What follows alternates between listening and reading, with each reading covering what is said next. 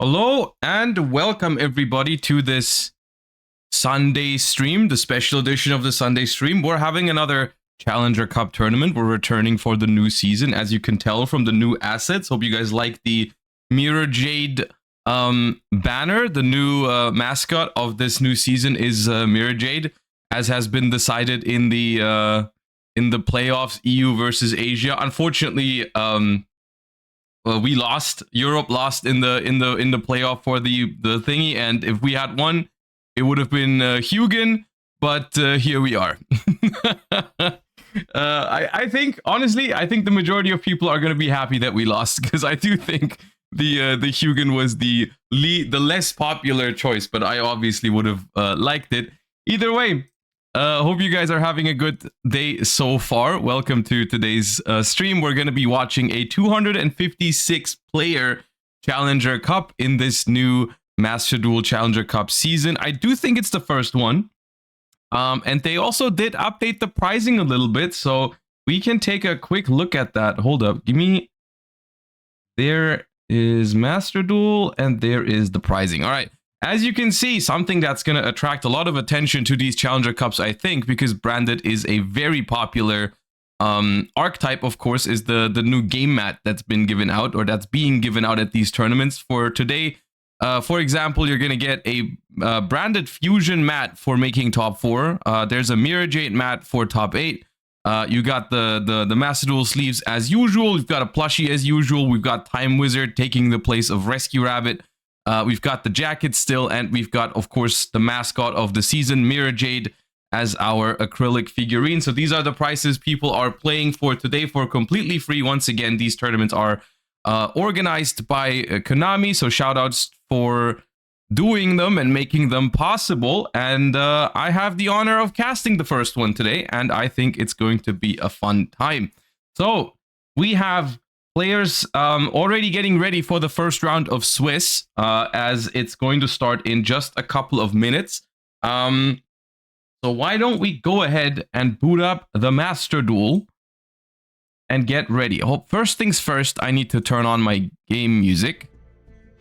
And you guys let me know about the volume of that, whether that's appropriate, too loud or too low, whatever. I want it to be like, I want it for you to be like, you can hear it, but it doesn't really, you know, overshadow whatever I'm saying, you know?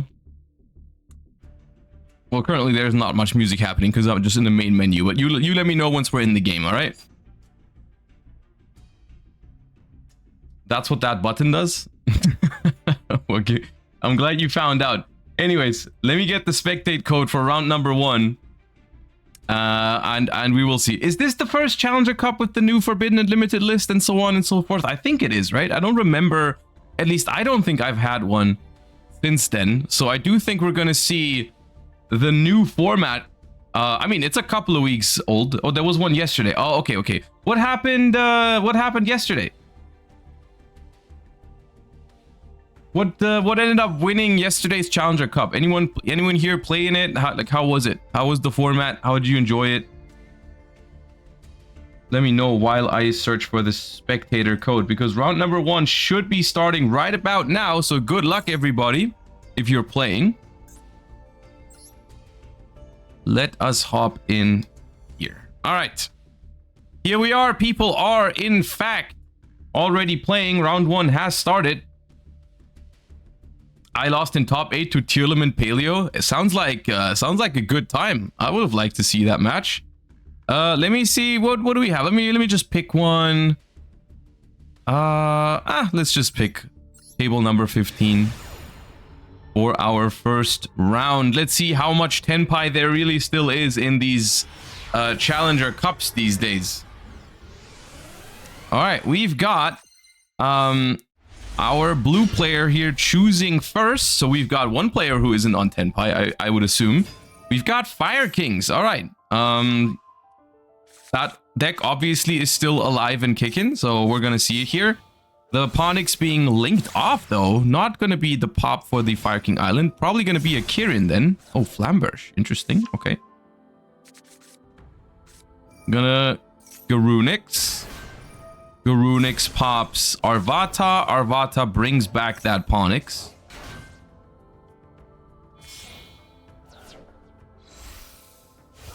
Doesn't seem like...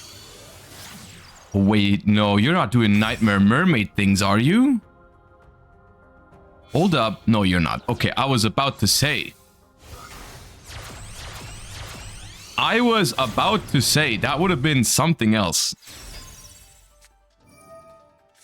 The Promethean Princess is being Veilered on summon. Now, what does that mean?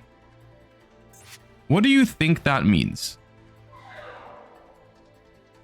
Maybe I'm interpreting way too much into this, but I'm wondering if there's a reason for them to do that. Because in theory, oh, Kirin, yeah, you're playing around Kirin. Okay, yeah, that's what it means. Yeah. Because I'm thinking maybe there's a world where this Promethean Princess could hit the graveyard and then come back with its ability, but I guess that'd be hard to do because they don't have a monster right now. Anyways, hard draw and original Sinful Spoils after all that. And the Snake Eye Ash is going to summon the Poplar. However, the Flamberge Dragon is in the graveyard, so they can't just summon it. They can, however, put it into the spell trap zone with the Poplar. But how do they get it to the graveyard then? That's what I'm thinking. I guess you could, if you play Oak, it'd be possible.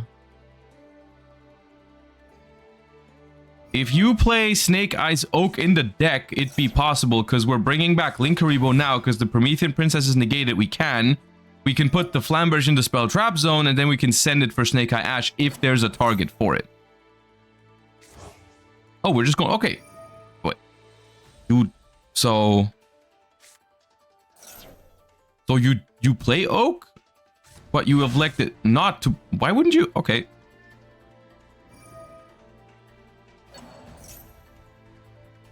Interesting. This... Do we have other ways of using the... Oh, you know what could make a difference? They could be playing 2 Promethean Princess. So I've seen some people do that. I've seen some people use the double Promethean Princess technology. So maybe they're trying to bring the Flamberge back that way? In which case it would make a huge difference that we Veilered on summon to play around the Kirin. Because I do think you should... I mean, playing around Kirin is a fair argument. However, in this particular spot, the way this turn played out, you do have to ask yourself the question, is it likely that they have Kirin in hand? Because they ended up going Island Pop Flamberge Dragon, which they could have also just popped Kirin, you know, if they had that. Alright, Appaloosa. Alright, that card's... very royal. That's I'm jealous. All right. 1600 Appaloosa. However, I don't know.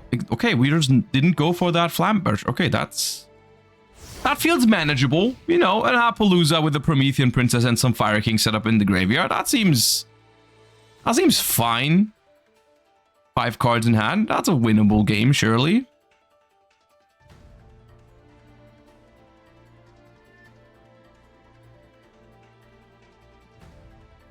Isn't Fire King Firelocked by Princess? No, the thing on Princess is just part of its effect. It's a continuous effect on Promethean Princess. So the moment it gets effect veilered or negated in any other shape or form, you are no longer locked into fire monsters. All right, 42 cards here for the opponent. Honestly, in my opinion, means it shouldn't be Tenpai.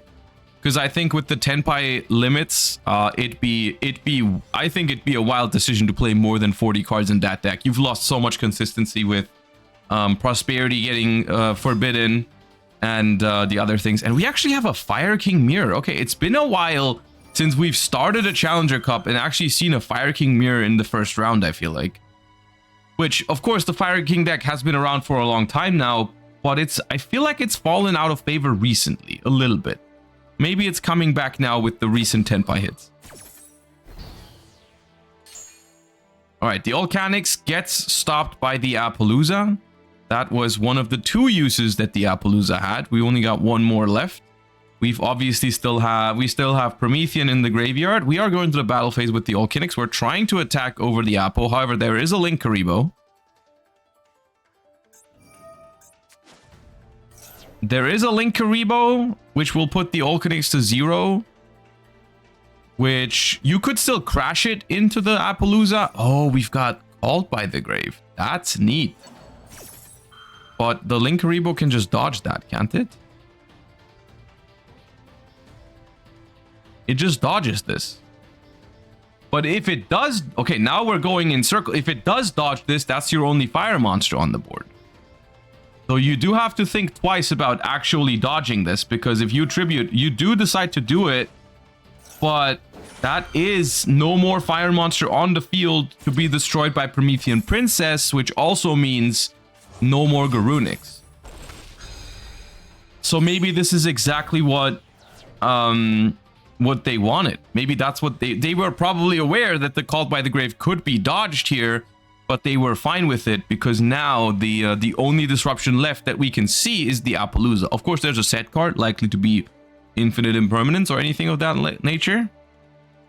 But now you can play a lot more freely if the Fire King deck doesn't have a fire monster on the board.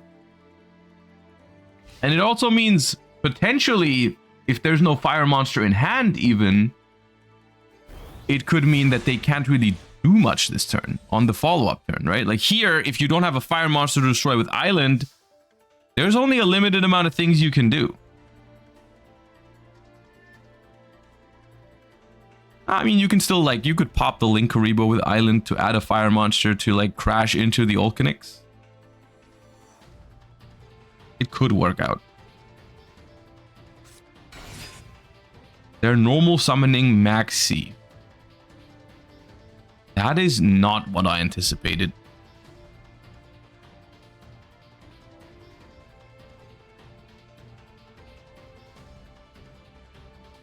So what are we trying to do? We're just trying to like SP Little Knight the Olconix, do no damage this turn and pass over. I mean, it's not the worst play. Original Sinful Spoils in the graveyard. They do have original Sinful Spoils in the graveyard. However, one thing you have to realize about this card in the Fire King Snake Eye decks and Master Duel these days is that very, very, very often this card does not have a target on the second turn. Because it searches level 1 fire monsters, and most of these lists are choosing to run just one Ponix, one Oak, one Poplar, and one Snake Eye Ash. I mean, for Poplar and Snake Eye Ash, it's not really a choice. You can only play one each. But for Oak and Ponix, very often people will only play one copy. And that means you just don't have a search target for this after you go through all of them on your first turn combo. Interesting. They had this entire thing backed up by Maxi and another Maxi drawn, and they're deciding to get rid of both Maxis here. So they're adding a Kirin to hand with nothing to pop. Right. Well, this will threaten a lot of damage next turn, though. The Island destroying the Kirin next turn is basically... That's going to be GG if they can't do anything this turn. They've got to find a way to play through this Appaloosa and Little Knight. And it probably starts with a good normal summon that can run over one of them. Okay, we're normal summon Olconix, sure.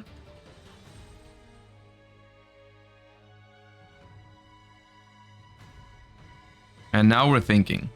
Are we going to use the Appaloosa? Are we going to use the SP Little Knight? Are we maybe going to use the set card? We are using the Appaloosa. All right.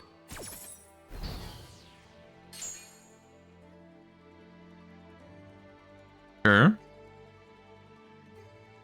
So the Appaloosa has been quote unquote dealt with. I mean, it hasn't been dealt with. It just got full value out of both of its negates, but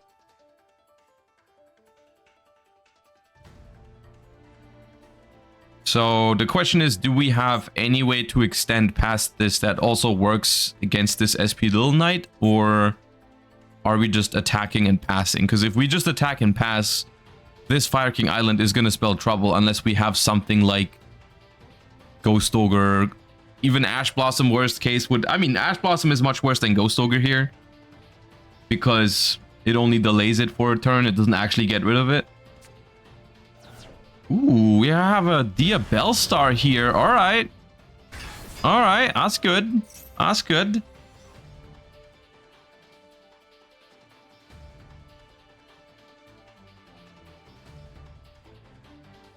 And that what they sent was, okay, this explains why they didn't go for any other play like trying to double the Appaloosa with the Olcanix, because they drew the wrong Garunix, unfortunately. They drew the Garunix you don't want to draw, so that explains a lot about how they've maneuvered these Olcanix. And it also means that using SP to banish this Olcanix, I mean, obviously hindsight, but wasn't necessary, right? It wouldn't have activated anyways, but obviously from their perspective, it's not very likely that they will have this Garunix in hand. All right, we're letting the Dia Bellstar set the original Sinful Spoils, which I think is a big indicator as to that set card maybe not being infinite impermanence. I mean, you could be saving it for whatever this summons, but we are going to lose the board here. The SP Little Knight also didn't banish, so we just lose it here, and the original is going to allow them to play in main phase 2. They so want to. All right, we are making a Hita the Fire Charmer. And Hita the Fire Charmer is very, very good here, giving them access to either the, they can get the Garunix, they can get the Snake Eye Ash, they can get the Promethean Princess, they can get the Ponix, whatever they feel like, really. They're all phenomenal pickups for free. They decide to try and get the Snake Eye Ash, and they succeed. Okay, wait, hold up. Is this set card just a bluff? All right, there goes their Poplar. Poplar effect. This Hita, I think Hita was the reason why the SP Little Knight had to chain to the Dia Bellstar, probably. When it was Olcanix Dia Bellstar on the field, you just can't let your opponent make this Hita. This Hita is way too powerful. Crossout. Crossout, honestly, Crossout is not a bad guess, and Skyburn is also not a bad guess. I find this entire game, I find very interesting, because I think the entire reason why it is looking the way it is right now is because of this whole Linkuriboh interaction that we looked at earlier. The decision to tribute the only fire monster for Linkuriboh is what entirely put them on the back foot in the long run, right? Something that in the short term seemed so obvious, like, oh, they're attacking, I'm gonna use Linkuriboh, they use Called by the Grave, I can dodge it if I want to. But then on second thought, I think you realize how much that changed in the long run, because on the next turn, they didn't have a fire monster to pop with the thing. Ooh, it's a Called by the Grave. Okay. So yeah, that's honestly, and looking back at the situation, sacrificing the Ponix, I don't think I agree with it. I don't know exactly what we were scared of in this situation with the from the blue player's perspective, because we had a Maxi to back up our board, we had a Called by the Grave set. I think we can afford to lose the Appaloosa. I think we can afford to lose the Appaloosa. The situation you're left with after is Ponix on the field, Called by set, Maxi in hand, Promethean in the graveyard, and Garunix in the graveyard, and follow up with Island. So I think an interesting set of decisions that has led us to this point. And I do think, I mean, we do have perfect information here, which you know we love on this channel. So we can probably I think we can find a way to maneuver this. Ooh, a Royal Garunix here. All right. We can probably find a way to maneuver this. All you really have to do here is get rid of this island and set up some disruption, because there's only a Kirin in hand. And you can probably manage that.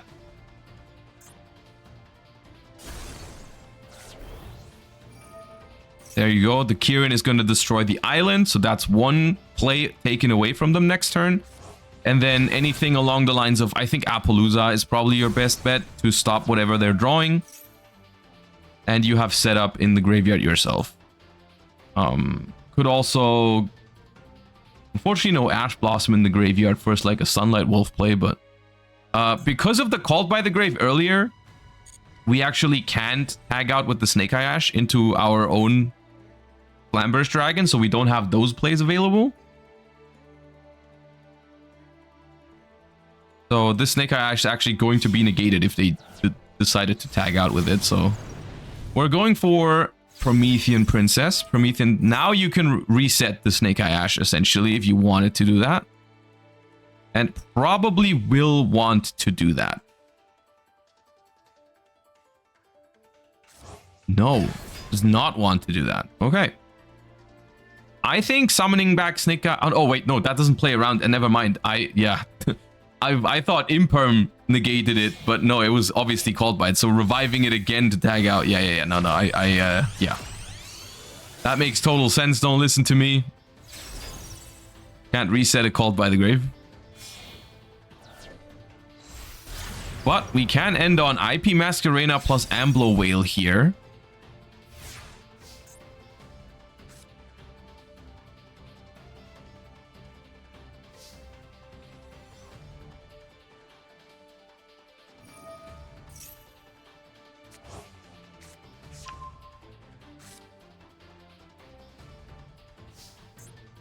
Also, I'm getting the timer up for you. Whenever the timer does some weird stuff when it's in the background, sometimes it pauses randomly. But whenever it does, just let me know. The timer's in the top left. But when the window is in the background, my screen capture sometimes doesn't properly, sometimes it freezes. If that ever happens, just tell me and I'll try to reset it. That was a long match, but I enjoyed that. That was a good one. I like that. That was interesting. Well played. GG's. Let's hop into one of our remaining matches, see what's going on there. Let's hop in from now, see what we're at. What is the timer for? Well, it's a tournament, so the rounds are on a timer. If the timer hits 0, the player with more life points is going to win. That's how it works in this tournament. All right, it's currently looking like Centurion Domination Nation. That's what it's looking like. All right, we're in main phase 1. We've drawn, it looks like Maxi was playing a role here. Yep, there it is. There it is. It has played a role.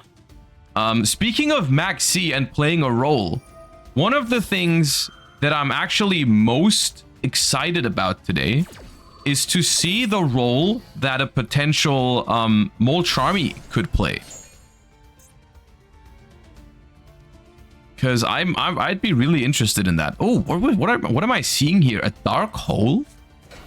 Why is there a dark hole in the graveyard? What kind of Fire King technology is that? Anyways, it looks like we have joined in the right moment for just to see a glorious Centurion victory with a beautiful Royal Banded Regain, by the way. Can I have that? May I have that?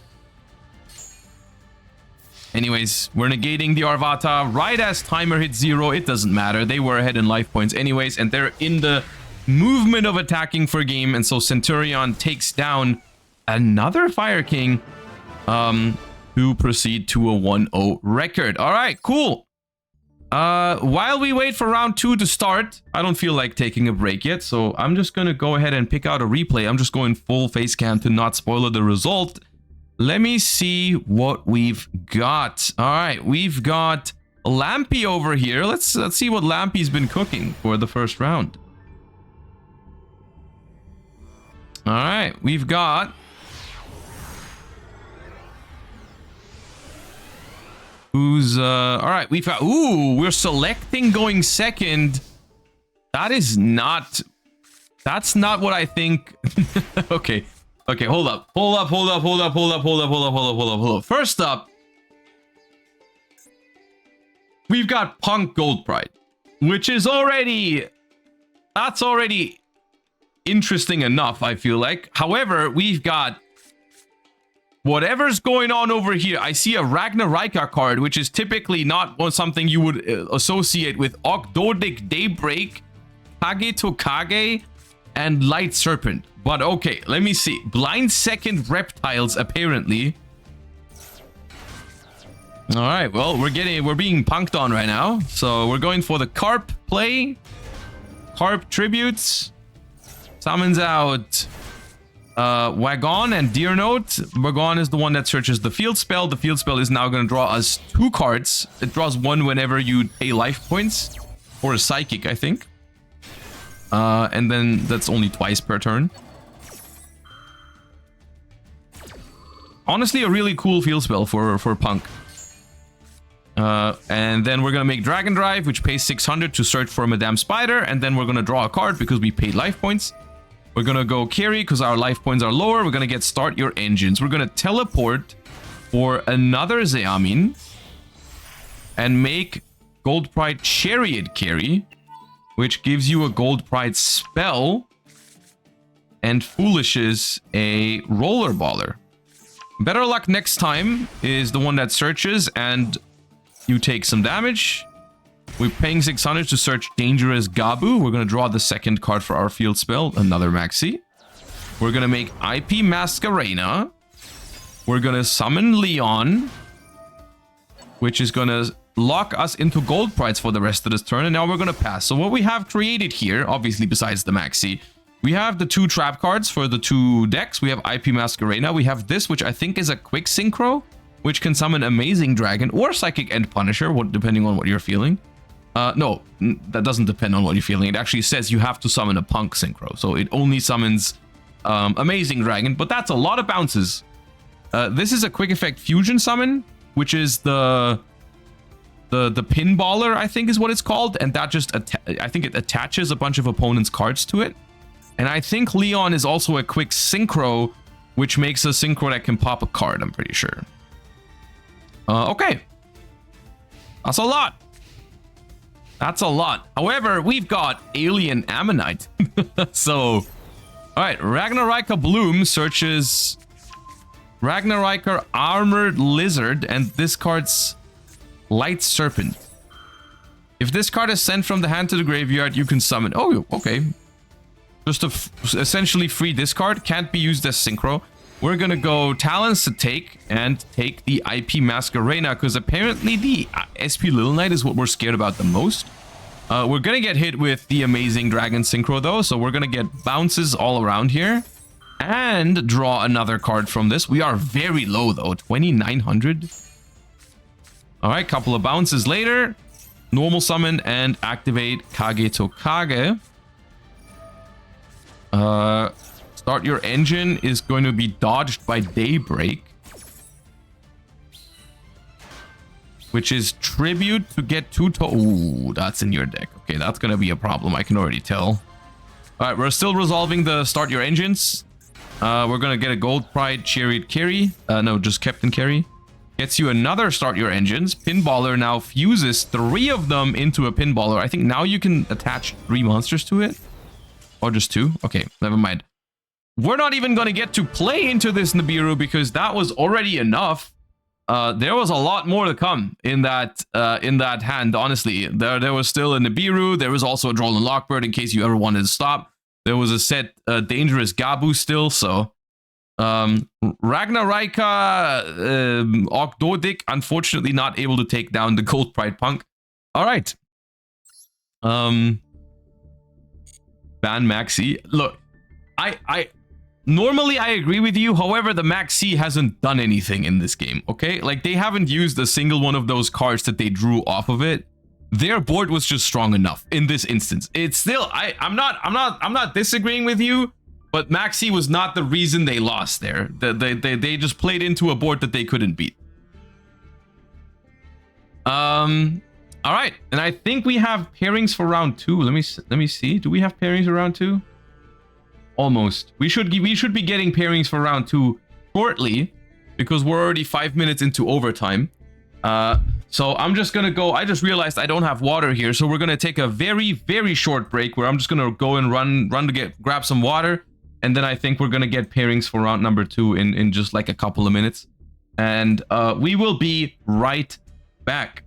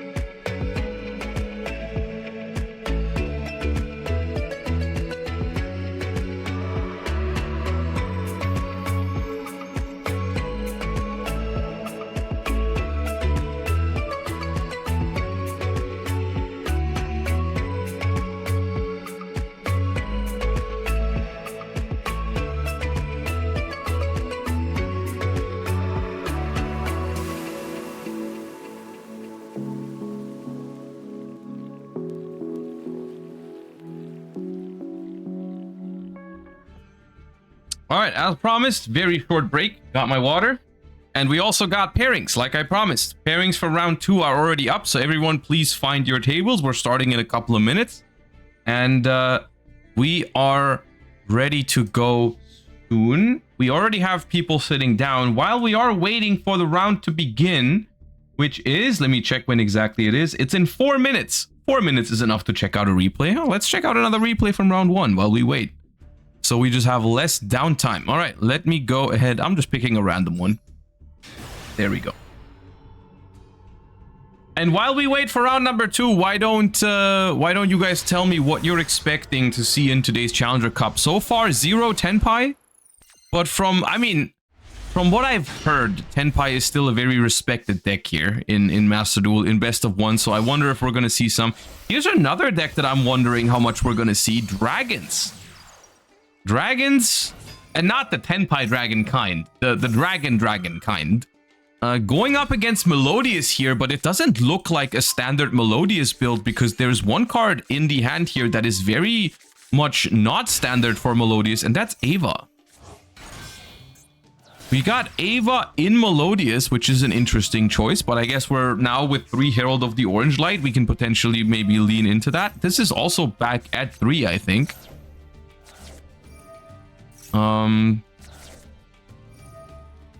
That's standard with Herald. I mean, is it really standard? Because I feel like if you do that, what's very likely happening is exactly what's happening right here, which is you're gonna draw Ava without Herald, and then it's just not really that good, is it? Of course, if you draw it with Herald, it's amazing.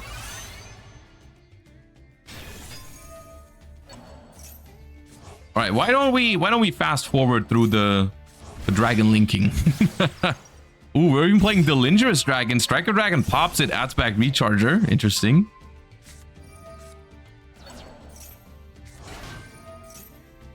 And you discard it with the Melodious Link too. If you're going first, yeah. If you're going first and you have starters and you get the combo, you can pitch the Ava for the Melodious Link to have an even stronger end board by searching Herald. Or even, can you search 2 Heralds? Does it have the same name? Different names. No, you can't search 2 Heralds. Okay. Well, we drew Herald for turn. Maybe it's going to be useful here. We're going to pitch Ava. We get called by the grave. Now we don't have a fairy to banish for Ava. No, it's not going to help us. It does not help us. Regain draws them a card. We go first movement solo. That gets negated. And we're going to go Soprano. This batter comes back. Special this. Activate the fuse into Baja, which they didn't use this patter against. Oh no, there's no banished cards. That's why. Wait, hold up.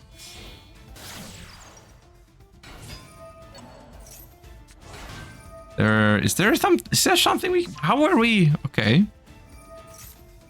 That little guy outs Borland.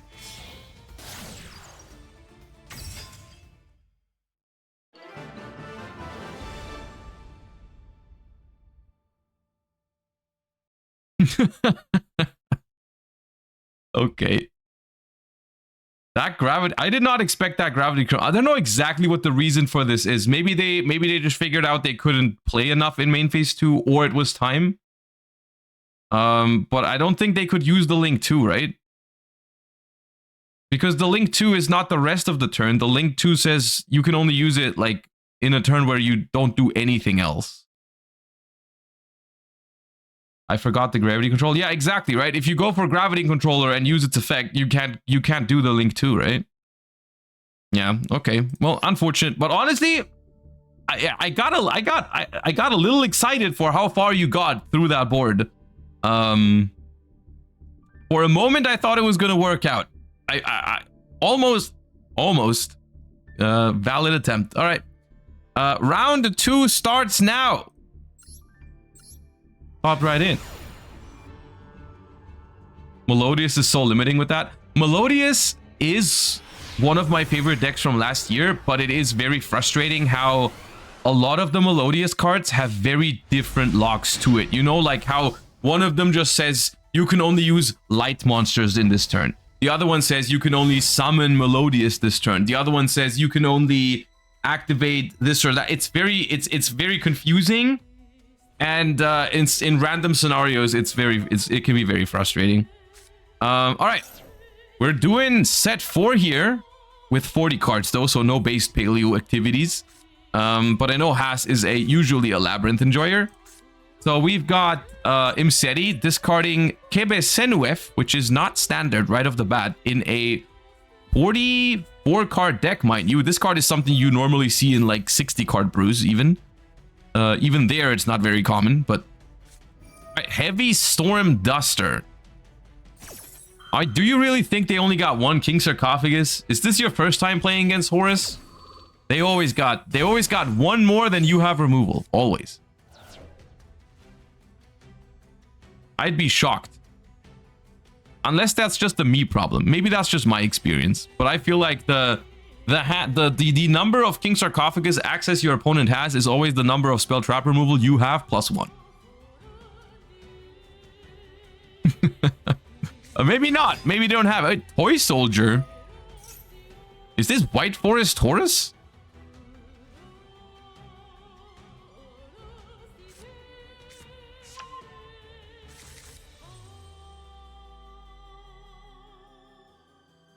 The toy cards, I only ever see them with White Forest. I don't really see them with anything else.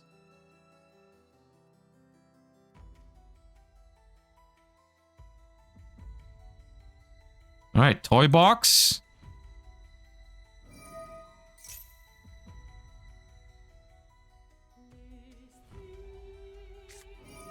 Terrors of the Overroot is going to get rid of Toy Box and reset one of the Horus monsters, which is kind of neat because even if they do have another King Sarcophagus now, they can't get back the this turn.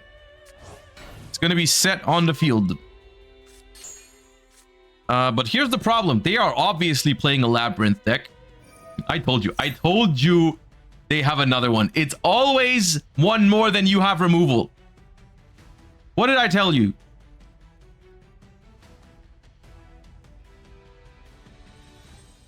I don't make the rules, guys. I don't make the rules. It's just how it be. It's just how it be. Thank you, Zane, for the prime. Why did you buy 25 fountain? It's for Patreon. It's because on Patreon they get everyone gets a signed fountain in the highest tier. There's no conspiracy going on. All right, King Sarcophagus pitch another Imseti to probably send Happy or what's the last one called? Duamutef is also missing.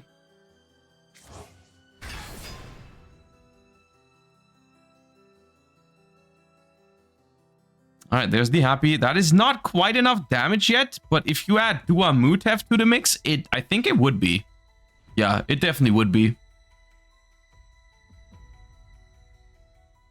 But of course, you wouldn't assume that to go through with 2 other set cards in a Labyrinth deck.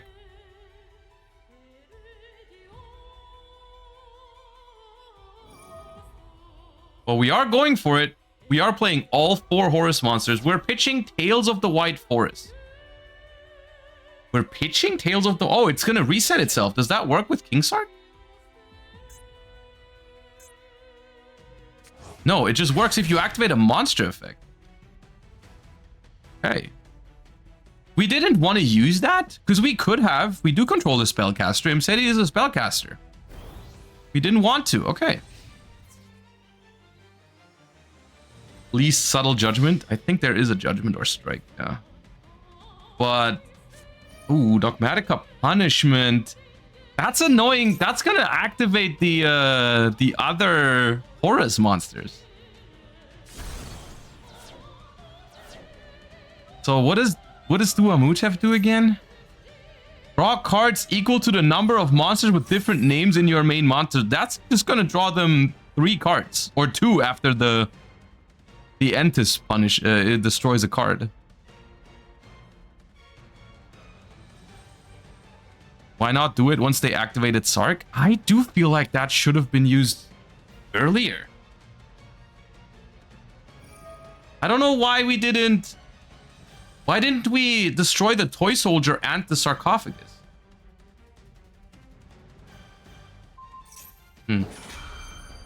Anyways, we're gonna survive, but we're also gonna lose the last card on the field to the Imseti. They're gonna still draw 2 cards. Imseti sends the last set card, which is the Solemn Strike. And we're still gonna take 2,700. And now we're in an awful spot because we also obviously didn't draw any engine with Labyrinth. We just drew trap cards, but none of them were any welcome Labyrinth. Waiting for him to commit some extra stuff. I mean, I would not. I personally. I mean, you're probably right. That's probably what they were holding the strike for. But I'm telling you, they were always gonna attack. They were always gonna attack.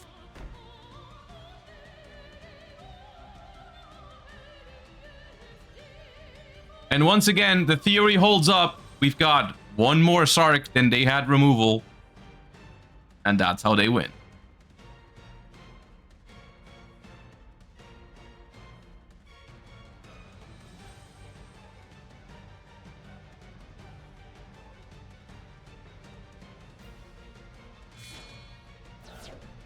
Ooh, it's a lava golem. Okay. But all the Horus monsters just coming back.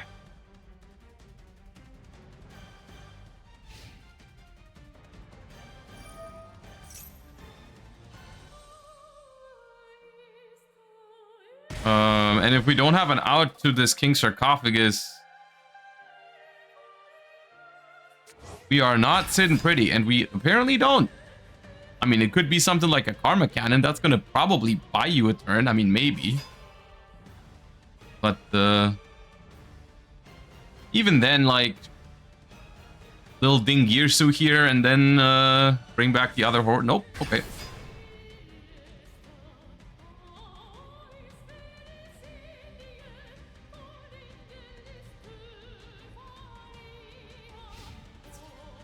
You just battle phase.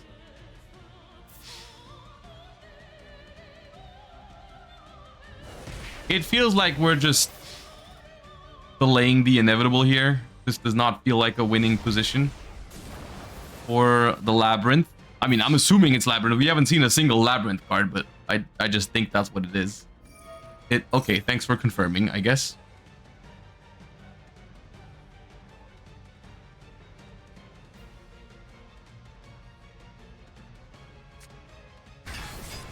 There's no way this Horus deck doesn't play Dingirsu, right?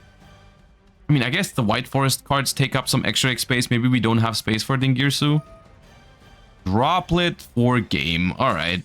GG's. The Horus takes down the Labyrinth because they just have too many. They always have more. They always have more King Sarcophagus.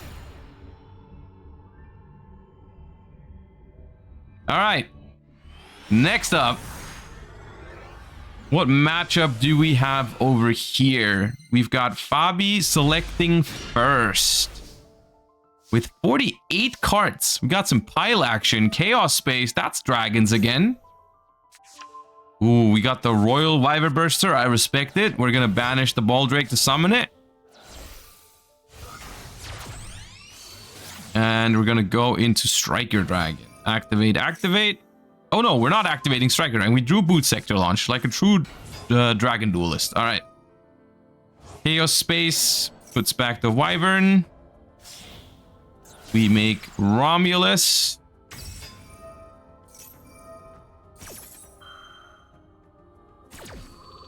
No, oh, there is no extra deck. You're right. I didn't even notice that. There's no extra deck. Is this true Draco? You're playing true Draco. Nah. I mean, that's the only deck where it makes sense, right? What other deck plays no extra deck? Oh, seals acquired. Endboard reached. All right. I mean, look, not the crazy. No, that. Oh, what? Kashtira? It is Monarchs.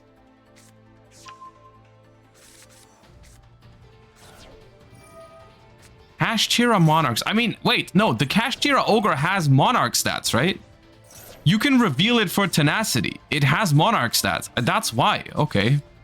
Sure. Domain. Stormforth.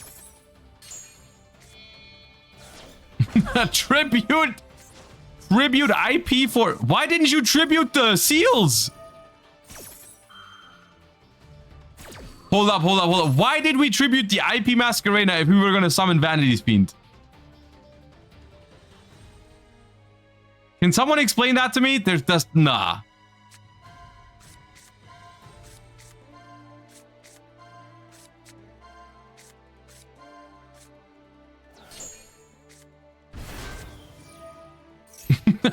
Why didn't we just tribute the seals? No, now you don't have Vanity's Fiend here. Now you're just gonna... You're probably just...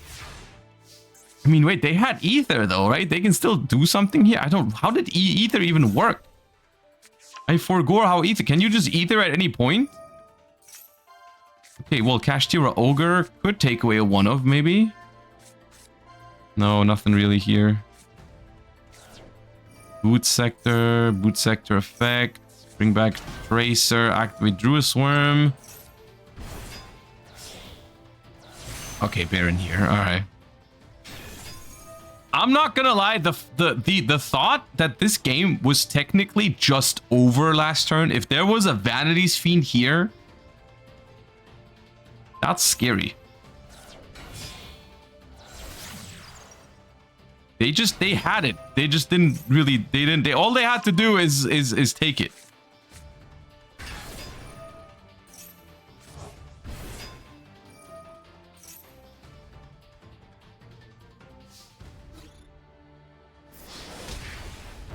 Not his game.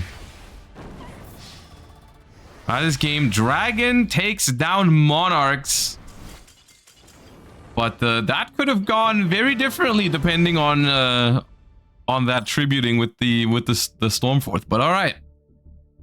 Well, stop into another one.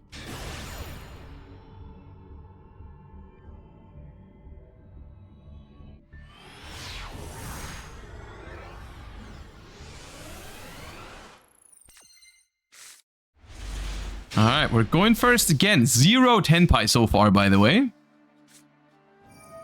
First movement solo, another Melodious, and this is a different player than last time.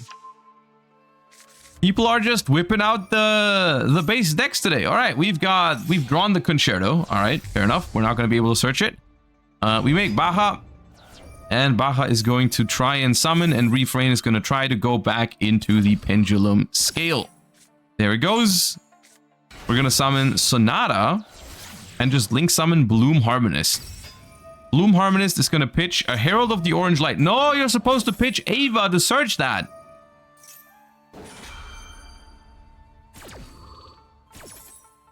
All right. Ostinato goes back into the deck. We're still going to be able to search it, but unfortunately it is once per turn on the fusion effect.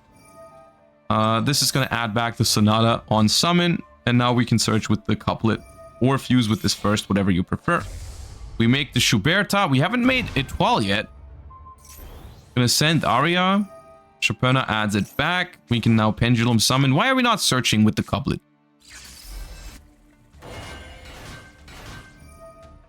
Prano is gonna fuse. There's the Etoile.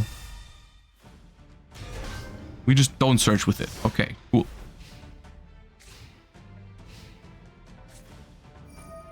Right for Patchwork. Is that Chimera that I see? Or is that Branded that I see? It feels more like Chimera. Oh, that's one of the best cards against Melodious. Book of Eclipse is so good against this deck. It is Chimera. Wow, that's a good hand. Eclipse, Gazelle, Nightmare Apprentice. Nah, they're cooking. No need to turn on talents with Schuberta. They probably just had a panic reaction. They probably just had a panic reaction. I'm not gonna lie to that Book of Eclipse. They were just like, I gotta click whatever I can.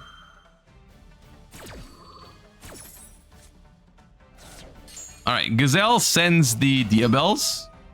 Mirror Sword Knight tributes to summon Baphomet. We are now locked into fusions. We still gotta out this board, which can sometimes be surprisingly annoying when you're playing an illusion deck, because some of your cards just can't run over things. So we're going for a Guardian Chimera that can destroy 2 and draw 1.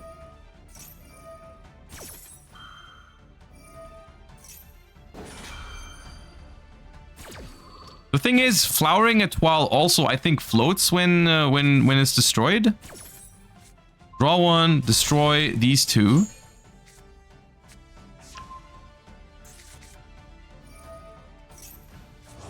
Add back the Chimera Fusion. Still got a lot of gas left in the tank. Gonna activate that Chimera Fusion. Fuse the Baphomet and Gazelle into Chimera for taking away a card in the end phase from the hand. Ooh, now we Herald. Okay. Chain Chimera Fusion. That's gonna save you the body, quote unquote, but it's still gonna be negated. I mean, there's no card left in hand anyways. It's honestly, it's an interesting one to negate anyways, because if you think about it, it doesn't make that much sense.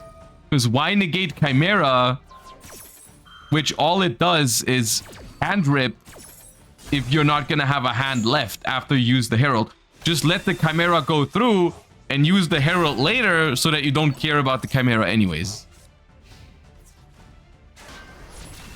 They wanted to keep Chimera off the board. Nah, but this one is treated as Chimera anyways. All right, and here's what happens. The Etoile floats. It's really good, even if it's like this card is really, really good. Look at all these things.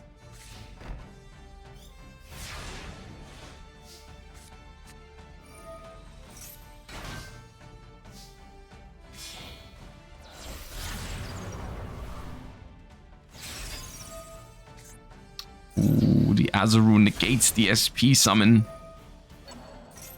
Bring out Soprano effect, target Baja, back to the extra deck, fusion into that.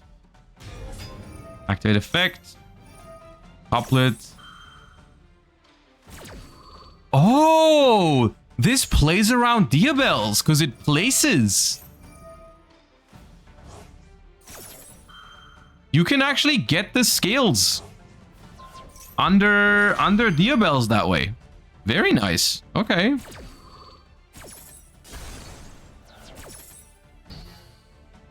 All right. Well, we've got a pendulum summon coming up, probably. Unless they do intervene. If do they play 2 Guardian Chimera? You think? I did when I played this deck last time. They probably do. They probably do. In which case you probably just make another. Oh wait, they don't. Never mind. That is what, Dragostapelia? Yeah.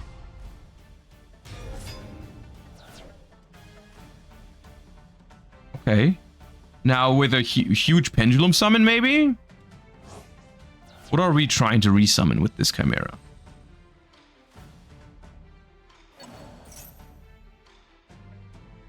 Is the trap card Typhoon good against Melodious? It is, but it's not super powerful. But it's not, no, I wouldn't say good actually. It's fine. You can like, the best way to use it probably is like try to hit the couplet when they activate the fusion spell, but even that's kind of risky. All right, we also, you just heard it, we have hit timeout. However, both players are on 8,000 life points. I believe how this works is they go into sudden death. I think it's just whoever takes the lead in life points first wins, right?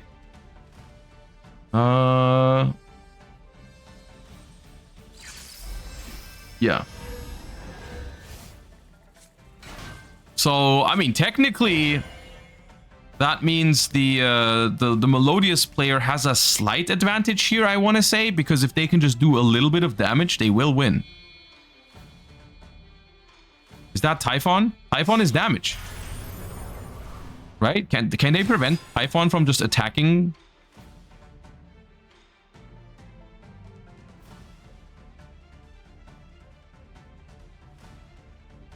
I think we just take 200 damage from Typhon here and that's it. If they realize that's what they need to do. I mean, they probably will.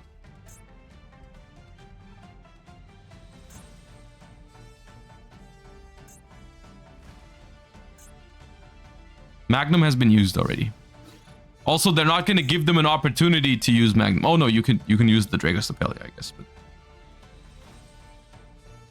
I forgot Magnum can chain to both players. No, okay.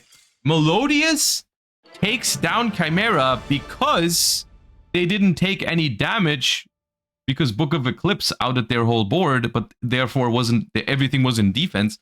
And I'm not sure if the Chimera player really realized how much the Etoile would float into in this position, right? Like, I'm not sure if they calculated all that. They probably didn't have a good plan on outing that Etoile there. Because running over the Etoile, it turns into 3 monsters, and then you can't out any of those monsters. Yeah, that was rough. All right, Melodious takes this one. Good game.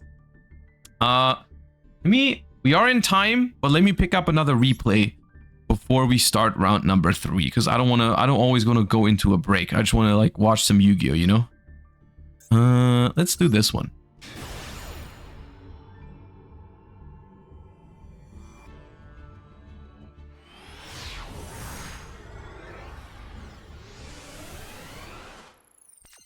All right.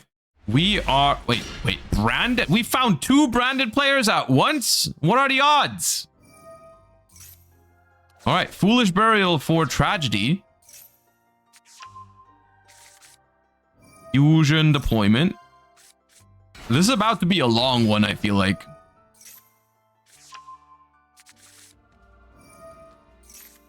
They're everywhere? I don't know. These are the first ones we're seeing today. And they're both in the same game, so I don't know if everywhere is the right word for it. Also, we do have a disagreement here. One of them plays 45 card branded, and the other one plays all the way up to 60. So in some ways, we are arguing in here. We're arguing about what the better version of branded is. All right, Lubellion places branded Lost. Cartesia fuses into Granguinol.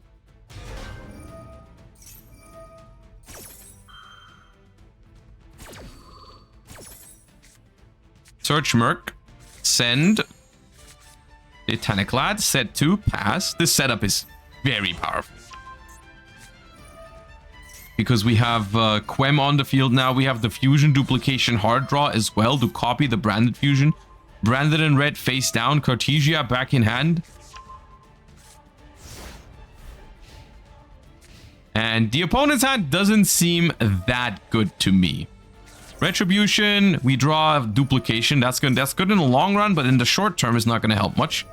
Steronier effect gets Mercurier because they want to stop the Branded Fusion access. Understandable. So we're going to have to, like, commit the Keeper here to get to Branded Fusion.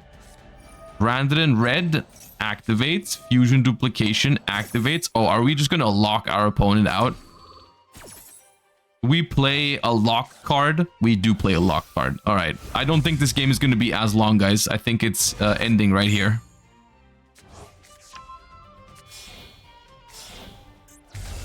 Yep, there's Sanctifier.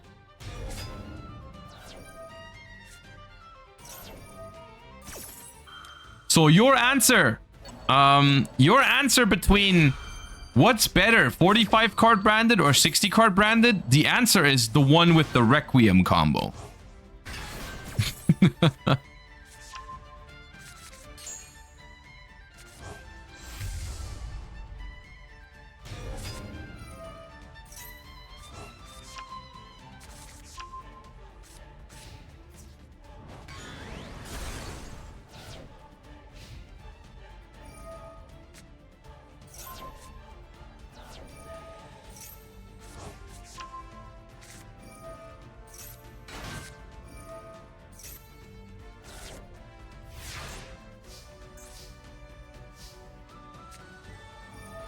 Can we just attack, please? Hello?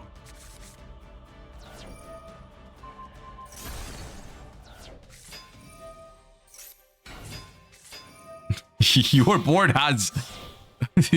Oh, yeah, okay. Okay, dude. Yeah, yes, yes. You won.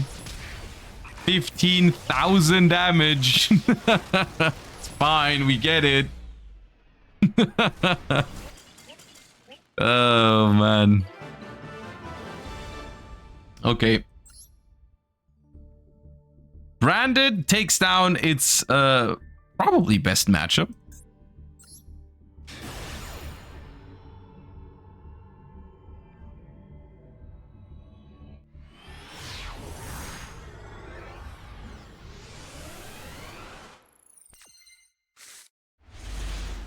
Okay, we've identified that there's another branded player. Another 60 card enjoyer. And we've got Labyrinth, but the branded... Oh, we bricked. How could this happen in our 60 card strategy? Anyways, Labyrinth kind of popping off here in the opponent's end phase. Ah. Normal summon Fuvalos.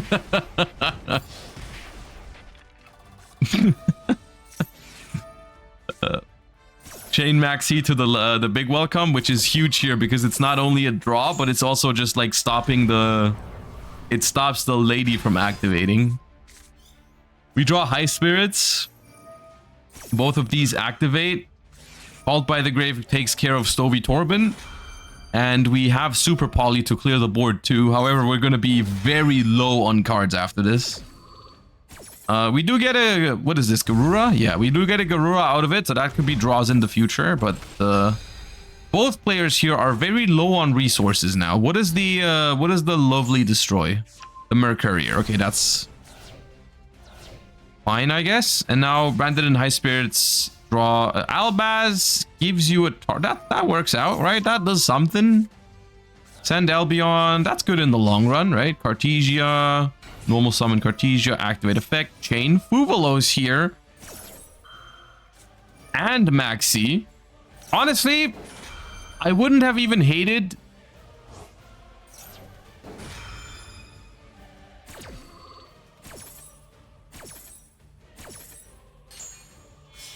Okay, they can still fuse. I was about to say, just you don't want to. Yeah, right. Oh, it's that effect. Oh, what? Yeah, fire attacker. Is this blind second Labyrinth?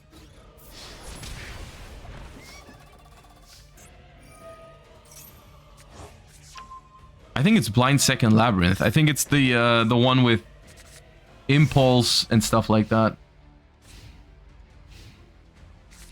Set 3 pass. Branded in red in the end phase.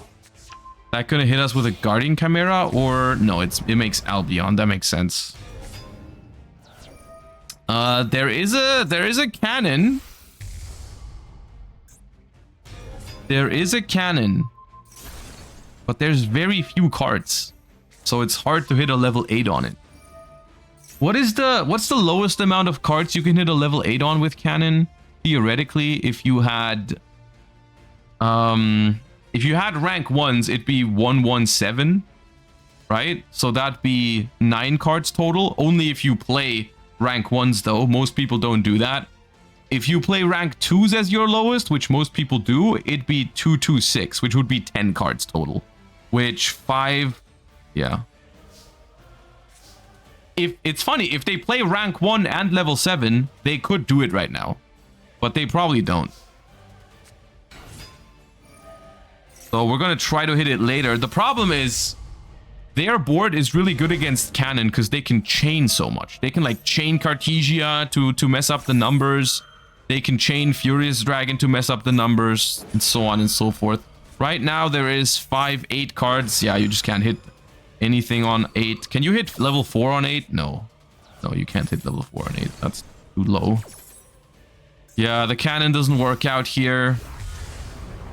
Mirror Jade. What's the last card? Welcome Lab. That's not gonna save you. Yep.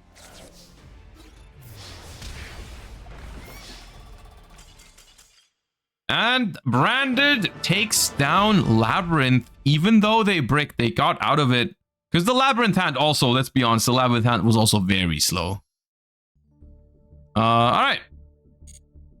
That was round 2 for you. So far, seems like we already have pairings. Yeah, we already have pairings. We don't have to go on a break at all. We can just keep going in a few minutes. I just want to say, so far, I feel like it's gotten a lot better, the format. I'm enjoying what I'm seeing so far. Lots of good games. A whole lot less Tenpai. I mean, we haven't seen a single Tenpai yet.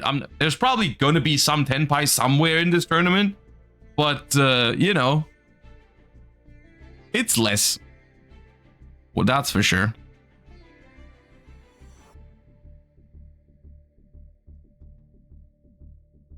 I can't actually speak as to what the experience is at like master rank because I actually haven't taken the time to ladder to master 1 this month. We're going to do that next week. But so far, seems a whole lot healthier.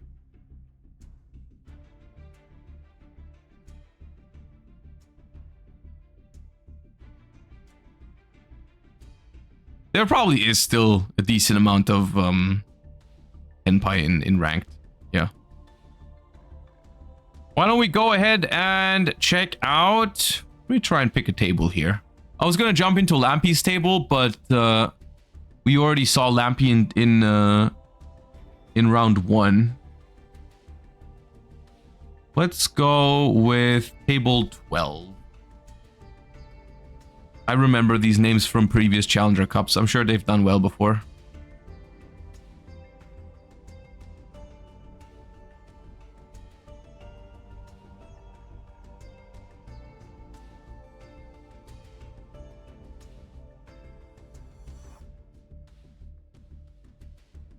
And they should be starting in less than a minute.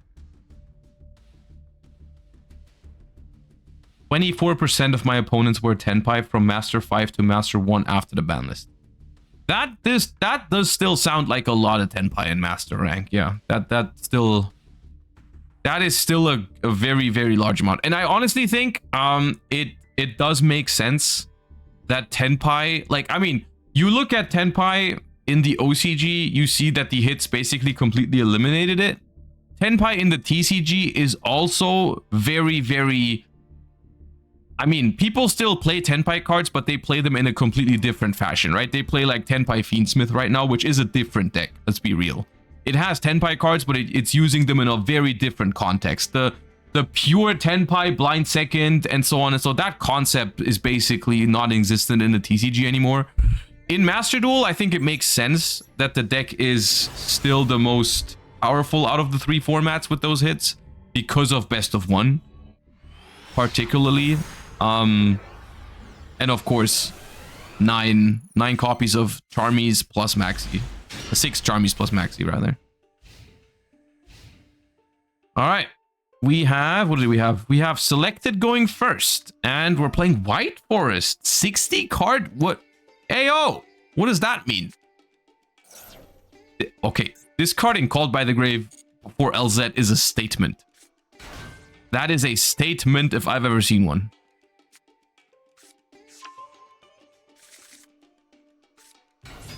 Normal summon Sylvie, activate effect. I assume. Yes, activate effect. You get it back of Diabel anyways. Not if you get Max Seed on your first LZ reveal. It probably tells you either it's their only spell trap or they have another way to beat Max Seed.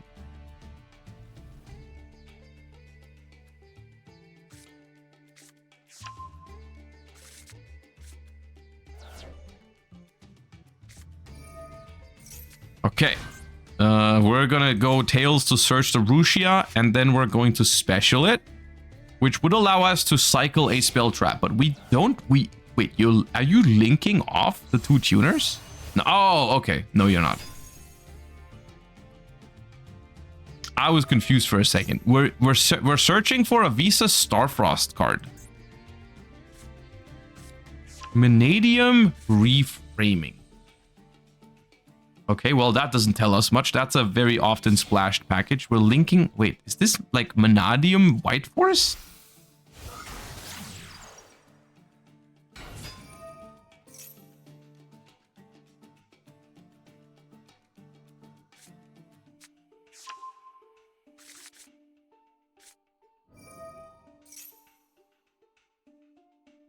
All right, guess that 60 card makes a lot more sense now.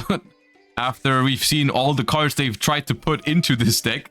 There's no way you can play all of this at 40. Interesting. I think we're gonna be here for a while on this first turn if you're choosing to play that kind of deck.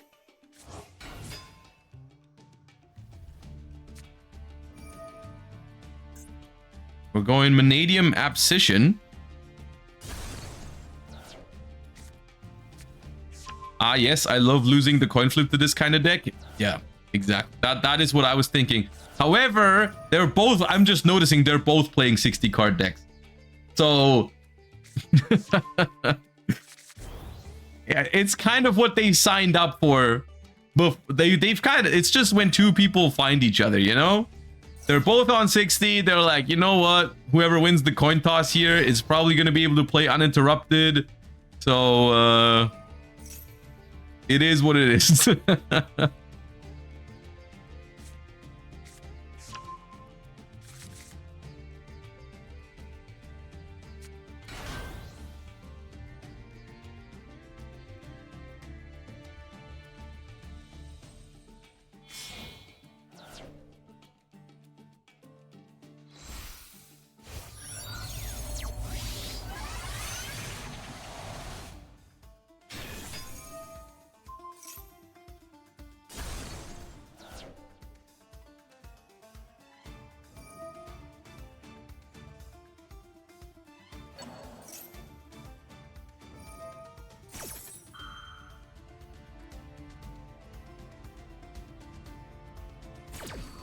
All right, we've got the Baron established. We've got the Meek triggering.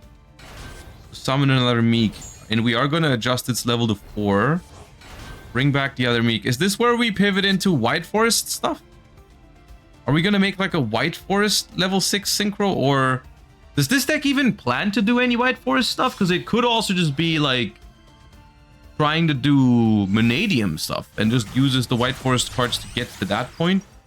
We're making Cross Sheep. Presumably next step, Vicious Astral out then. Yeah.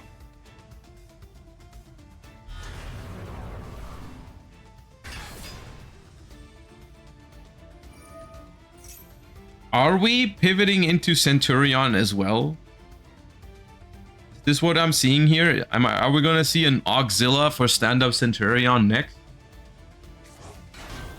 Because I feel like that's my guess.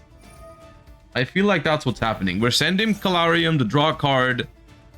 And then we're making Auxilla. Right?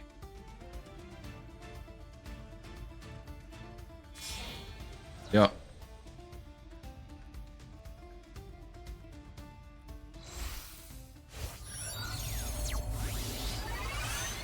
Yeah.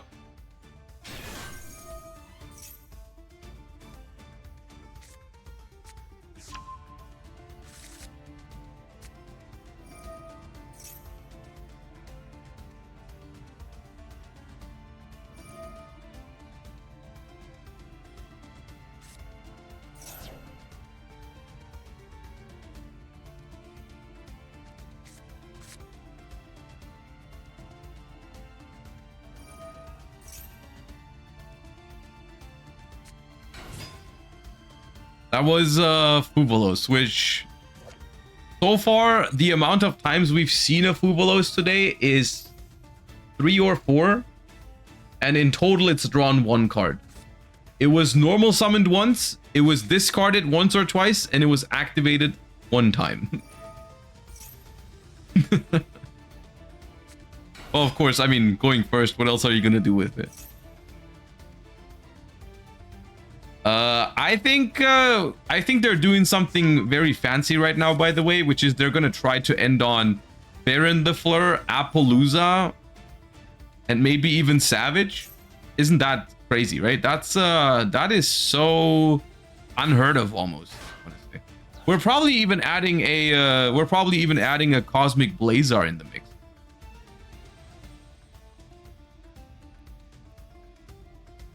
Daring today, aren't we?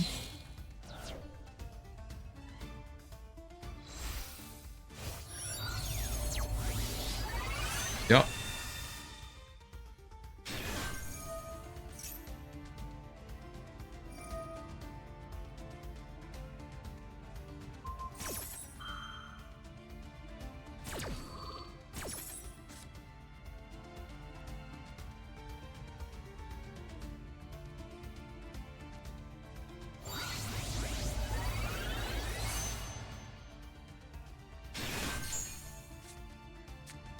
Of course you're playing the target for it. I wasn't even questioning that. I'm not even surprised by that.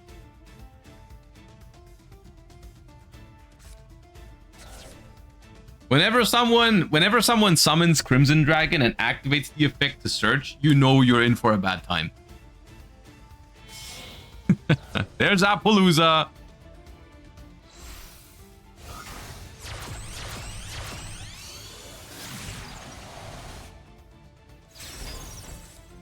More than 50% of your end board is banned in the TCG.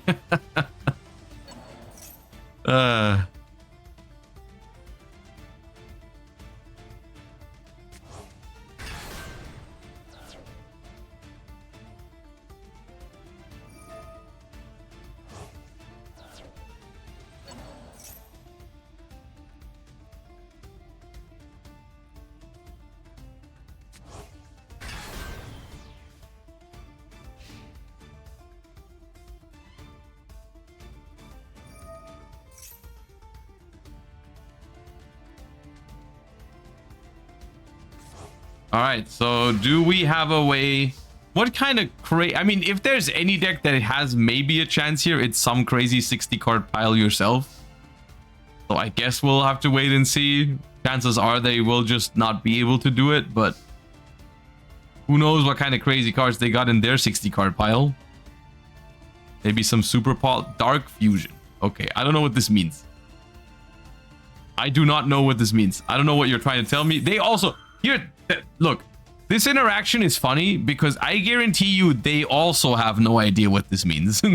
they just negate this because they're scared of what could happen, and because they have so many ways to negate anyways, they're just gonna be like, you know what, I'll just veto that. Chain Chimera fusion to the dark fusion, we also just negate that.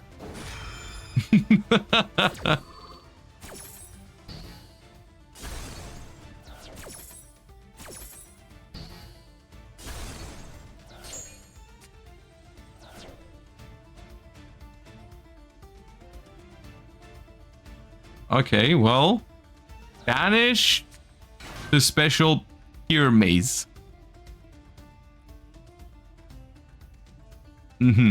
This is your soldier versus this board, huh?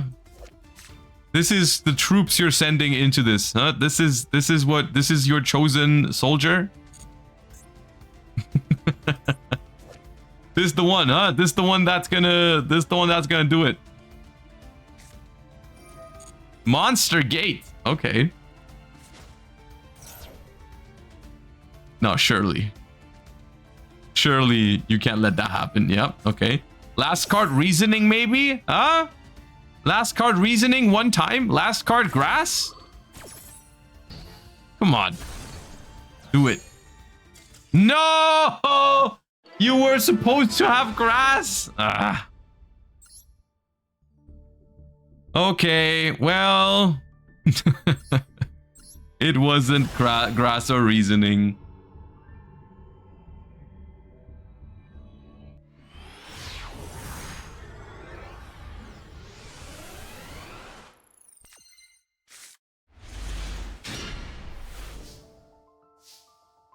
Okay, 40 versus 45 Unchained. All right, that was not on my list for today, but okay, I like it. We're doing the whole thing where you set a card and your opponent thinks you bricked.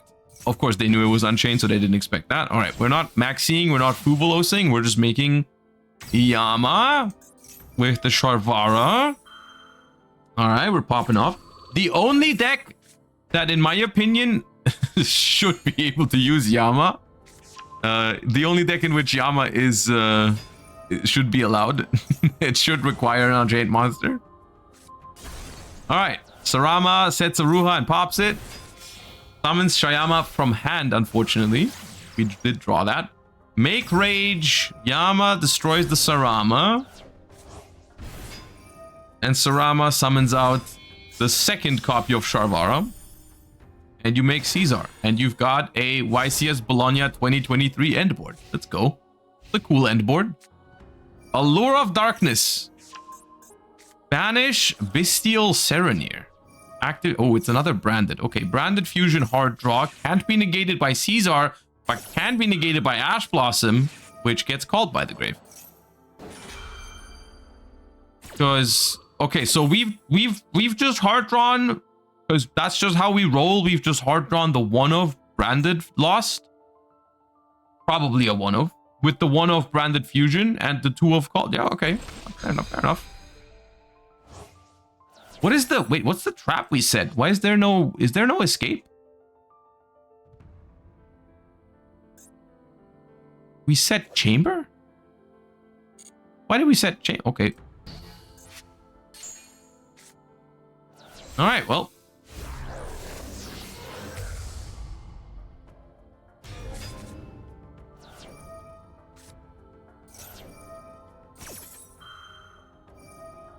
Now, this is particularly annoying under branded lost because you can't do anything about any of that. Without the branded lost, this is so much harder to break this board, but under branded lost protection, it's a lot easier.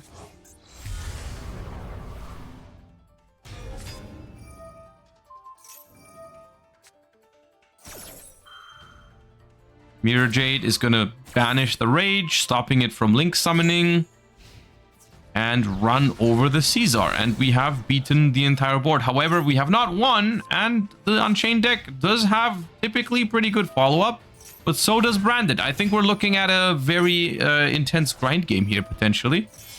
That is still possible, even though the Branded position is pretty strong. I don't think it's like over yet.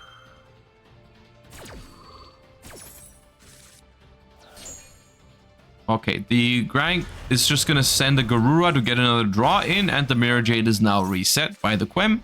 End phase set 2, Albion set branded in red as well. And Cartesia back to the hand. Anything else? I don't think so.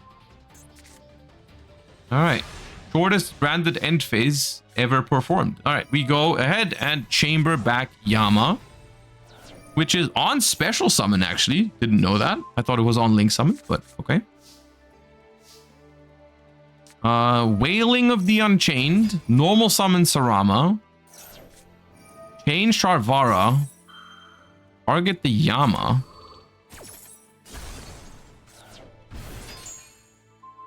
Sarama gets banished, Quem activates, brings back Cartesia, activate Aruha, destroy the Sharvara. Sharvara effect to set a trap, Yama effect to revive.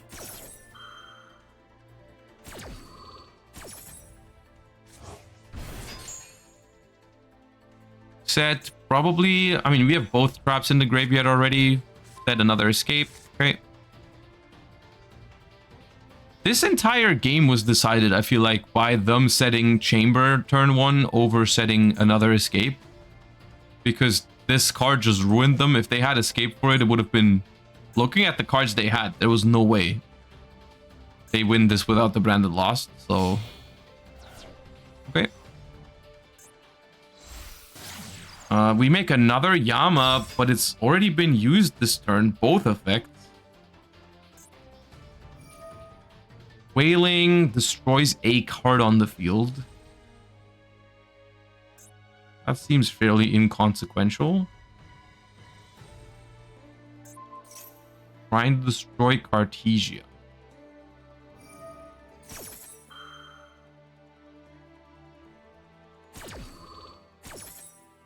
And Cartesia chains to field.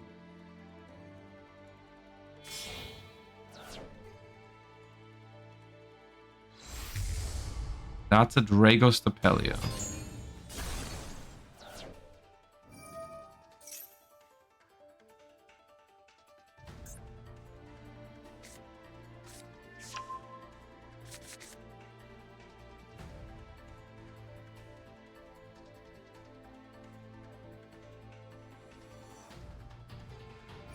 I sent the code in the feature request. Oh yeah, right. We do have that.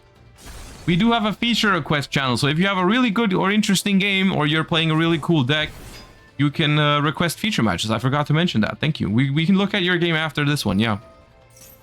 Thank you for reminding me of that.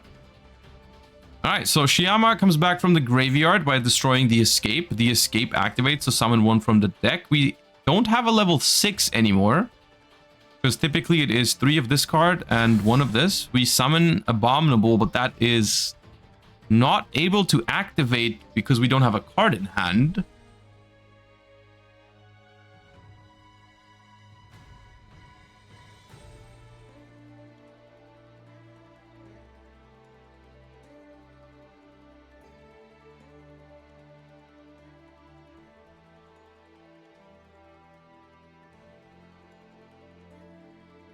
It feels like we're in a little bit of a weird spot here with Unchained. I don't really see how we could ever win this game in the long run. There's only a minute and 13 seconds left right now, so I guess if they do decide to take this damage for whatever reason, we could win in time, but they shouldn't.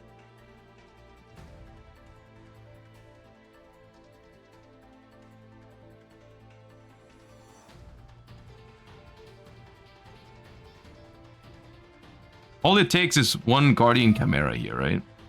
Fusion Duplication onto the Branded Fusion.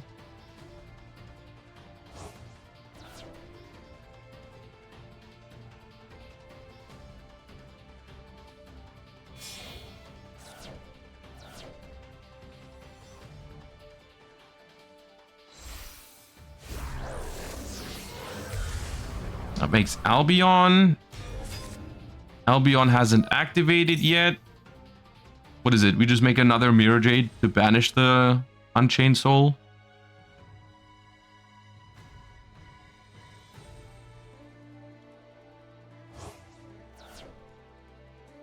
Or Furious Dragon, I guess. Yeah, just Mirror Jade. Alright, it's time now. Both are at 8,000. But from what I'm seeing, I think the Unchained player probably takes damage here first. Unless I'm missing something very, very obvious. I think they're just going to take damage next turn and the game is going to be over.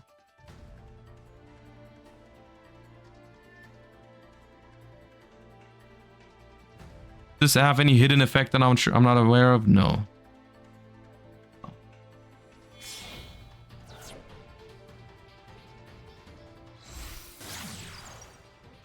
Make Anguish, but Drago's Tapelia hasn't activated yet. You got Rindbrum for like there's like countless ways, infinite ways how Branded just ends this game right here, right now. Essentially, yep, and we see the writing on the wall.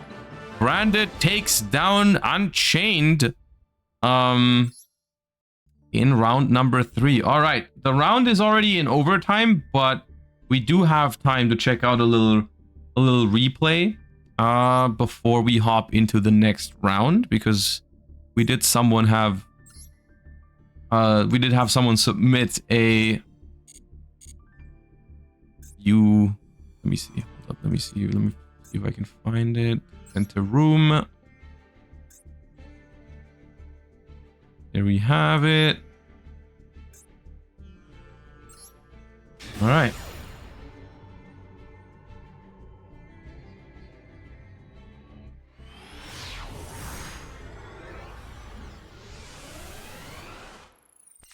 All right, we're selecting going first.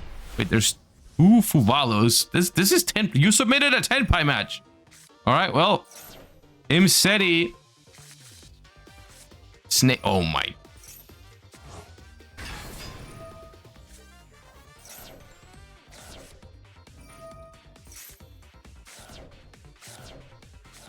Your deck has all the cards. Your deck has every single card in it. You're playing Snake Eye cards, Tenpai cards, Horus cards, Tearlament cards.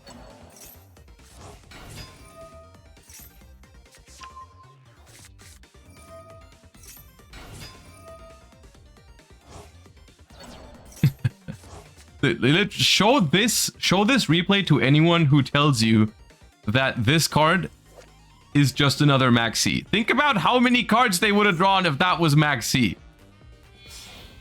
They haven't even activated yet because it wasn't worth it until this point. Now is when they're gonna get to draw the first card off of this card. like 10 summons in. They didn't even activate them both. They just activated one of them.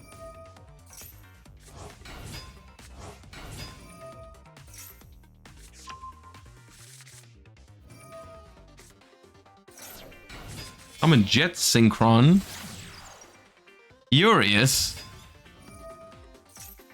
You didn't imperm Curious? Wow. That's a decision.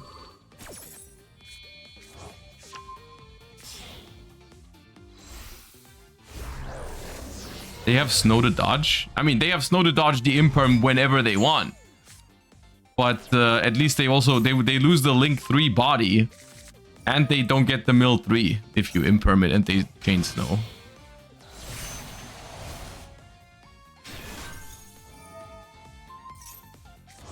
There's a Droplet.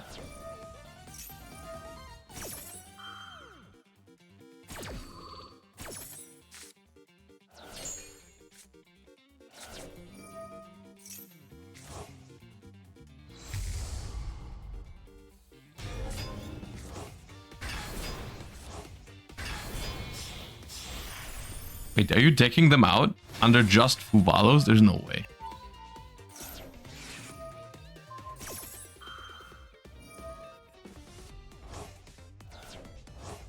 Okay, you could have impermed that one on summon to play around the Snow, actually. But no. They also got no information off that zombie vampire. Like, still... They still have no information. Their graveyard is called by the grave imperm. Magnamood, imperm, Veiler, Maxi, Droplet.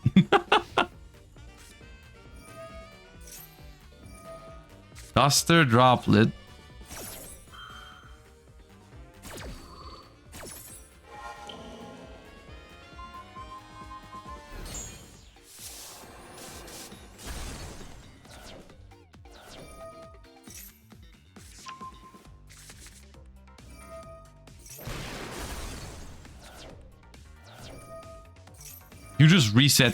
You just reset their Rucolos. Why did you do that?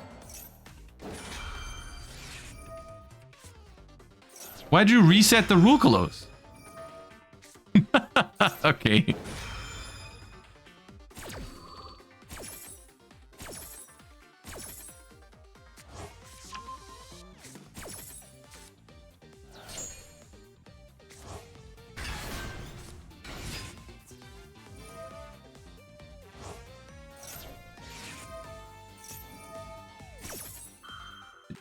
You can't complain about that. You cannot complain about that. You gave them the out. You gave them the out to this Sangan Kaiman. They did not have a way to stop it before you lightning stormed and negated Rucolos. We are not allowed, legally, we are not allowed to complain about that. Oh man. All right. Round number 4 starts in 5 minutes. I'll take a very short break, and I hope you guys are enjoying the game so far. I'm having a good time. I hope you are having a good time as well. We have plenty more games to be played. A lot more Yu-Gi-Oh! Master Duel will be played today, so stick around. We'll be back for round number 4 very, very shortly. Don't go anywhere. I'll see you guys in a couple of minutes.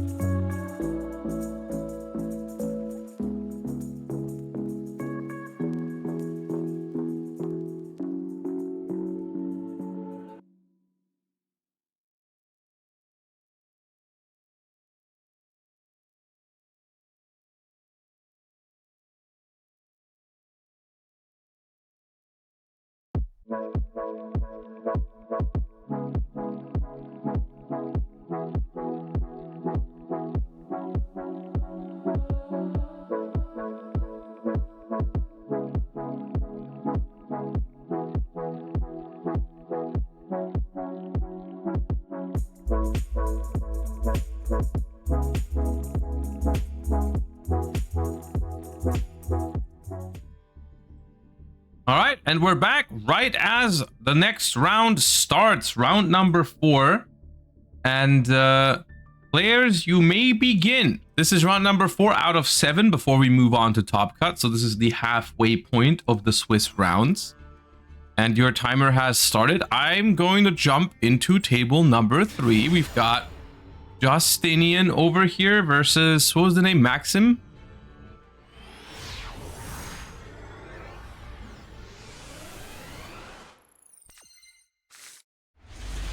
Ooh, we got runic sleeves over here. Based individuals, Maxumi. Okay. Ariana is our normal summon. Gets hit with an imperm.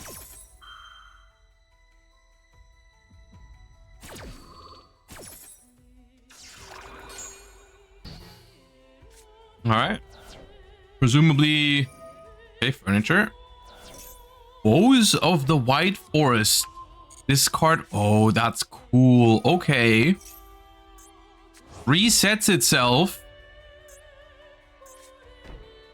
So that was a free discard for our Stovey Torby, and now we've got White Forest set up and some big welcome action going on. All right.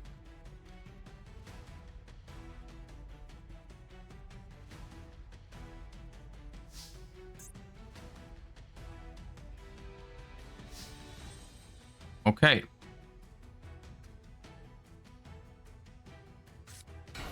We're setting a monster. Now, in what world does this happen?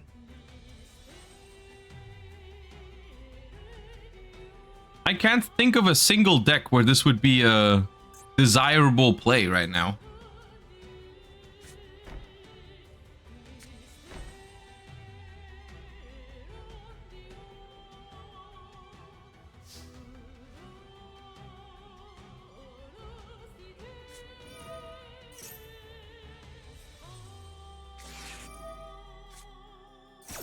Or at least we've got Ash for Big Welcome Labyrinth.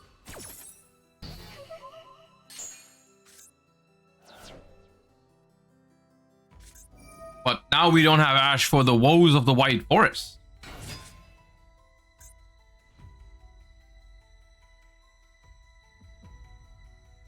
Honestly, you probably don't even synchro summon here. You just summon the Sylvia and activate effect. Yeah.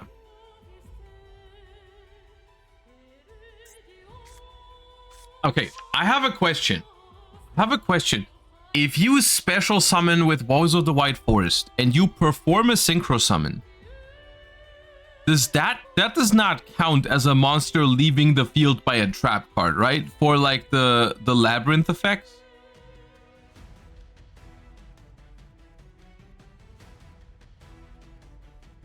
That doesn't work, right?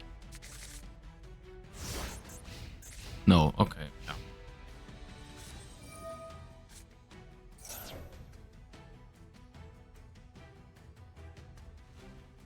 No, but it would be funnier if it did. I agree. I'm sad now.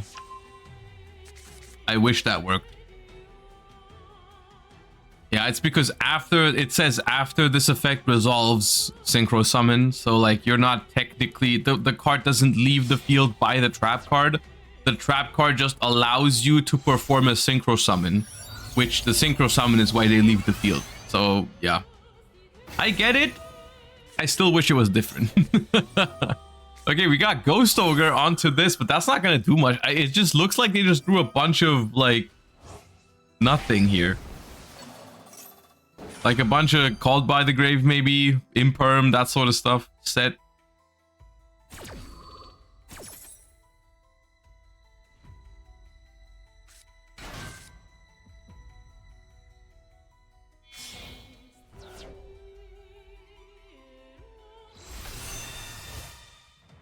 Okay, roll back, copy Woes to dodge Ghost Ogre is something I have never seen happen before in my life. So that's cool. That's a first. And Diabell is adding back Big Welcome Labyrinth.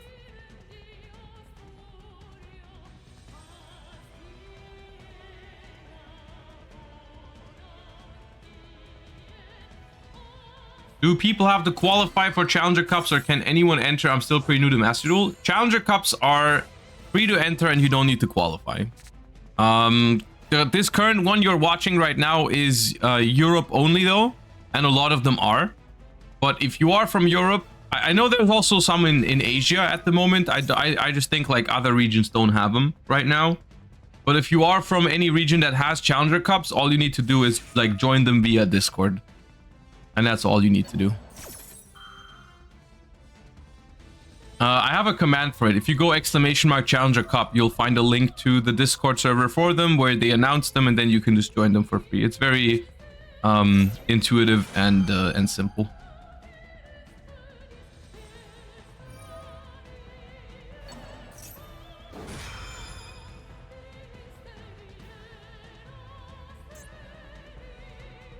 I think this is just honestly, if I had to guess, I would say this is probably just Tenpai that didn't draw a starter card from the cards I'm seeing. I think the set monster might just be a Fadra or something of that nature.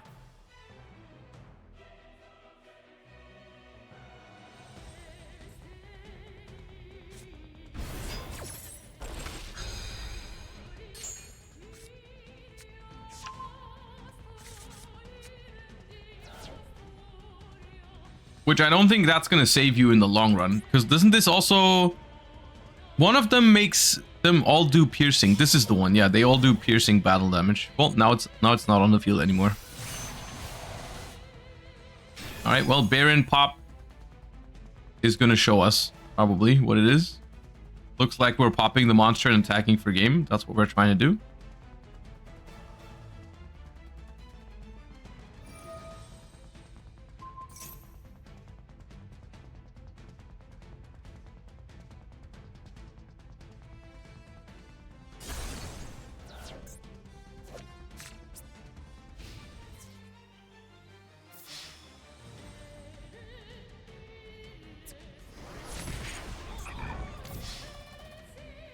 Yeah, told you it was obviously Doyon at Ignis there.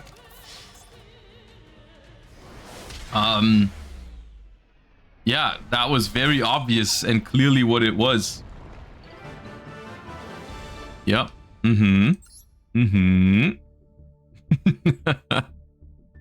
right, let's hop into... Seen a bunch of these players already. Let's go into this one.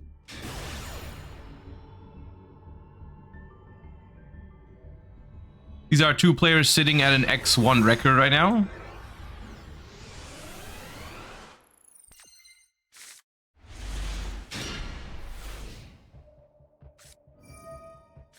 Oh, the first Purulia of the entire day. All right, Purulia is not bad against Yubel. Well, it's a lot worse if they have 1-for-1. Wait, Samsara before... Okay. Not making Phantom is interesting.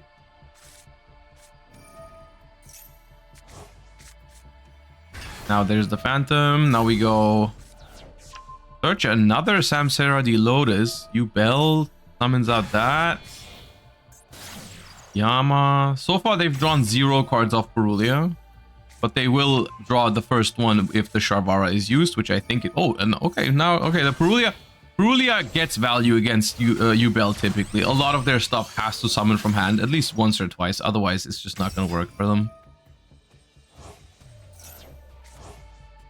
The Sharvara is probably also going to be summoned. Otherwise, your end board is just so much weaker. So Purulia, and at this point, Purulia is already like a really good card. If you get 2 cards off of Purulia, it's already phenomenal. You're not expecting much more than that, but that's already pretty good.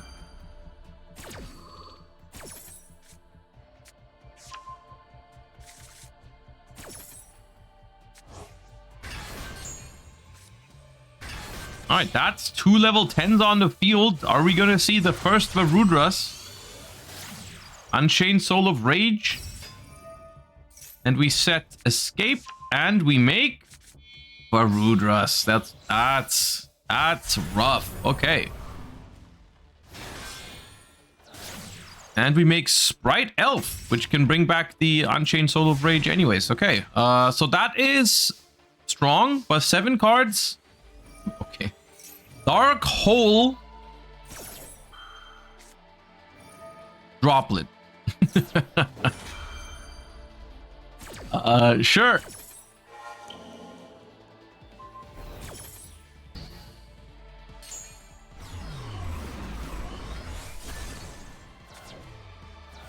Is this just Tenpai?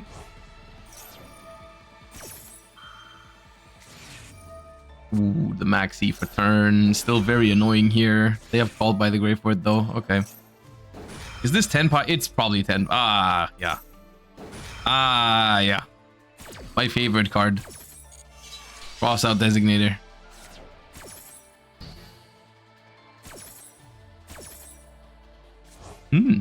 Does Tenpai typically run Crossout? I guess they can. Yeah, it is Tenpai.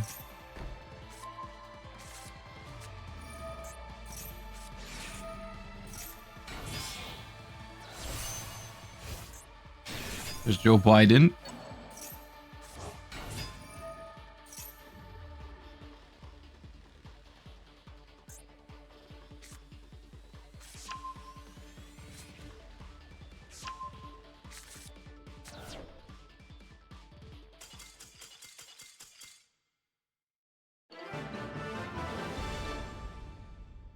Oh, it still exists. It certainly does still exist.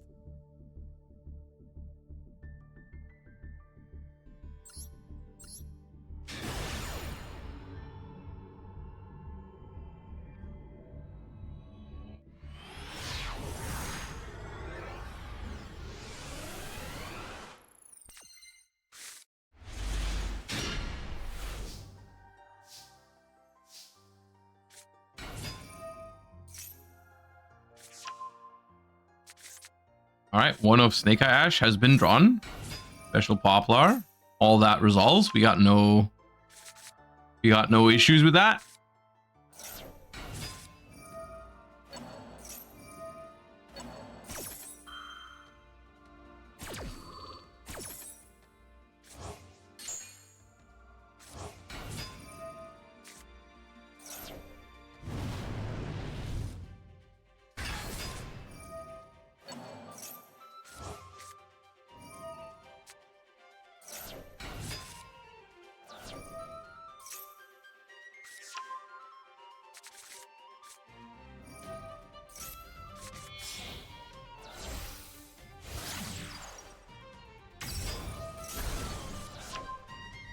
We transition into the Fire King line here with the Doodle Chimera. Always interesting when that pops up. Obviously, the cool thing about that card is that Arvata can bring it back. So you get multiple Link 2 bodies out of it. Arvata hits the board again. Sunlight Wolf. Flamberge into the Sunlight Wolf zone. Add back the Flamberge. Linkuriboh. Eat Soul. Draw 1. Make IP Masquerena. And set 1 pass. Alright. Strong board. Annoying little bug as well. Alright. Upstart Goblin. Lightning. Is that Sky Strikers?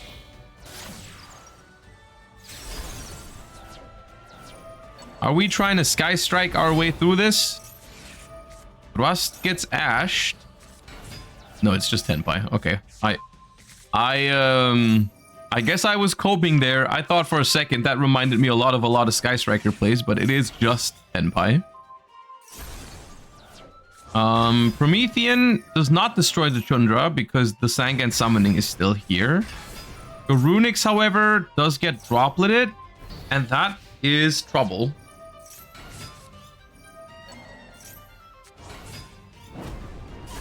Not only is that trouble, I'm pretty sure that's just game if the set card isn't something crazy. Fault by the Grave. I don't think does it.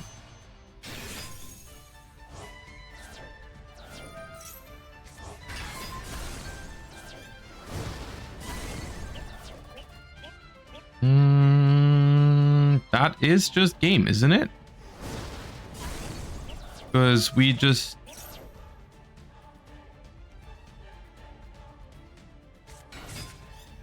Wait, that can't synchro. That's called by the Grave. Oh, wait, they live.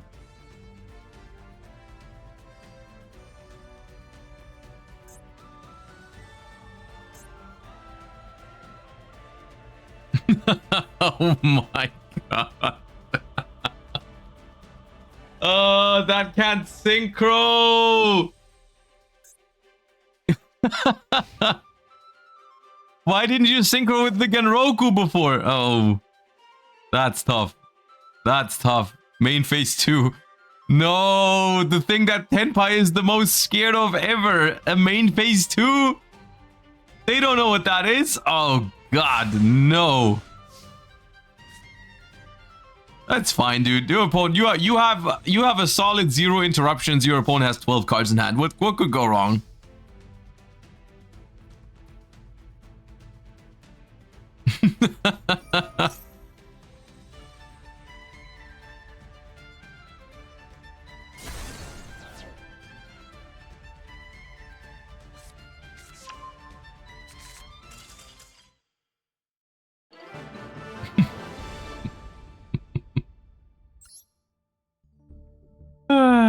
Yeah. All right. Well. All right. Well.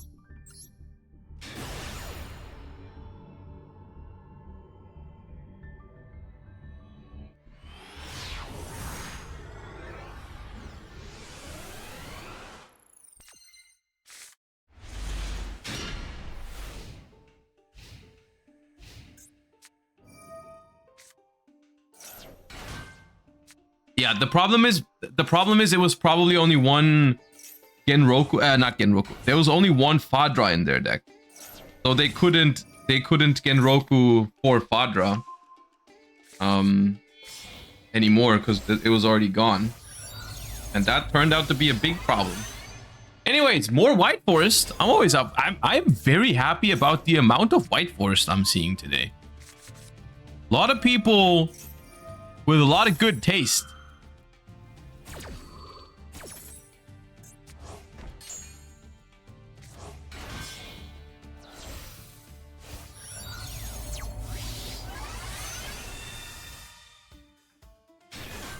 All right, Diabel adds back evenly matched. Okay. Rushia, you can just cycle that evenly. Just discard again, draw a card. Nice.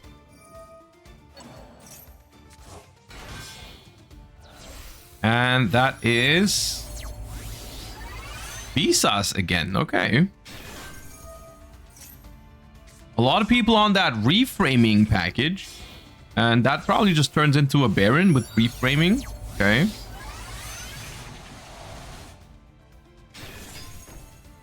So Baron reframing, some White Forest traps. Not the worst start. All right. Special Fenrir. Fenrir effect gets Effect Veiler, which we did add. We know about this Effect Veiler.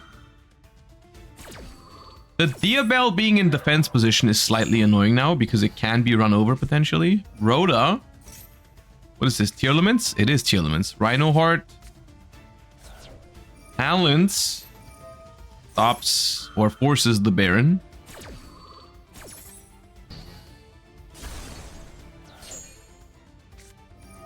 Shireen, Chain, Diabel, send Chicken Game. Special out this one. That's gonna be Rhino Heart, Chainlink 1, Chainlink 2, face down everything. Feels a little preemptive to use the Rushia, or here's a Rushia or Silvera. The Silvera right away, because now, like, we could have waited with the Diabel to summon this, I guess 1 or 2 steps maybe. We would have been able to book some more stuff. but it's still good value. Rhinoheart effect, pain blocked by the Sulik, which we discarded. But we are negating that anyways because we have Scourge of the White Forest.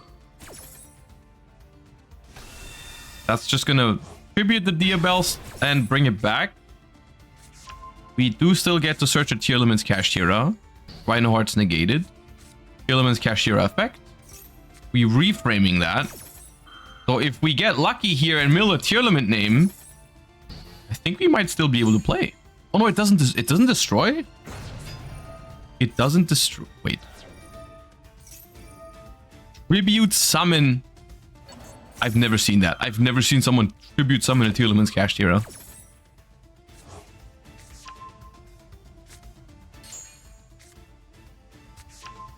Okay, so we are in time.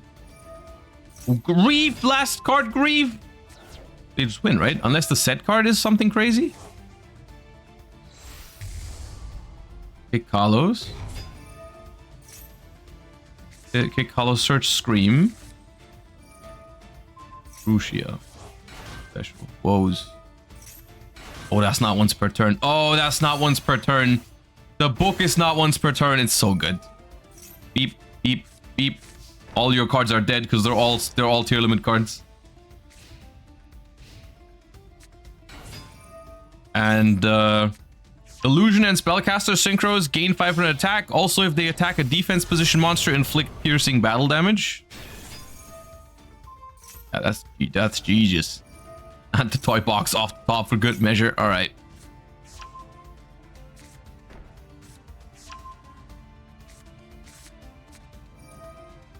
They can go forever. Here, they can go forever.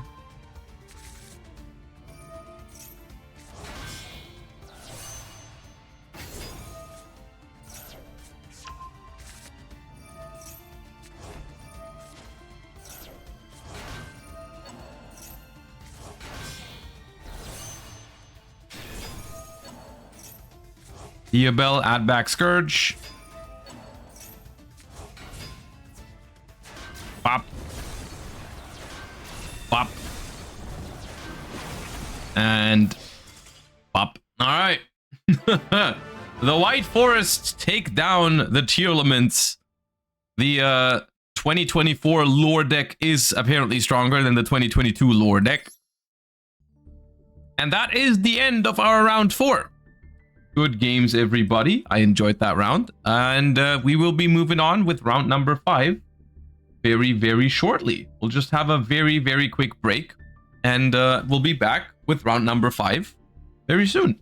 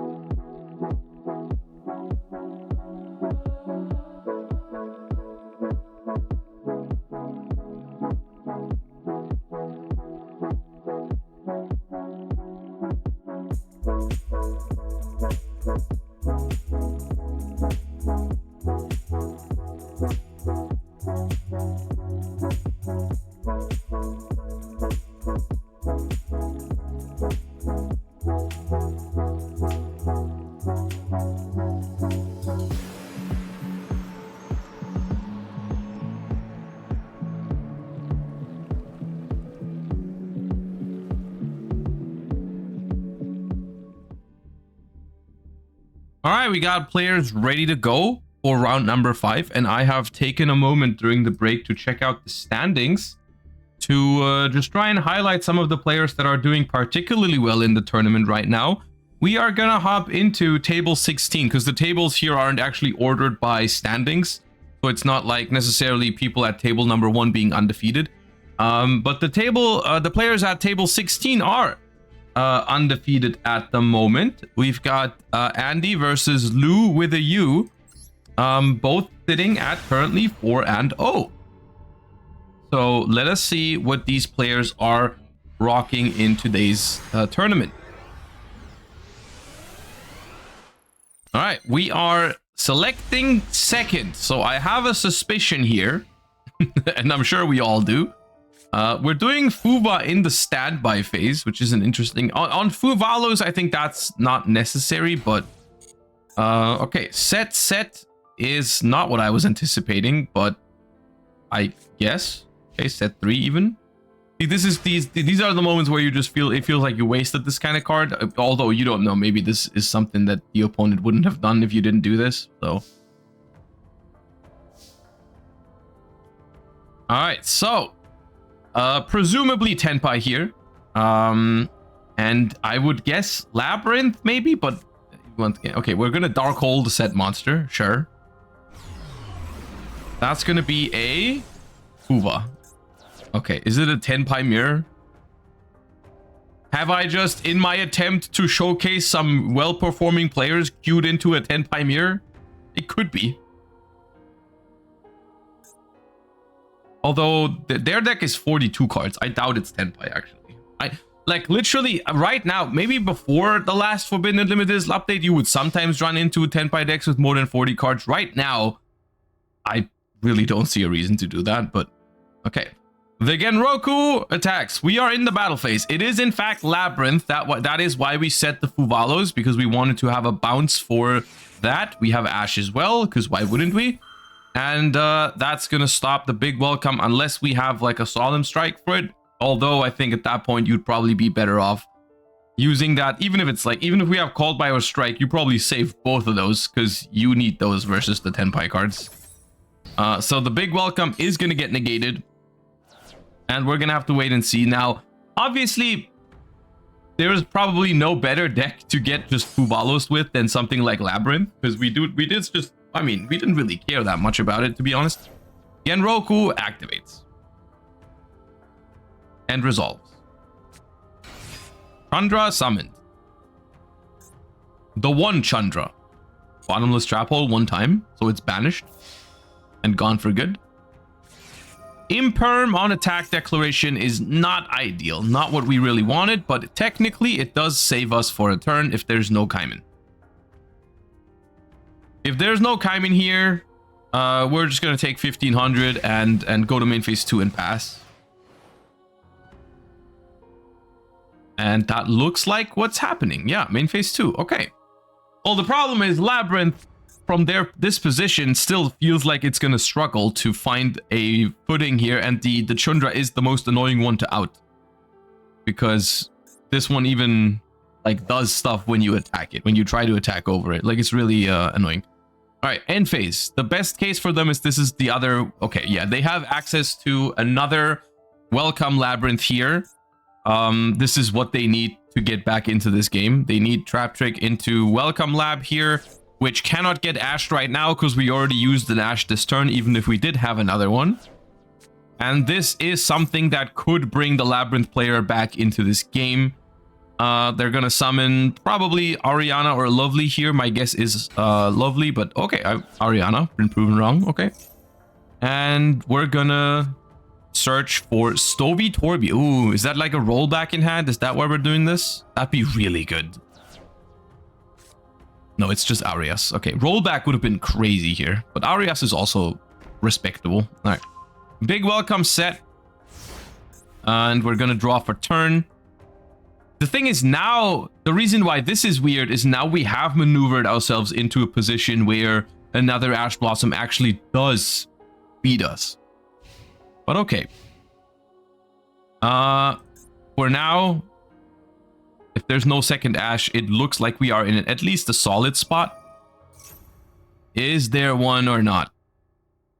There isn't. Okay, good. Now that's obviously very good because we can summon Lovely, bounce the Ariana, trigger the Lovely, trigger the Welcome Lag, trigger the Stovey Torby. If they chain the set card, we also get the Arias back. This is very good.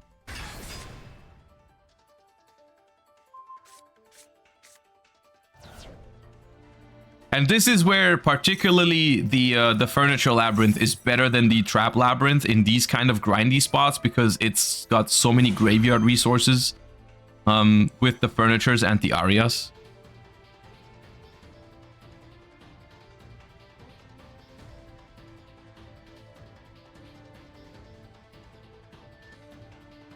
Because Arias is particularly tricky to maneuver around here, because if you chain, let's say, Imperm onto this Lovely, which you would really like to, or Veiler, they do get back the Arias now, and that can threaten a Chaos Angel, that could banish the Chundra, which is the only one you have.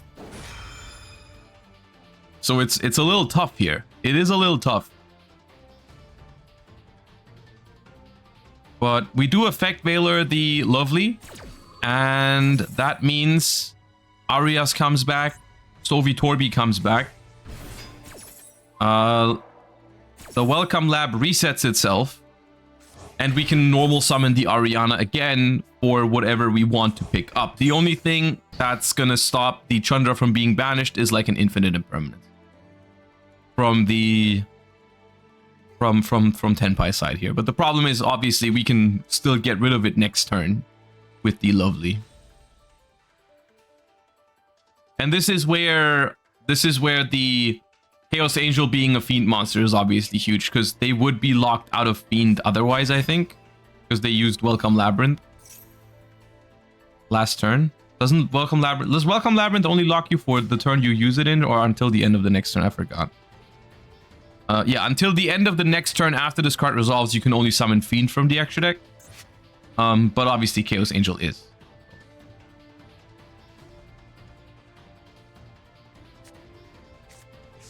We search Ku-Clock here. All right. They can still muck and double banish. Yeah, even if there is an Imperm, you're right. Even if there is an Imperm, you could still do that. Oh, interesting. We're going Chaos Angel with the Lovely instead of these two. Fair enough. And we try to banish their only Chundra, which we're gonna Droplet, which is like basically surrendering, because we're gonna have one card next turn. One card versus this. You may as well pack it up, because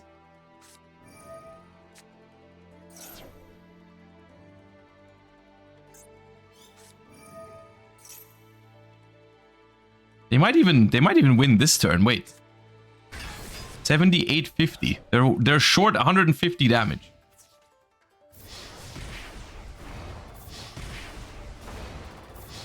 Wasn't this game with Muckraker?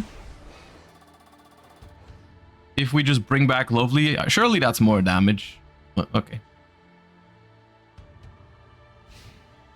Maybe for some reason they're not playing it. They're not making it, so yeah. The thing is, they still have the big welcome bounce, so whatever you draw here better be good. I don't know what you could even draw. Fadra, maybe? Would Fadra do it? Would Hydra do it? We're gonna find out. We're gonna find out. There's no way this is just game now. There's no way you just lost to that. There's no way you did that last turn.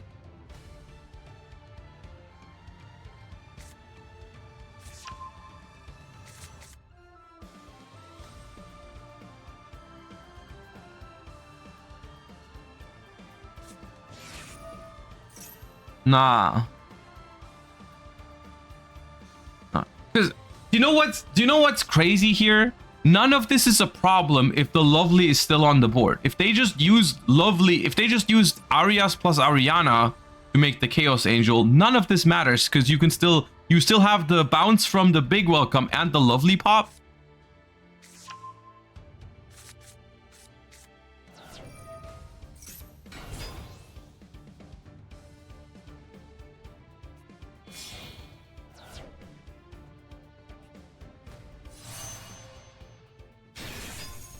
Bident.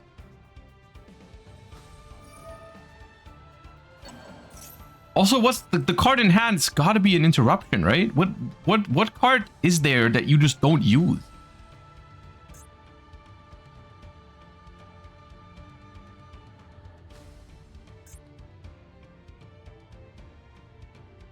This is not game. Tenpai can't get over Angel. Technically, they don't have to, because Angel makes it so nothing can be destroyed by battle.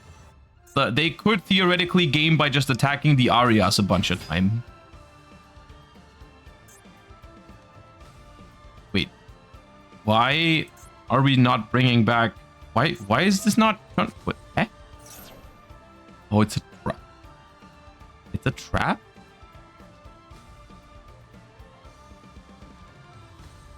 I mean, now I don't understand this game. Now you can just big welcome bounce the Bident and nothing happens. Nothing happens.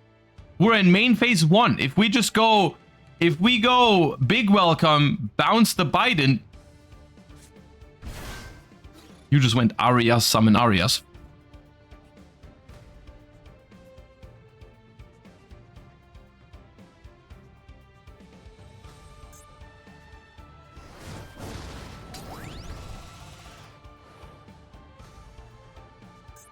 Okay, Genroku hasn't activated yet. I missed that. I thought Genroku already activated somehow, but okay.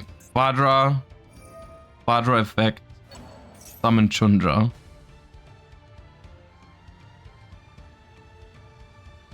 Why are we in this? There's no way you don't play Muckracker, right?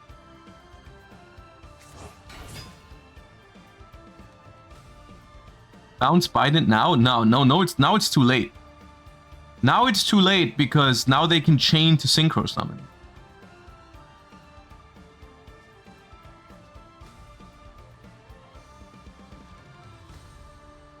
But is this game? You're on 55? Might be. You know what? I'm done with predicting. I'm just gonna watch it. But I don't think this is. You'd have to attack the Oriana a lot of times. And there's no, yeah, they didn't have access to the Sangan summoning, so I don't think it is game. But then again, it's also not guaranteed over if it's not game this turn. I guess it probably is over if it's not game this turn. Labyrinth probably wins.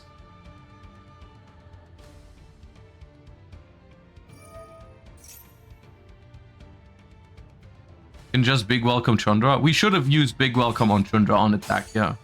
Because then they're forced to chain Fadra to go into another level 7, and that just doesn't do anything.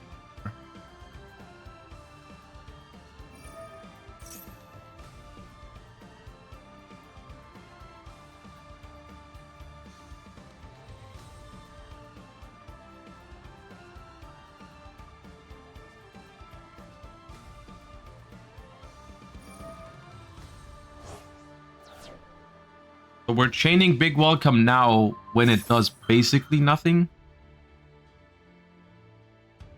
We had a bunch of opportunities to use that card where it actually would have done something, and here it doesn't.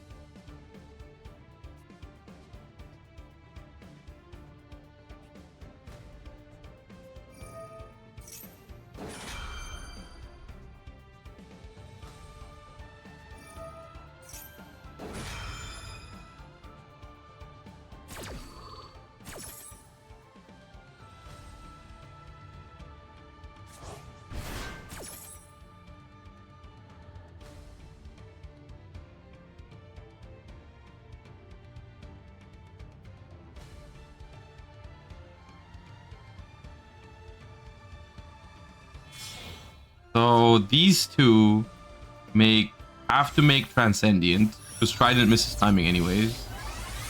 Yeah. So Transcendent is gonna turn the Arias to attack again. But do you have enough attacks? I don't think you have enough attacks. Right? You can attack once with this. This is not enough damage. Because you can bring back another Bident from the graveyard. So you have 3 more attacks, and that's it. You have 3 more attacks into this Arias, which is 15, 11, 11. Which is not enough. That is 37. And they're on 55. So that's gonna be 1800 life points left for Labyrinth. And you're gonna have to go main phase 2. You're gonna have to make seals. Wait, no, are you locked into fire dragons with this or just dragons? Just dragons, right? Yeah, you can make seals. You can still bring back Transcendent to pop the Chaos Angel, I guess. But I doubt that's gonna be sufficient, right? Surely that's not enough. Okay, we even popped the lady. We leave the Chaos Angel there, sure.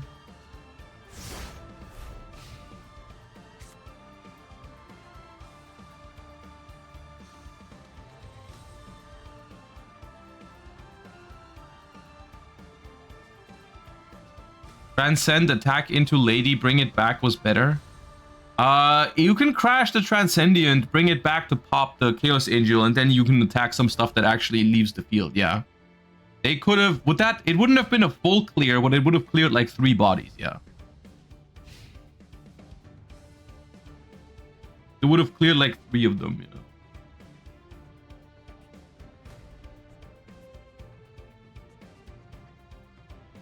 Alright, the only thing that's keeping them alive right now is seals.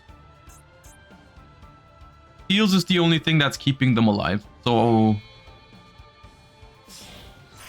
Caesar. Oh. I mean, that's a good card.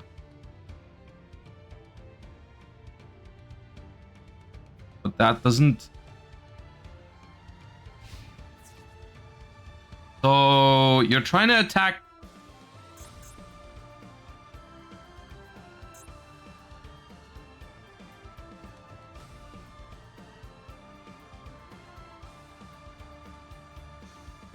That's not gonna work the way you think it's gonna work. I think Tenpai just wins. Tenpai just wins. They're just gonna force them to actually attack for game for the Tenpai player. Seals, summon Padra, revive Pydra, set field spell, quick synchro into like Trident Dragion. Everything has to attack. It's just game. Also, they just don't take damage from this anyways, because Hydra is going to be there. Time kind of is a problem. No, it's not. There's 2 minutes left. They are forced to attack. How long do you want them to stay in the battle phase? Wait, where's Sangan summoning? Why didn't you set Sangan summoning? You guys are making me lose my... I'm losing my mind.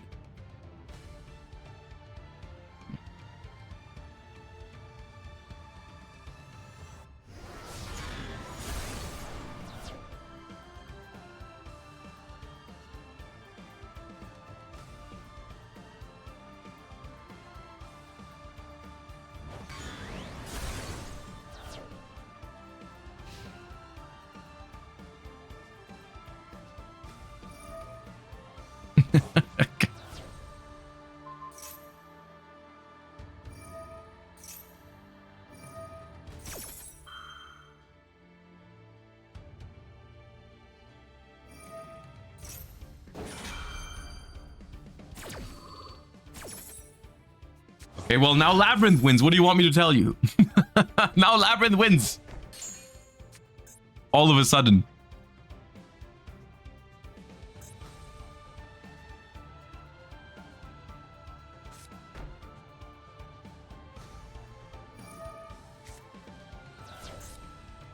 And they drew rollback. They drew rollback to pitch for Stovey Torby. Yeah, this is over, dude.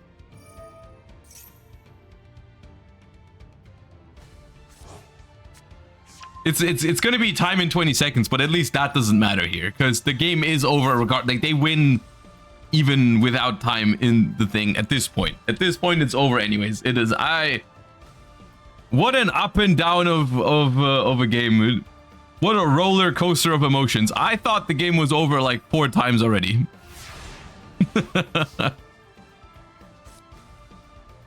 in both directions. I thought Lab had it, then I thought Tenpai had it, then I thought Lab had it, then Tenpai had it again, and now Lab has it.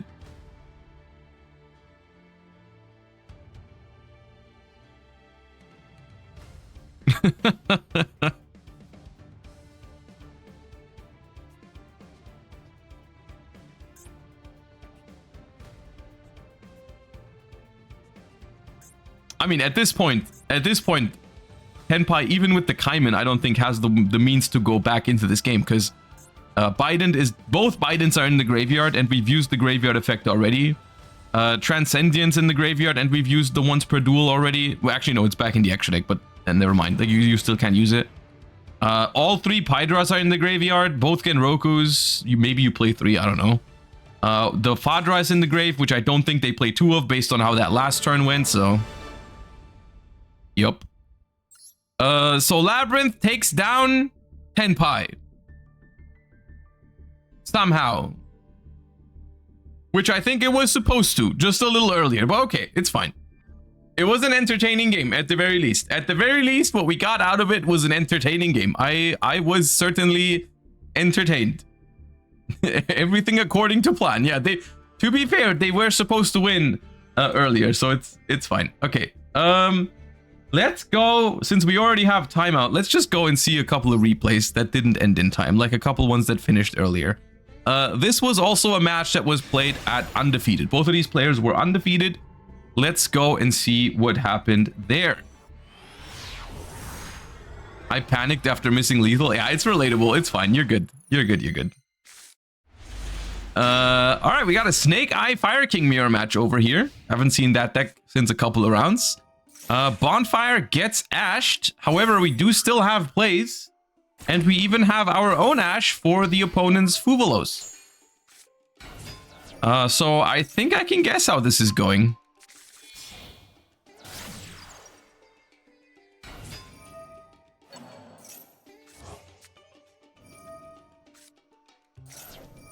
There you go. There's the Fuva. There's the Ash. This is the moment where they hold their breath for them to not chain Maxi to the Fuva. So it's not just like Ash bait, but they don't actually have it.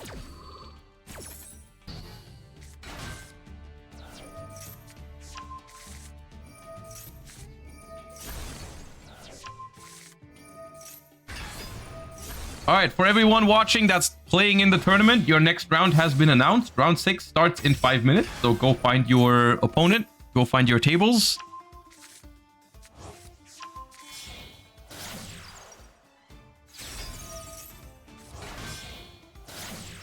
All right. The end board, however, is surprisingly tame.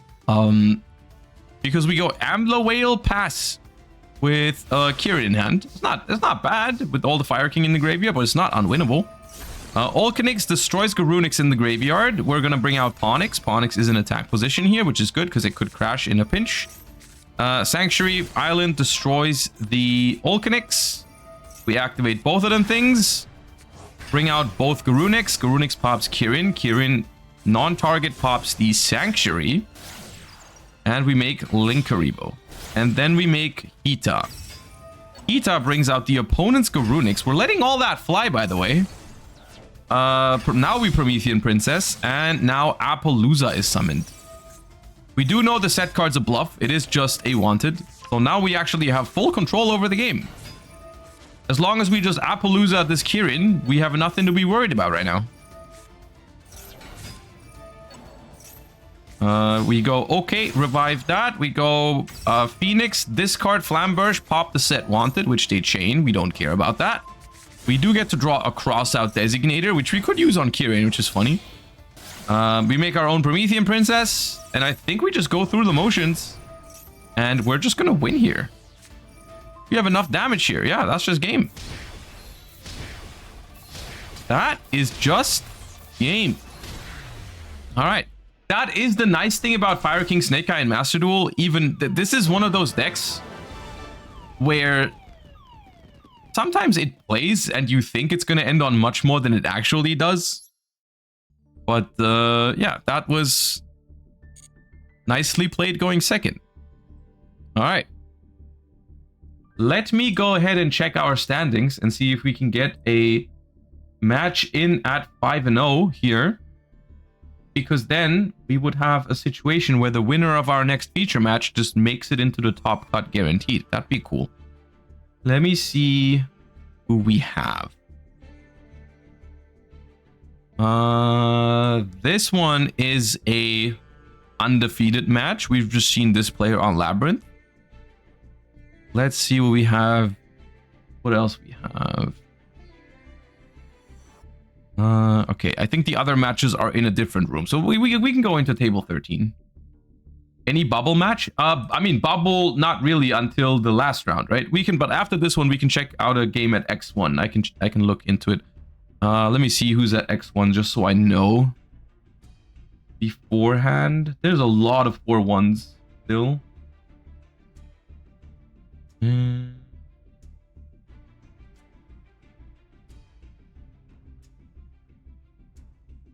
I think this one, April versus Moon, might be a 4-1 game, I think.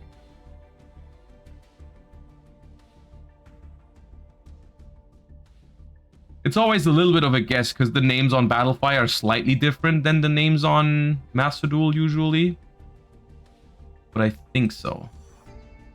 We could jump into that one after the main one, the 501 finishes. All right, your games start in a couple of seconds. Is that April with the 19-hour branded guide? I don't know. Could be.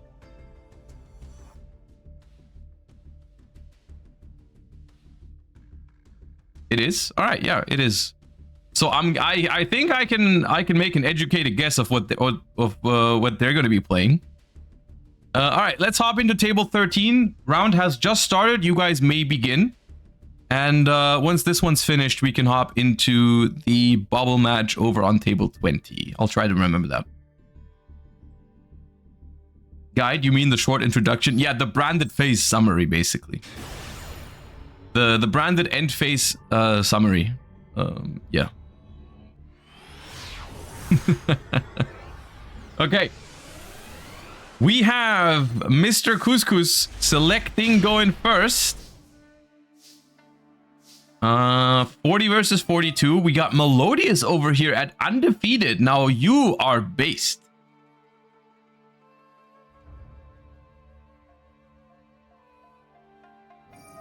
We're using our couplet to search the concerto.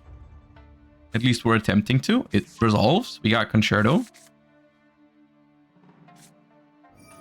And we activate concerto. This is the max C check, because if you do have it, you'd probably use it here, but it's not happening. You also don't have Fuva probably, if this goes through. And we make our Baja by fusing the couplet with a Sonata. Now, this might seem like a very powerful play. However, I think in the grand scheme, or like in the like total picture of Melodious, this is a relatively weak start, I would say, because it means you don't have Ostinato and you don't have first movement solo, which are the best starters in the deck, and you also probably don't have Refrain.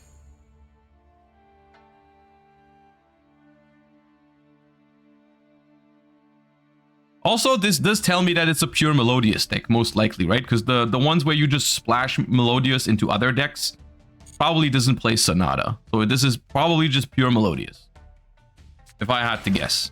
All right, we're going to summon Soprano. Soprano is going to add back that Sonata from the graveyard to the hand.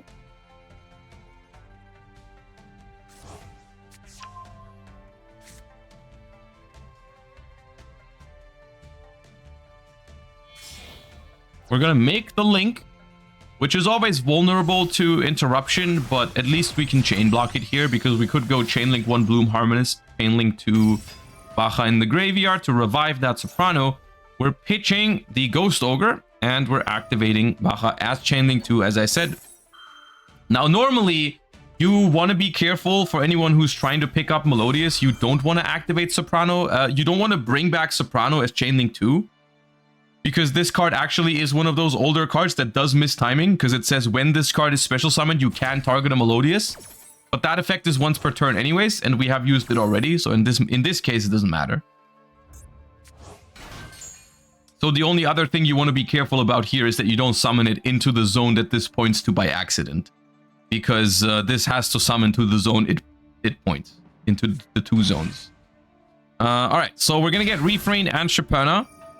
Refrain is going to add 1 from deck, and this one can now add 1 back from graveyard. Now, the cool thing about this card is that it's not a hard once per turn. It's a soft once per turn, which means that the more times you summon it, the more times you get to add back.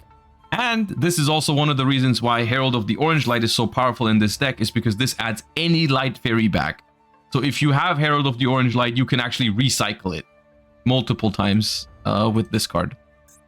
So let's say you go first and you use the Herald to stop your opponent's Ash Blossom. You can then add it back later to you can add it back later to have it again on your opponent's turn. All right, so we fuse, and this gives us the Pendulum Scale back.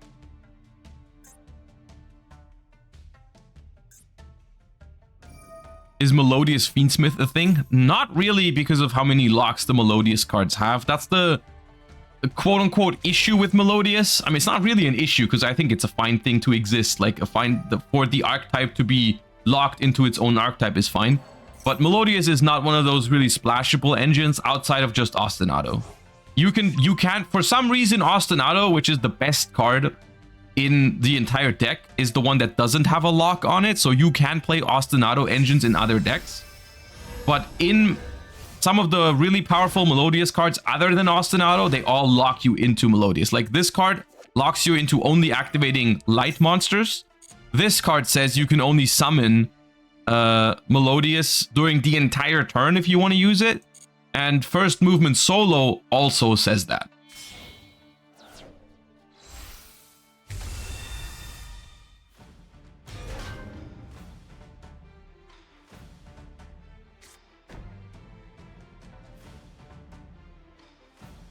I love that you don't end on generic endboard pieces. The Melodious endboard is very cool without using any of those generic ones like Appaloosa, IP Masquerena, or anything like that. The Melodious endboard is quite fun.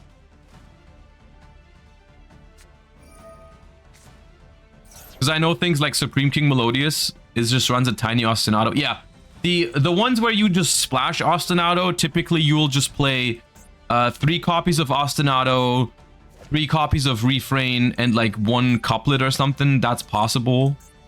Just so you can get the fusion from the deck with Ostinato.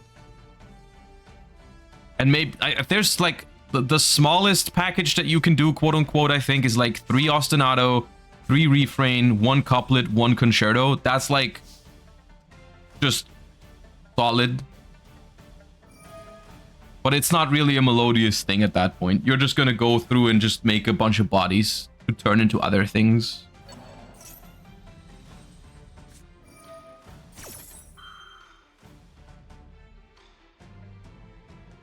Okay, we are in the end phase here, and we've gone for Butler, Set Welcome Lab.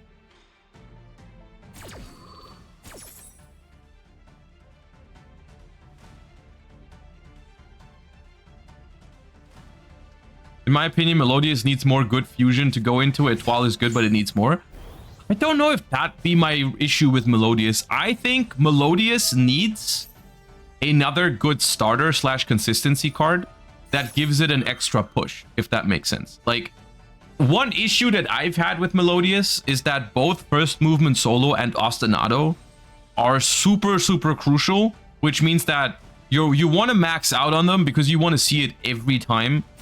And if you do, it's really good. But it can be frustrating if you like activate First Movement Solo and it resolves, and then you have more of those in your hand because they all require you to have no monsters, which is annoying.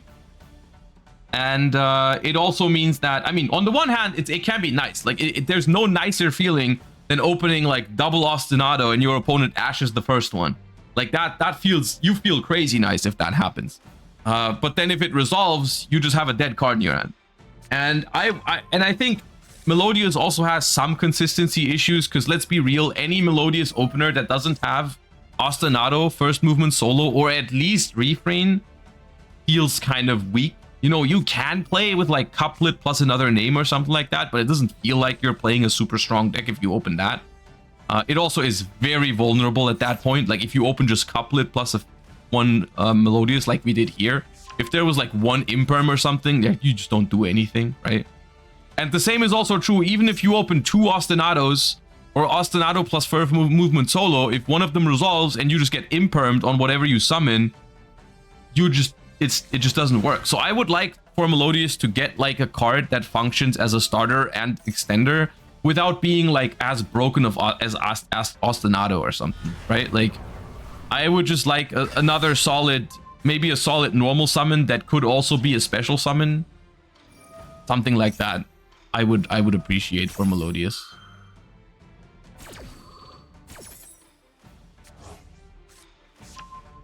I don't know, but I feel like it's like that deck would be really fun if it was just a little bit more consistent and resilient to interruptions. Because right now the deck is not consistent enough, and even if it was consistent enough, it still would lack a little bit of like firepower, I think. But if it does get going, it actually is very fun.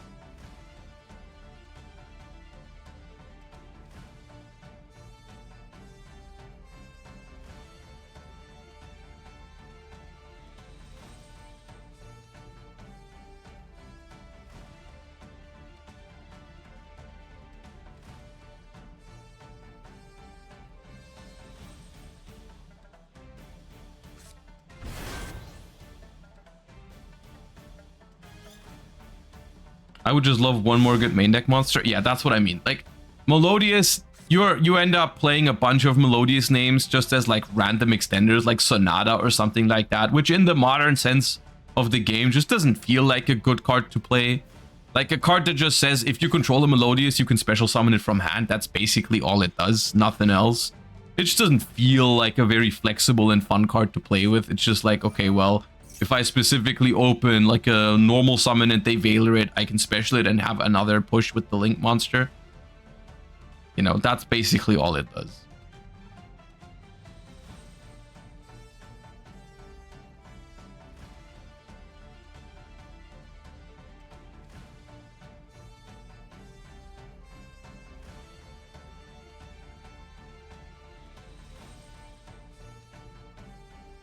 Sonata gets recycled like 2 or 3 times in one turn. But that's only if you get to play, and then it's still the other cards doing the heavy lifting. It's not the Sonata that's a good card. It's just the other cards doing a lot of heavy lifting to make a mediocre card like that work. You know what I mean? Like, yes, the fact that it's not once per turn to special summon is a neat bonus, but that only matters because the other cards are pretty good around it, right? Like, you wouldn't normally be able to do that if it wasn't like about for the other Melodious cards.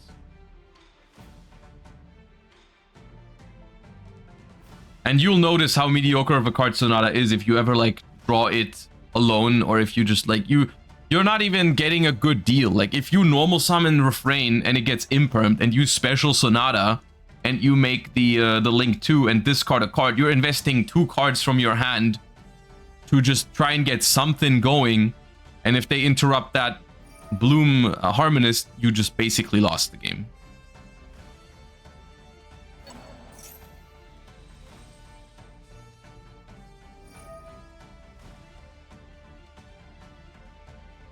Is this why Poplar is as busted as it is? I mean, yes, but I'm not asking for a Melodious Poplar, just to be clear.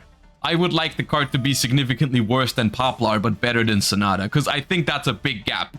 That's a pretty big gap, and I would like the card to be somewhere in between. Not as broken as Poplar, but just not as mediocre as another card from like 2013, you know?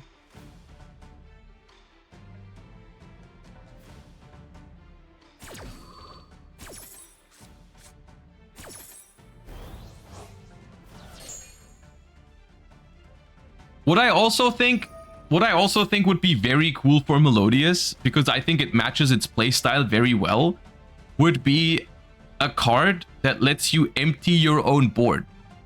So that you can activate another Ostinato or another first movement solo if you have it. Currently, they can do this with Etoile. I think that was the thought behind Etoile as well, that you can just banish all your Melodious until the end phase and do that. But like, I would find it cool if there was another card like that, you know, like another card that would say like maybe a continuous spell or a field spell that would say like banish a Melodious you control until the end phase to do something. That'd be cool too.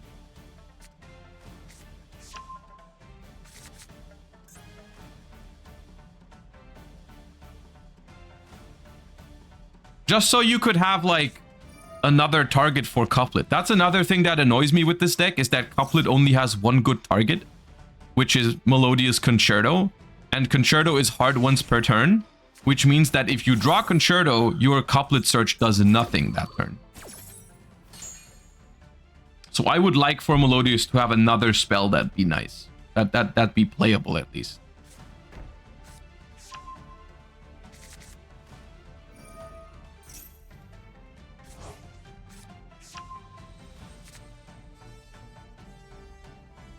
Anyways, back to the game. We've been yapping a lot about Melodious, but we've actually got a very interesting game at our hands because we've got two very grindy decks going at it here with each other. We've got Labyrinth that did a whole bunch of plays in the opponent's end phase here. And we actually did use the Schuberta banish relatively... I mean, we did get a bunch of valuable things off of it, but we didn't stop Labyrinth from really setting anything up. And we're still in main phase 1. However, I mean, of course, we are locked basically out of doing anything to these Melodious monsters because currently they cannot be destroyed by card effects, and they cannot be destroyed by battle, and they cannot be targeted. And we also max seed. But Typhon will be able to answer. I mean, you can Typhon the Aria and then attack over the Elegy and the Schuberta here. So we did actually manage to out the entire board, but we did have to lose the Lovely doing so. And Melodious is a deck that can have decent follow-up. Thoughts on Elegy? I don't like that card. I only ever played it during... I mean, during Tenpai format, if people play Lightning Storm, Darkhold, Raigeki, it's valid to play it, but I don't like it.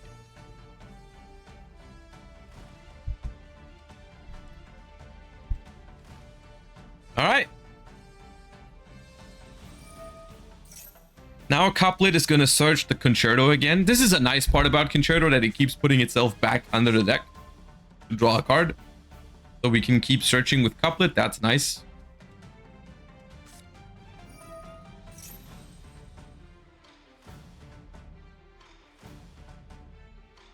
Thoughts on Ava and Melodious? Doesn't sound good to me. Does not sound good to me. Sounds very win more. If there was more ways to like discard it, but basically you have to either hard draw Herald with it or already be able to make the Link monster to discard it. So I don't know if I like playing that card.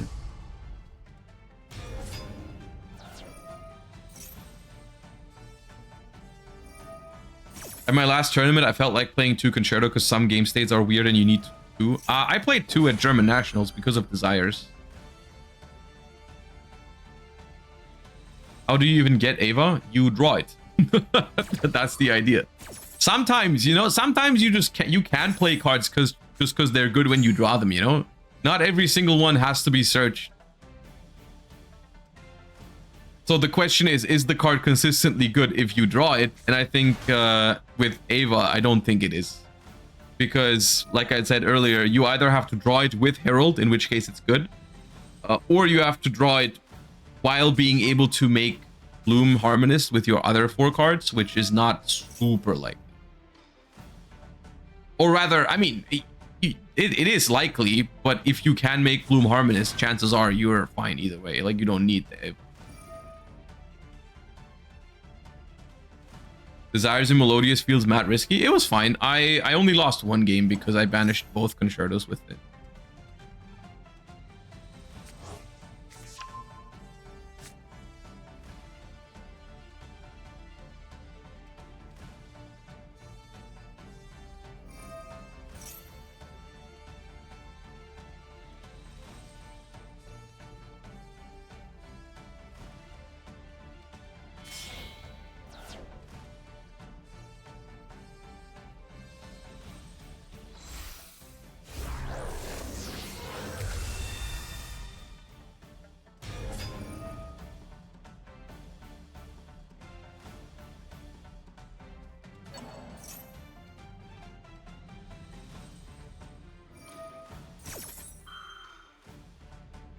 All right, we're making it 12. This is one of my favorite boss monsters in recent years, honestly. Maybe even in general. The design of the interactivity that this card provides, like the form of interruption on it and the grind game behind it, is just so fun without being like just omni negate.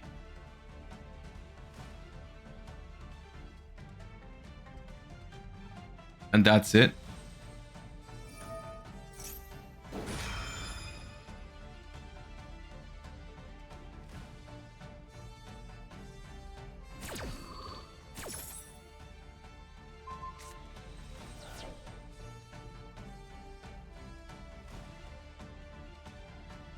They cooked so hard with the melodious support. Yeah, I agree. I think there should be one more, and it would have felt exactly right. Like one more good card.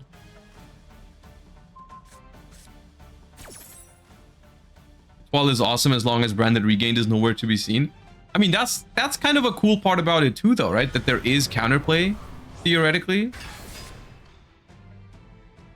Like, there is some stuff, like, if your opponent's deck can mess with your banished cards, you are at risk of losing those things. Otherwise, they will just all come back. And there's also something risky about, like, opening up your entire board on your opponent's turn, right? They could just attack you for game if you banish all your things.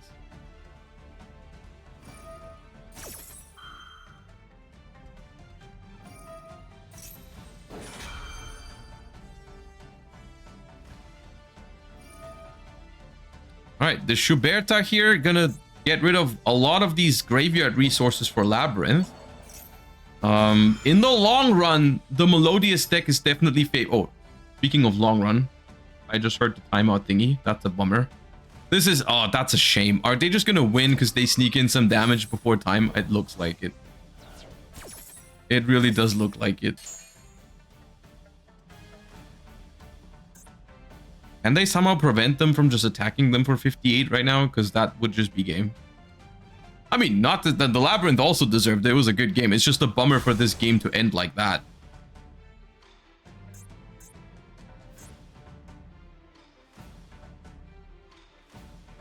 Why are we not triggering Arias? Arias has been banished since turn 1.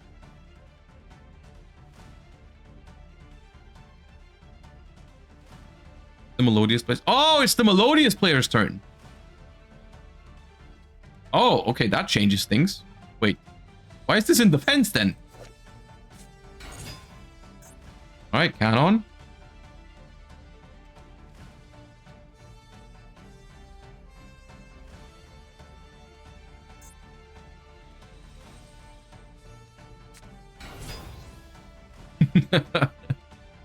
I don't know which turn it is anymore. You know what? Fair enough right now. Fair enough. I forgot. I didn't realize it was the Melodious player's turn either. Yeah. Okay, well, but that is obviously a lot better for them if they can do some damage here. But then yeah, okay. So we are making another, looks like Bloom Harmonist. No, we're tribute summoning Schuberta. Okay. And we're trying to add back the Bloom Harm. Oh, we only play one. Okay. Or we really care about summoning a royal one. I don't know which one it is. It could be both. Okay, we can't do damage this turn. Or did we time out? Time limit. Okay, well, we thought about it a little too hard. We thought about it a little too hard. we overcooked. All right, that was long. Good game. Let me see. Let's get the replay of the other match we wanted to see. What was that? April, T2 April versus, where is it? Moon. Okay, so this was a bubble match. If you don't know what that means, it means that both of these players are 4-1 before this match, and you are only guaranteed to make the top cut if you go 6-1 in 7 rounds. So you would need to win this one to guarantee it. And if you're out, or if you lose this, there's a likelihood that you are out. You could still make it if you get lucky on 5-2, but the only way to guarantee top cut is to go X1. So both of these players are basically fighting for their tournament life here, and it's a branded mirror match. which I think we've already established who's favored in the branded mirror match. It's the one that locks first. Very interesting, very interesting. Branded fusion resolves.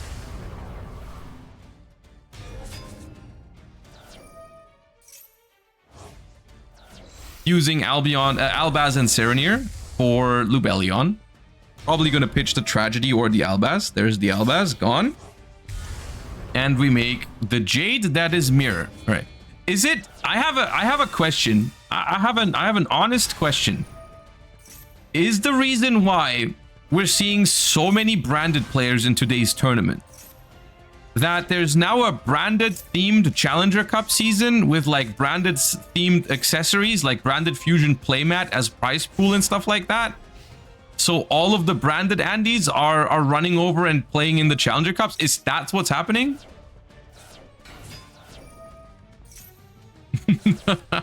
Maybe.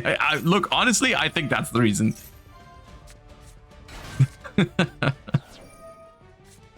To be fair, branded is always a popular deck in Master Duel for the last like year or ever since, basically.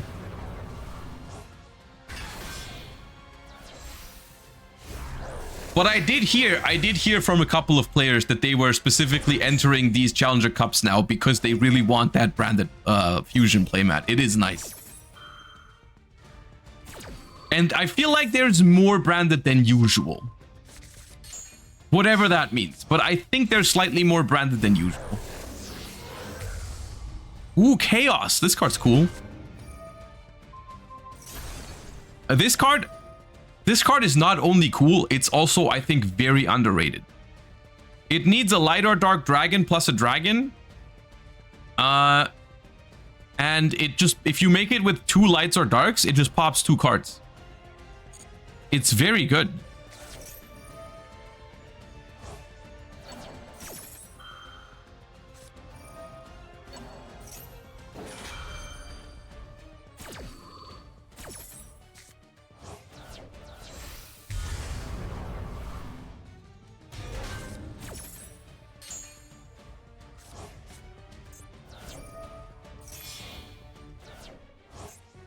Well, that wasn't close.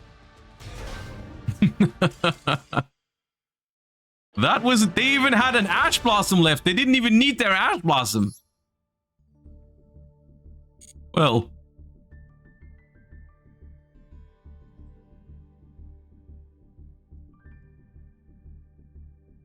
We've established whoever goes first in the mirror. I mean... going first in the branded mirror, I do think is a big advantage because that's the nature. That is just the nature. That's not a branded thing necessarily. That's a 60 card deck thing.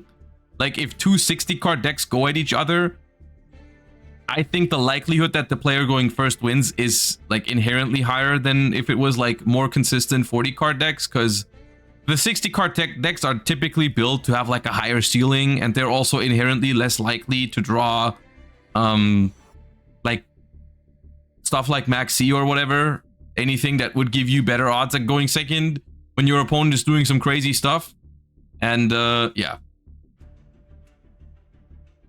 So we've got people already sitting down for round number 7. The last round of Swiss begins in 2 minutes. So once again, I'm happy to report we do not need to take any sort of breaks. We can hop right into the last round of Swiss.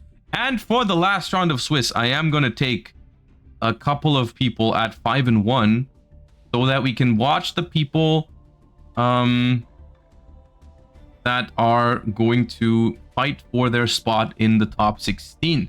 Let's go and see who is at 5 and 1 in this room here. Who is at 5 and 1? 5-1. Oh.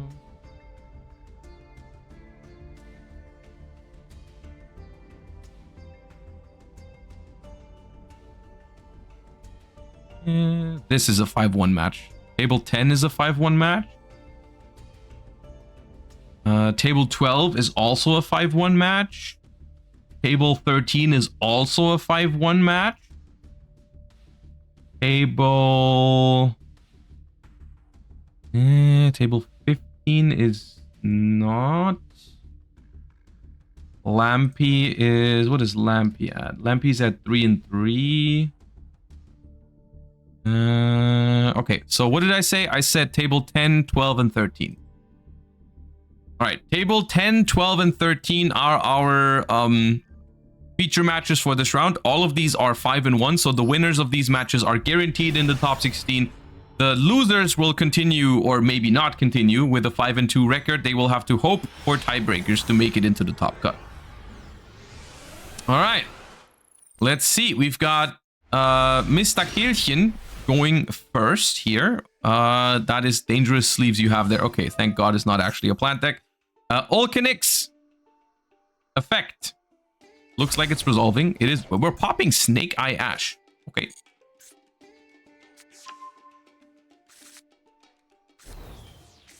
Ponix effect. Now, Snake Eye Ash might seem like a weird pop of Olcanix, but it's actually fine, I think, because you could revive this later with a Promethean Princess. You know, you do threaten that play later on, and that's pretty dangerous.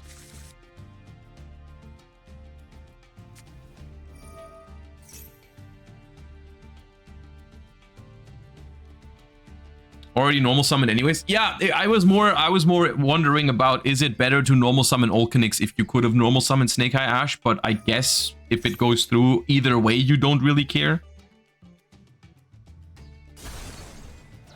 Alright, pop Olcanix with Fire King Island, search Garunix, activate Olcanix Engrave unless you drew the big Garunix. You did not. Alright.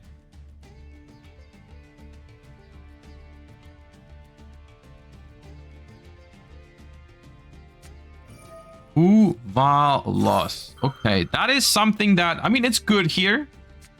It's definitely good here, but Fire King can play around this. You don't have to summon an infinite amount of times from your extra deck with Fire King. I mean, technically, you could summon 0 times from extra deck with Fire King. You are going to summon at least once from the deck, though, here, because we did activate Olcanix. So this actually, it does hurt. It does hurt. Especially because it's 2 of them things.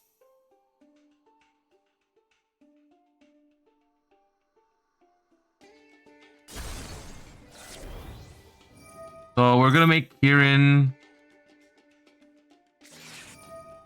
Okay, at this now it's kind of messed up. Now it's messed up. Ooh, Arvata from hand.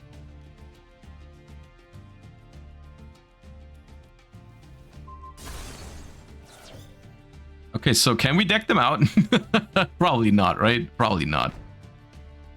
But imagine you just go zombie vampire. You go zombie vampire. They draw 3 cards, mill 4, summon 1 for. You could try. Honestly, you could have maybe.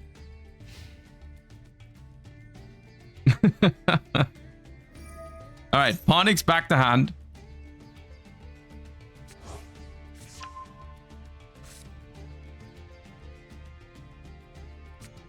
And we maxi back.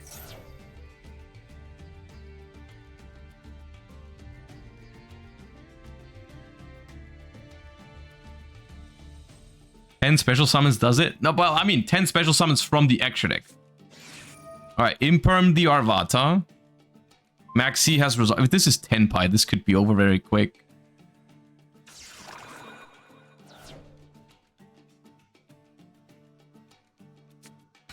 Not Tenpai though. It's not Tenpai. Okay. I mean, okay, popping Flamberge. I don't think this is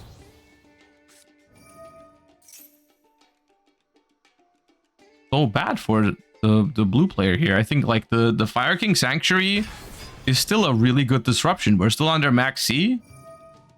You do have to use it now though, otherwise it gets popped. It'll get popped by Kieran, right? If there's a Fire King in the hand.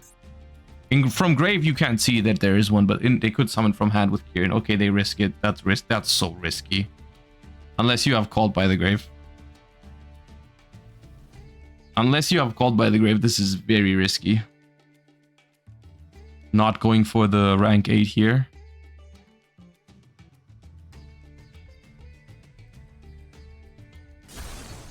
Okay, Arvata. Arvata can't revive anything.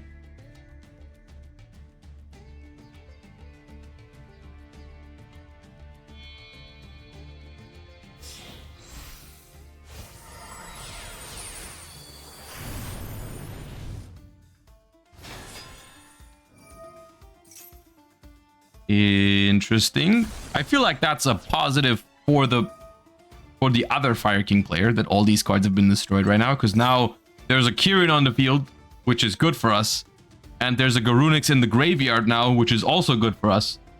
And if the Kirin gets destroyed, we can bring back our Arvata, and in exchange for, I mean, they get okay, you get a Maxi for 1,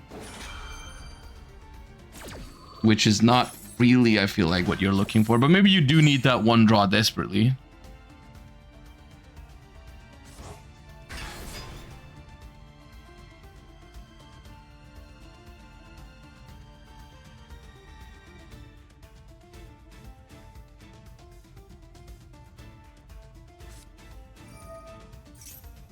All right, got Sanctuary. But Sanctuary... Okay. That's just...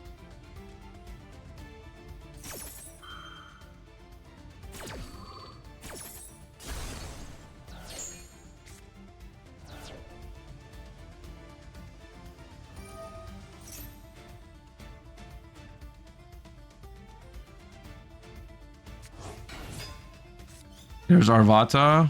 We do not pop the Garunix.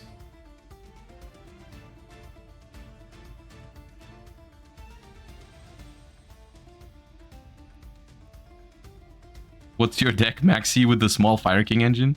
I mean, it is quite interesting, and that's what I mean. Like, the Fire King deck doesn't care that much about these cards. The endboard that they were able to make in few special summons was still pretty good.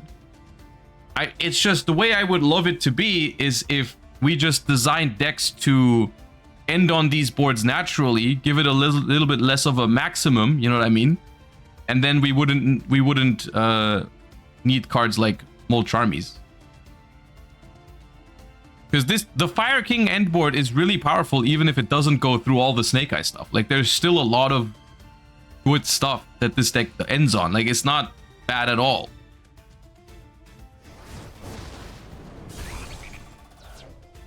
It's just that if it goes completely uninterrupted, it has the ability to go a little too crazy, which it probably shouldn't have that ability.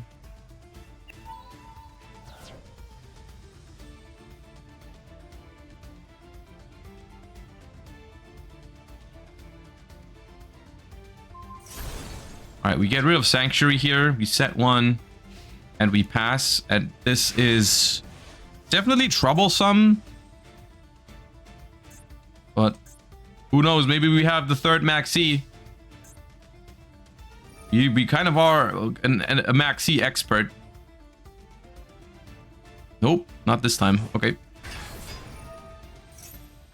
I'm just annoyed we didn't get to see the what's it called? The attempted deck out under 2 Fuvalos Maxi. I would have loved to see them try for it. Even if it probably wouldn't have worked. It's probably for the better because they're winning right now. And all that. But I wish they tried. I mean, are they winning? This Garunix... This is kind of good. Arvata comes back. Garunix comes back. You pop Kirin from the deck. And Kirin pops the island. But then they have Garunix. The Fire King mirror is very intriguing.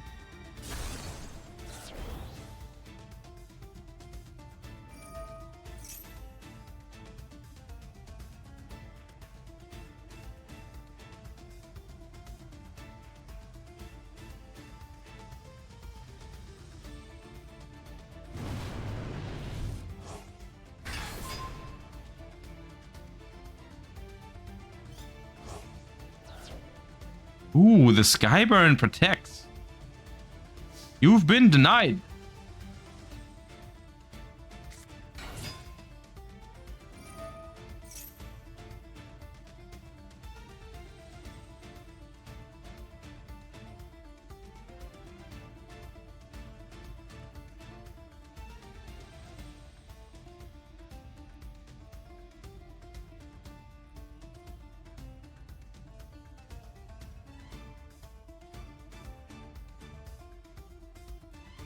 The awkward spot here is you really want to negate this with Arvata, but you also know if you do, then the island can just pop off, right?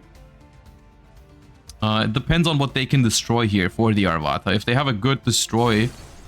No, they just have to destroy that. Okay, that's not great. So now we can just activate... Oh, Talons too. Uh-oh. Take control. Ooh, take the Arvata to get protection from... Okay. I like that. That is very good. Because they do have Ash, and now we're gonna Arvata the Ash. What if they have Imperm on the Arvata? We still have 3 bodies, though. Surely we're fine.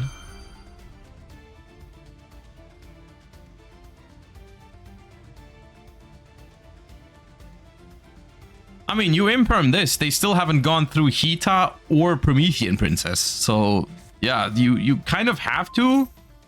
But at the same time, stuff's about to go down. Like, we're gonna make Hita take the Garunix, Promethean Princess. Like, yeah, we got Ash in our graveyard.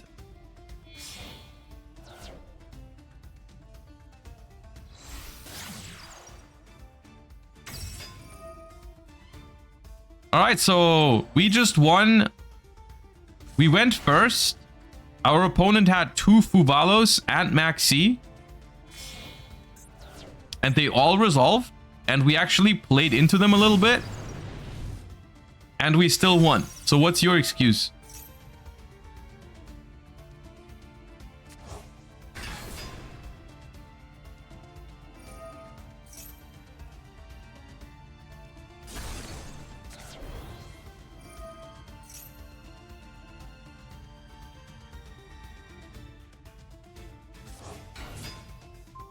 My deck is worse. Okay, fair enough. You know what? That's a good excuse. Accepted.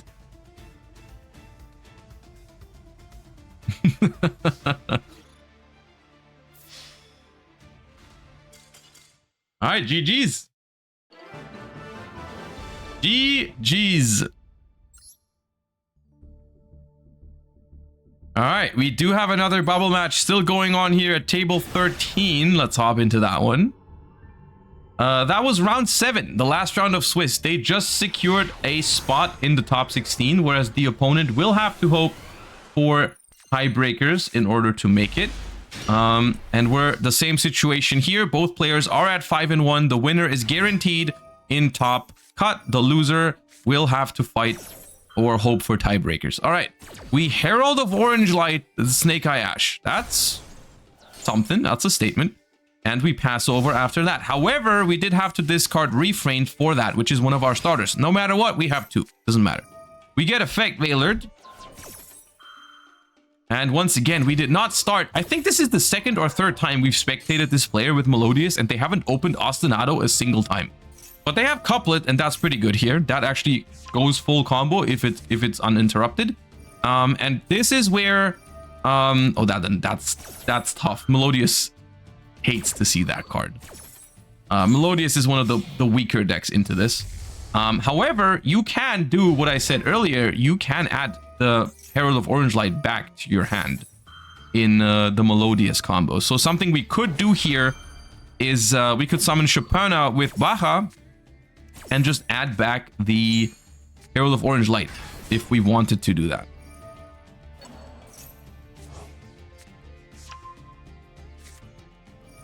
Hold up, got a visitor. Second.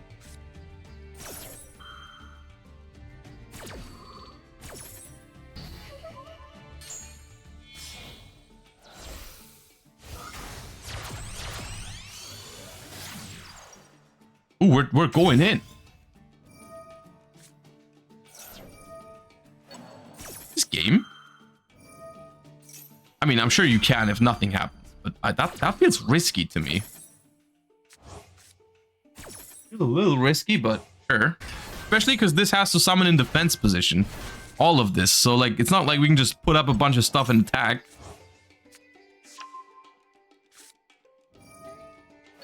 I mean, you can add back the Herald of Orange Light in case of a Nibiru that's drawn, right? So I guess that is a reason. So we fuse for Etoile. I thought we were gonna like pendulum summon a bunch and attack for game, but okay, I don't love this, but okay. We do have a Maxi to back this up, but that does not go through. That was to be expected.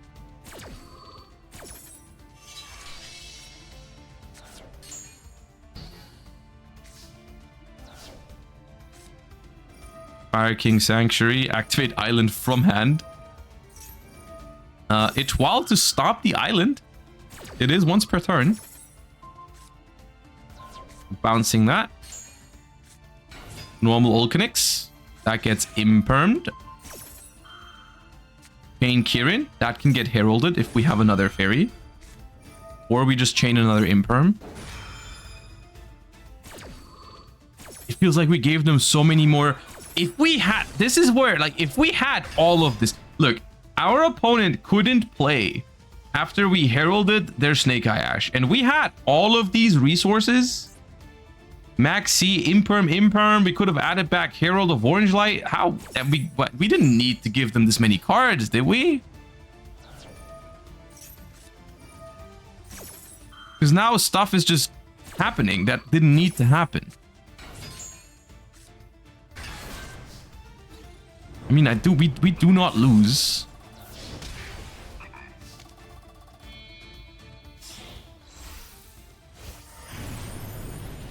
Runics to stop the scales. Now we Herald of Orange Light.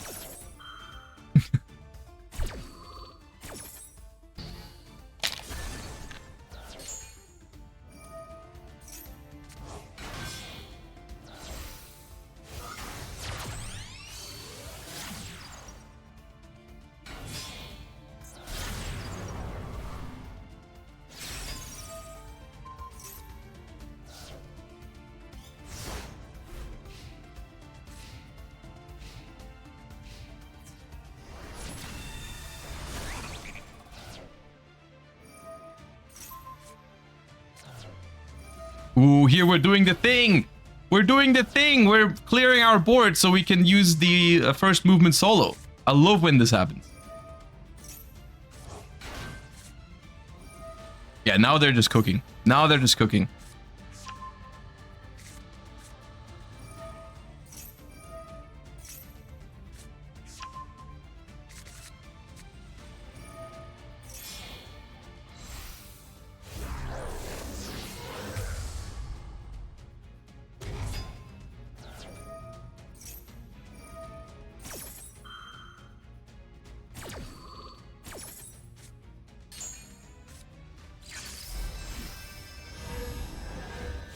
We got the co-host in.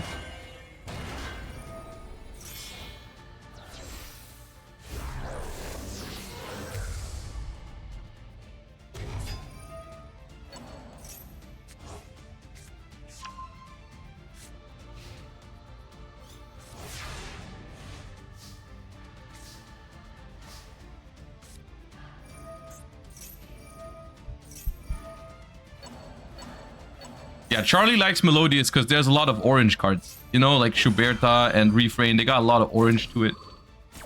He approves.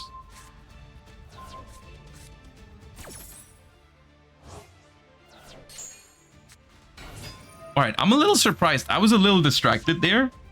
But I thought we were going to be able to end the game there. On that last turn. Somehow we didn't. And now we're... I thought this was over. Oh, wait, it's time now. Oh, wait, but we're not live yet. I don't know when time was called in their match.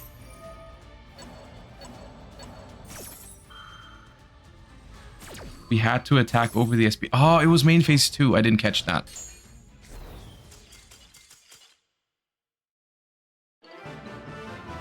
Okay, that's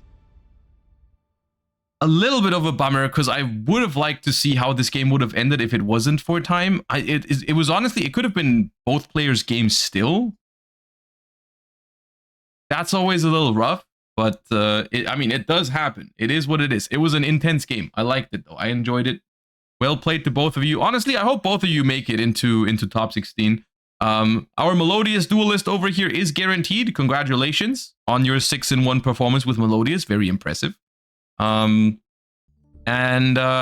now there is nothing left but to congratulate everybody who's finishing on a 6-in-1 record and wish everybody else good luck with their tiebreakers if you are 5-2 and need to get a little lucky with your tiebreakers to make it into the top 16. So I think I'm gonna give some food to this little guy, and we're gonna be back for the top 16 in just a couple of minutes. Don't go anywhere if you've been enjoying the show so far. We're gonna be getting only more and more exciting matches from here on out because we are entering our top cut bracket next. Top 16. So we've got plenty of more action left to come in best of 3 now. So I'll see you guys in just a couple of minutes. Don't go anywhere. Top 16 soon.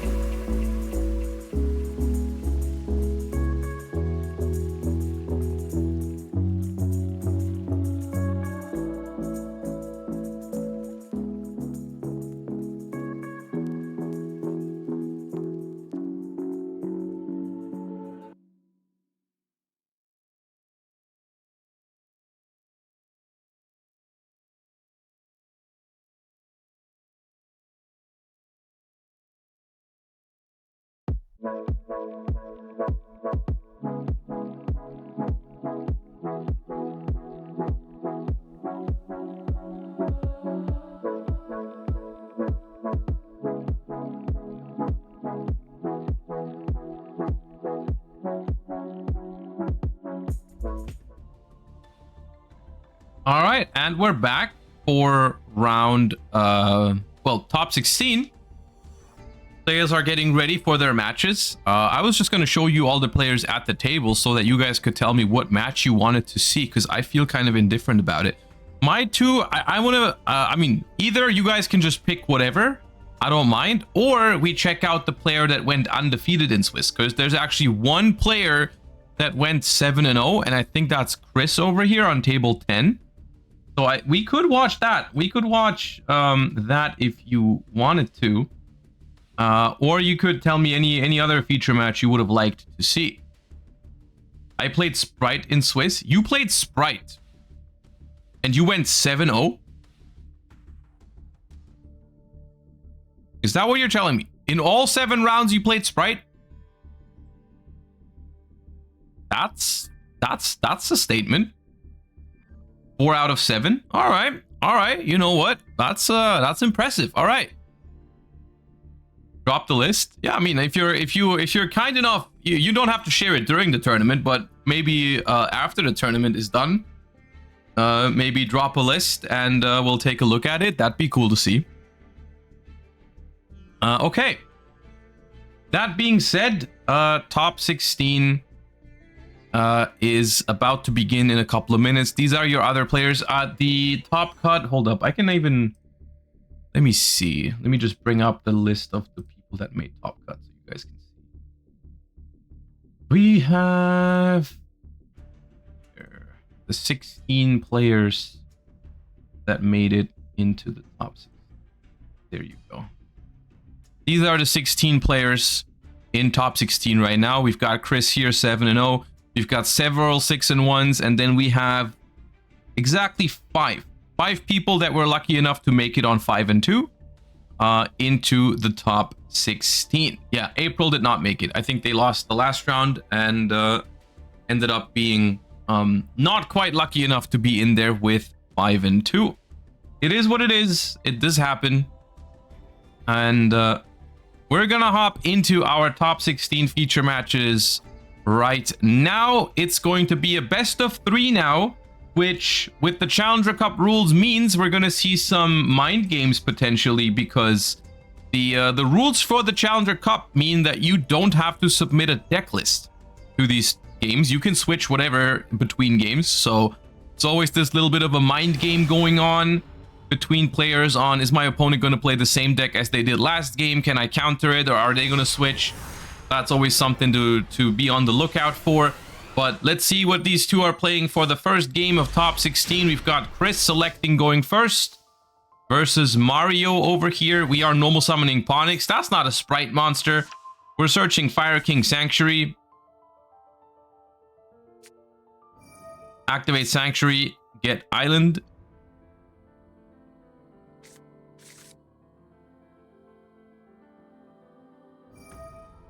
It's one interesting thing to note that I feel like is worth bringing up is that we're seeing a lot more Fire King than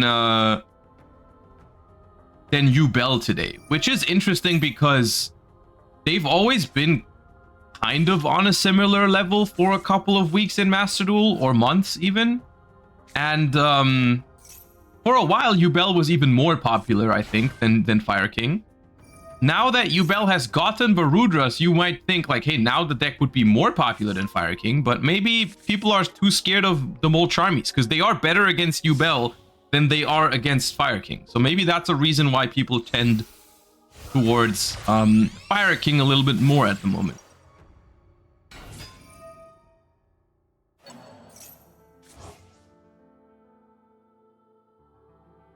Yubel was more popular in Fire King for the September Duelist Cup. Yeah, there was definitely a time where it was more popular.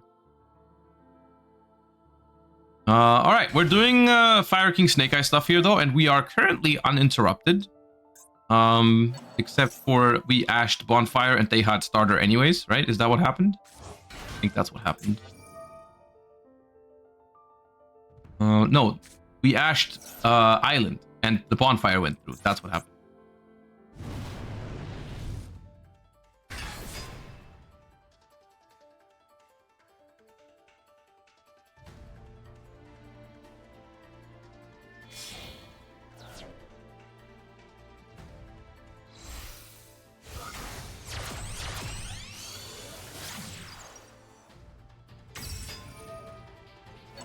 Becker, Adam Black, and El Toro, thank you for the support. I appreciate that a lot. All right, this is where we turn their own Ash against them because we use Hida for it to get an even cheaper Promethean Princess. Only 2 bodies for it. And we are kind of safe from Nibiru because the Flamberge can still activate. However, I will say, I don't think we've seen a single Nibiru today being activated. We saw one in Lampy's hand earlier, but it wasn't activated. Okay, we go for an Appaloosa right away. That's kind of smart because the Flamberge revives now, and then you can still make a Promethean Princess if you want to.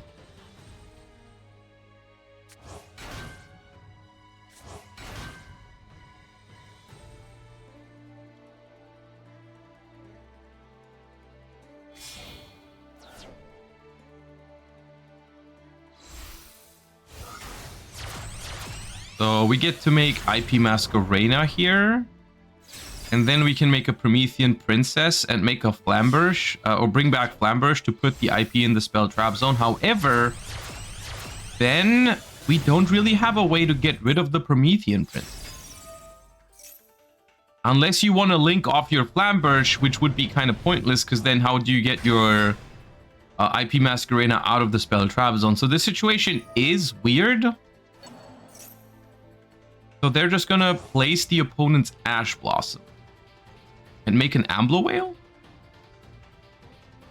I guess. So this blocks something like Infinite Impermanence or Lightning Storm or Evenly Matched, anything of that nature. Yeah. Okay. Not a bad end board, but honestly winnable, I would say, for most decks, depending on what they're playing.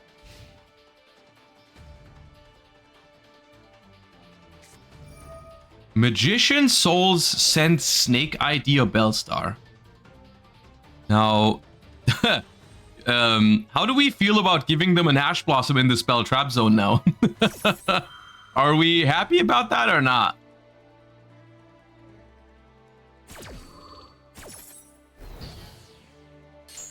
Okay, we negate the Magician Souls and they scoop.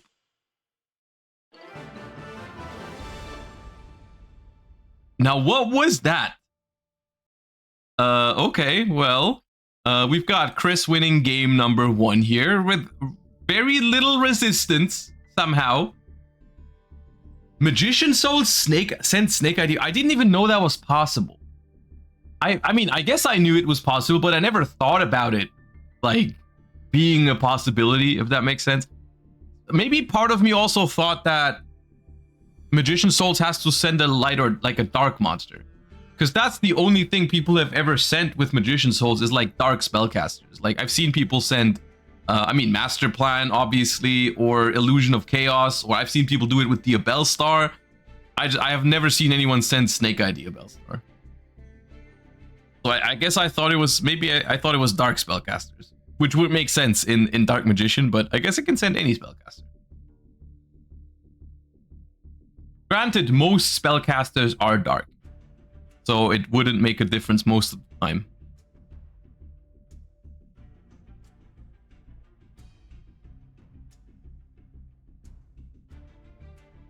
All right, so I'm gonna wait and see what these players bring for game 2 of the set.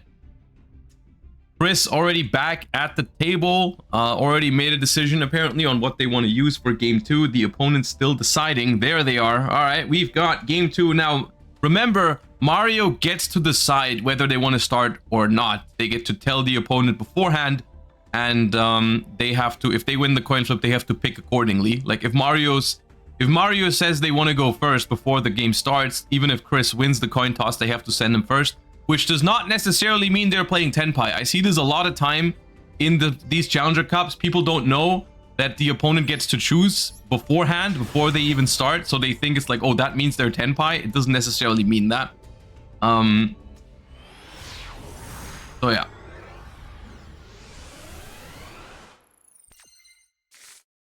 They want to go first. They won the coin flip. And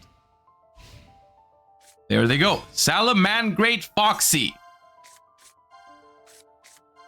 Okay. Foxy, excavate Mir.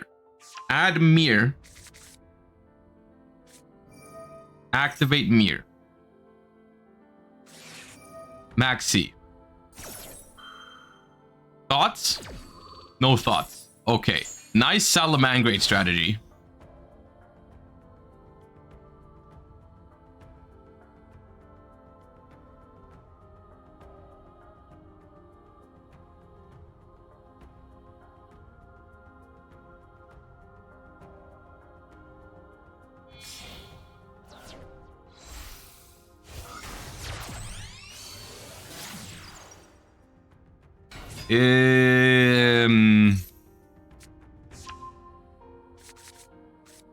Awkward. Okay, Balinks Mir set 3 pass 4. All right, well, maybe they got some traps there to save him. We did see a Solemn Strike, I think, on the Excavate of Mir, so maybe they've got some stuff there. Anti-Spell Fragrance, that's a start. That's a start.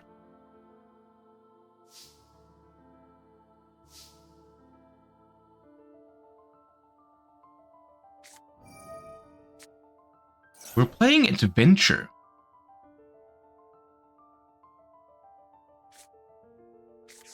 Well, we're searching Rite of Aramis here, but that's not going to help. Adventure Sprite, you think? Set. Set. Set. Set. I'm not going to say it every time. Just pass. Okay, well, that... Is it a 60 card deck? It is a 6. Oh my god, I didn't even notice that. They opened Maxi and 60 card. Nah, I'd be so tilted right now. I guess they're fine because nothing happened, but I'd be tilted by that.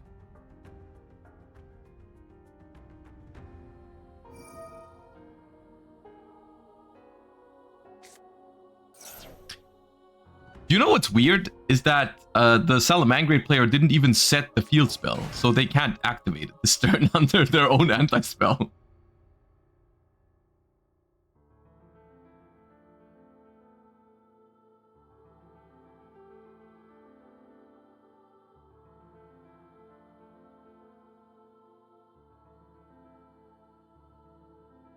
Maybe they wanted it as a discard. Yeah, maybe they wanted to keep it in case they needed it to discard for Foxy. That's maybe a good reason, yeah.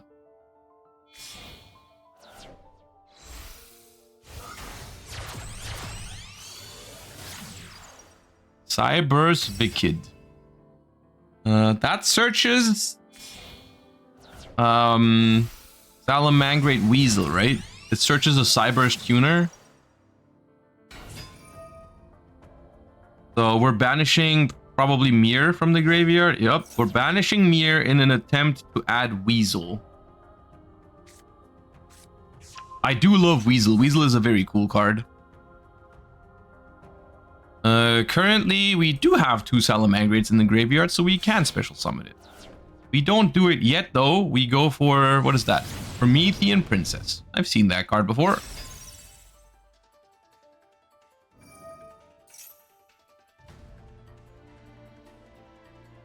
Also, Skibby Goober, thank you so much for the support. I appreciate that. All right, Promethean brings back Foxy. Seems like the set cards are not just spell cards, though. Wait, why is there this circle on the set cards?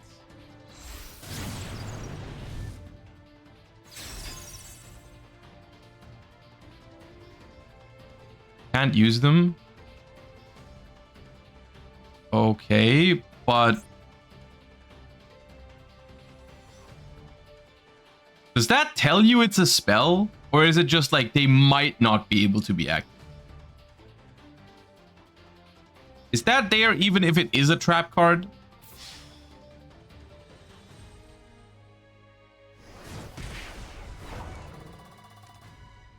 It does not tell you it's a spell. Okay, that's what confused me right now. I was like, why would it show that? Oh, okay. Anyways. All right, we draw for turn. Not much happened because we couldn't activate the field spell. We're still under anti-spell, but now we can do a whole lot more. We start with Rite of Aramis here. Why don't we see it on the field zone? Yeah, that's what I was wondering. Like, why is it only for one player? But okay. Okay, we successfully get the adventure, the Fateful Adventure. And this, oh my god. This entire engine does play around anti-spell relatively well. Now this is rough. Because normally you could just... Oh, there is an Earth monster! So they can search Draco back. I was like, how are you going to get Draco back if you can't summon? Well, I didn't anticipate Melfi Caddy. My bad. My bad.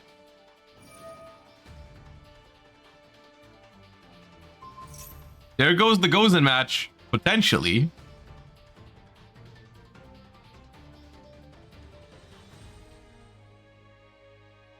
Show me a negate. Can Salamangreat Roar negate card effects? Okay, they got Rage anyways, but spell, trap, card, or monster effect. Okay, so Roar could not have negated this, but Rage can pop it. Rage, send Weasel, pops the Draco back to keep the Gozen match around. Why not? Can't you pop the... Why not pop the adventure token?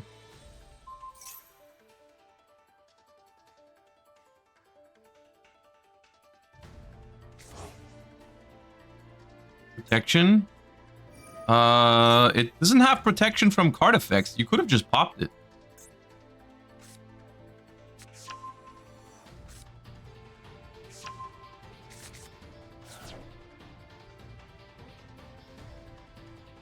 Fateful Adventure only protects it from battle once.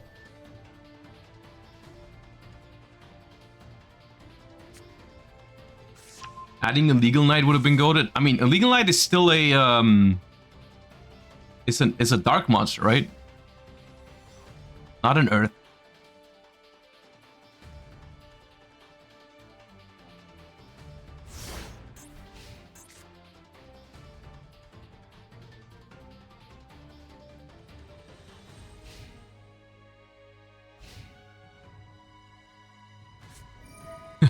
My trump card. Salamangreat Sanctuary, turn 5. That's what I mean. This situation would be so much better if the token wasn't there and threatened to do that thing again next turn. But I guess we can relink the Raging Phoenix to try and add any Salamangreat card to actually start cooking on turn 5. However, Melfi Caddy, hold up. So Melfi Caddy is gonna add Penny, which Penny is... I think Penny is a water? I think Penny is a water, so they can't use it right now. Yeah, Penny is a water. Penny is a water, it just doesn't do anything under Gozen.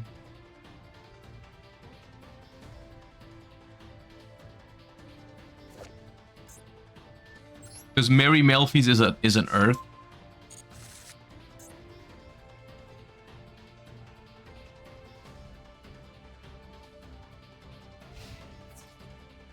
Okay, we're going battle phase after adding Roar. This can't be destroyed by battle. Once.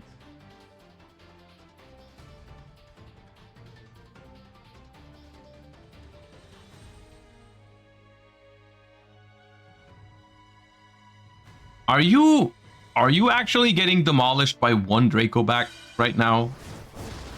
Is that what's happening?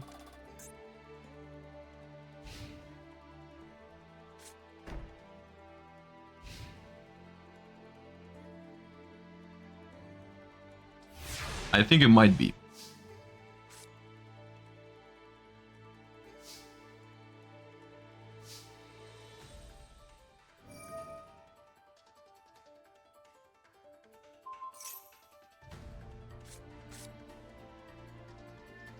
Okay.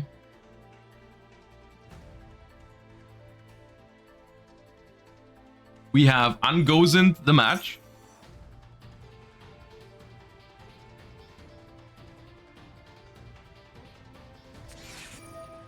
And we're ashing Fateful Adventure.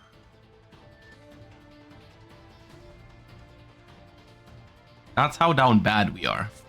They have Griffin already. That's so disrespectful.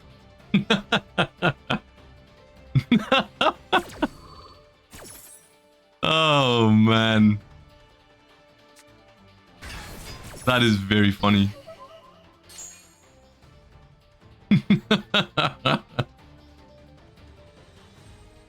Oh, God. Okay. Well, I mean... And we played into Thrust with that. Oh my, that's a disaster. It's a disaster, man. None of this happens. None of this happens if we just rage pop the token. None of this happens. The game is in full control if we rage pop the token and the Draco backs in the graveyard forever. They probably can never play. They probably can never play. It's a very small thing that happened, but it ruined everything.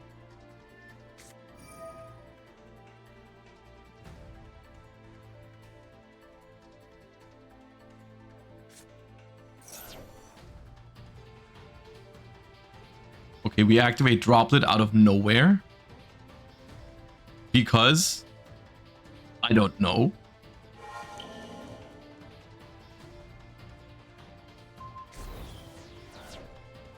I guess we can just attack it now.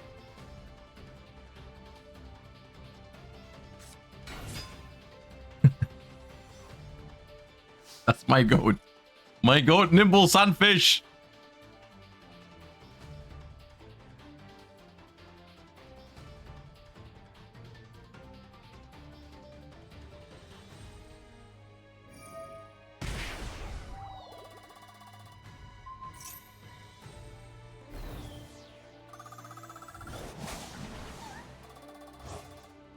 I'm pretty sure that's more damage than if we didn't do that.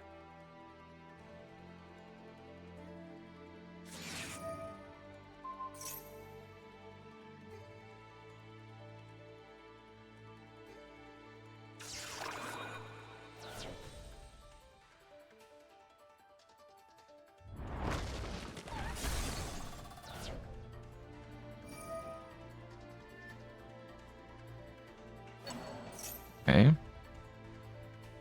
I'm confused. No, this makes sense. This makes sense because if they don't do this, the Griffin Rider negates the Phoenix in the graveyard, and then they don't have a Salamangreat on the field for the Imperm. For the Salamangreat Roar. This does make sense. The Imperm. The, yeah. This is fine.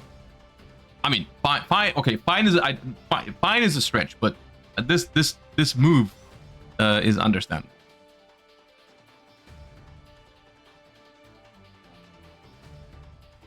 Is it time to Sprite game? I mean, they have 5 cards in hand, and I'd be a little shocked if they didn't have at least like a blue or a jet by now. But why protect with Balinks? Just wasted it? Yes, we wanted to take more damage.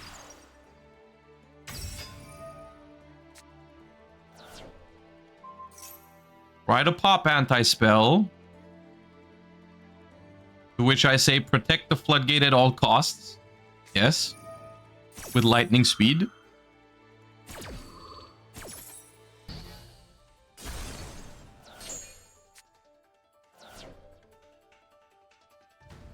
I just want to point out how the adventure token is still here.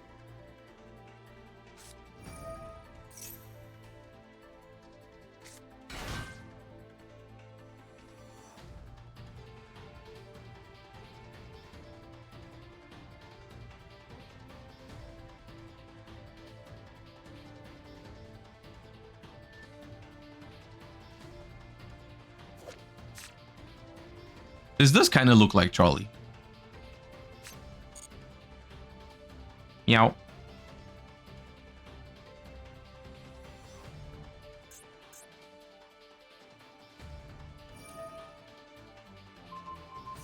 Ooh. The end phase Promethean Princess on the Melfi Caddy. That's pretty good.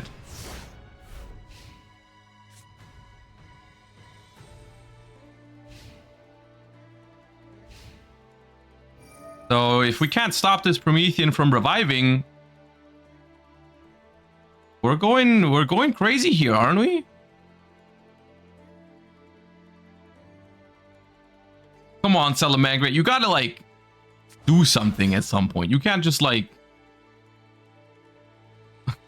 floodgate every turn.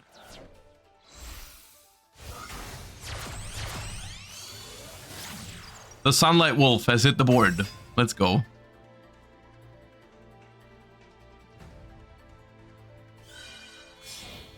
Why revive Foxy and not the Raging? Do not ask me. I thought what looked really powerful there was revive Raging, relink into another Raging to get a search. That's what I thought was gonna happen, but hey, I was wrong.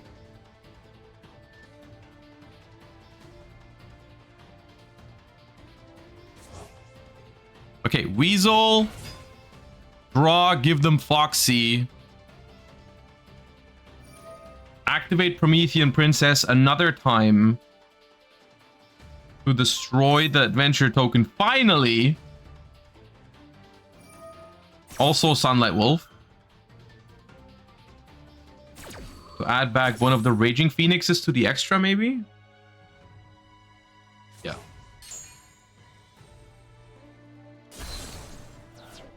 Oh god, Draco back has been outed. It's been 72 years.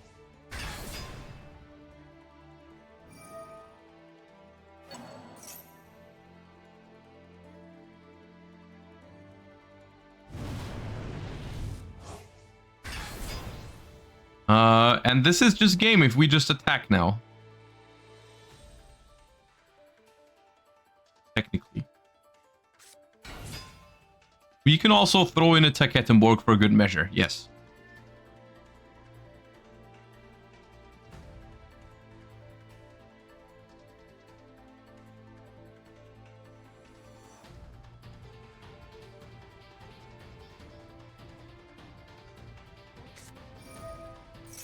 Don't tell me. Please don't tell me.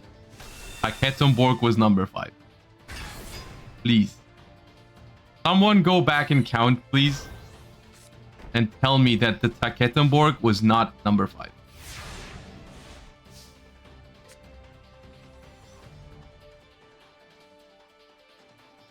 It was not. There's no way it was not. It cannot have been number 5, right? It was. There's no way. There's no way we had game on the board and decided to normal summon Takettenborg. I refuse to believe.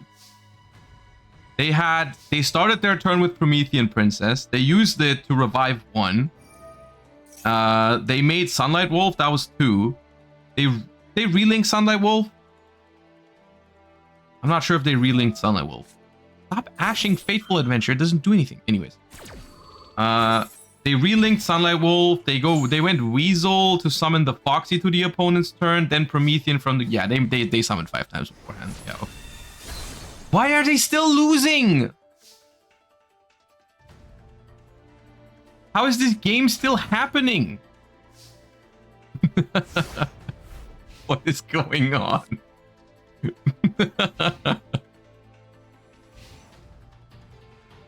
I am so confused. No.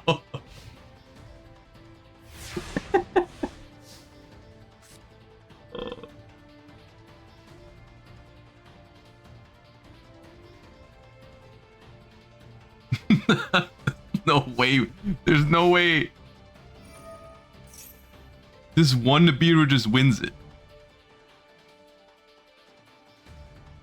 How, after all this, after all the things that happened this game, how is it still a, well, it's Salad, so your endboard is a Nib token and you just lose to Nibiru kind of game? How did all of this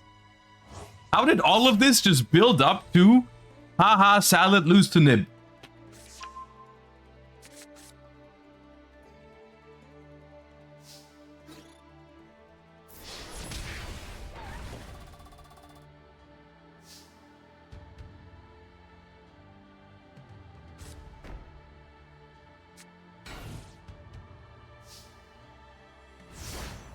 Please draw a Salamangreat card, please. Come on, you can do it.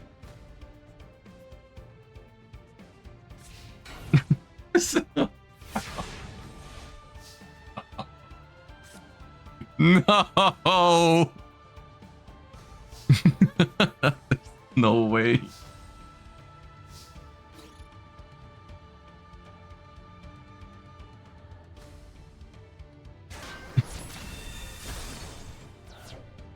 Terror top.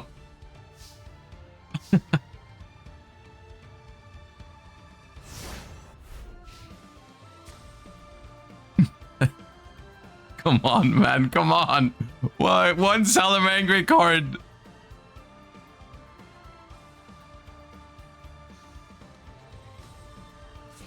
That's no.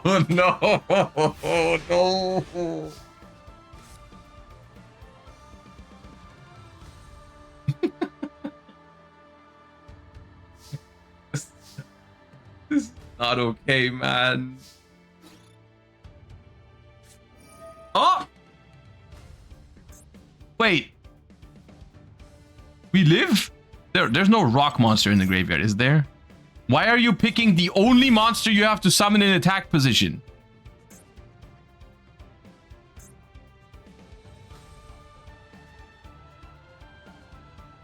That was the only monster in their graveyard that you had to summon in attack.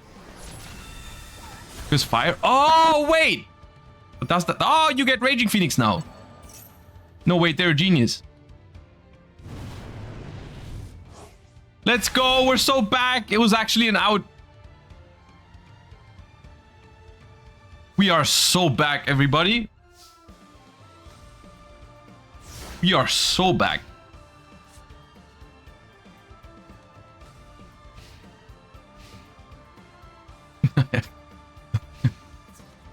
Don't attack the nib. Why are you freeing them off the Gozen match? Why don't you just let him crash it? Okay, we've outed. Somewhat outed. I mean, the Gozen match is still there. The Gozen match is still there, but... Alright, relink Raging Phoenix.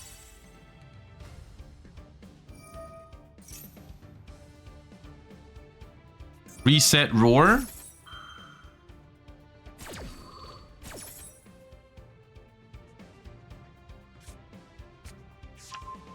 Add Salamander to fire. It's turn 15, by the way. We haven't seen a Gazelle yet.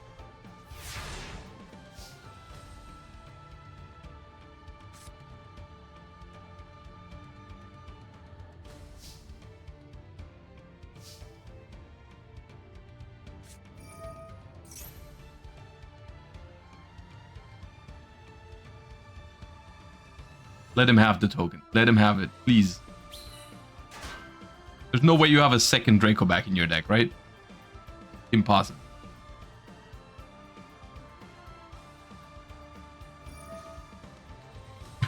What? Okay. No, you won't have a token that locks you into not being able to do anything.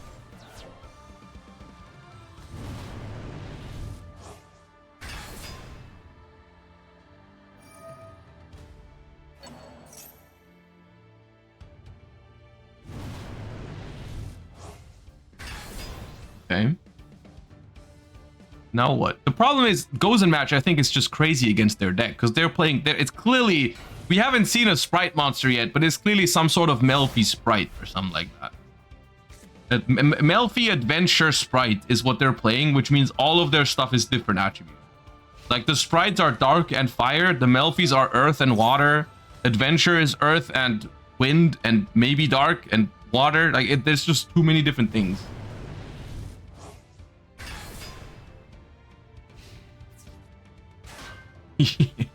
Hero Kid. Hero Kid!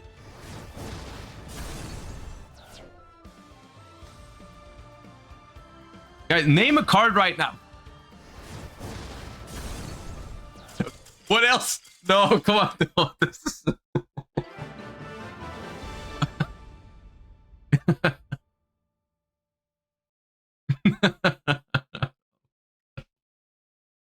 I gotta check my temperature after this because I feel like that was a fever dream. I don't know if that actually happened. I am not 100% certain that happened. This game was something else. Absolute cinema, yeah.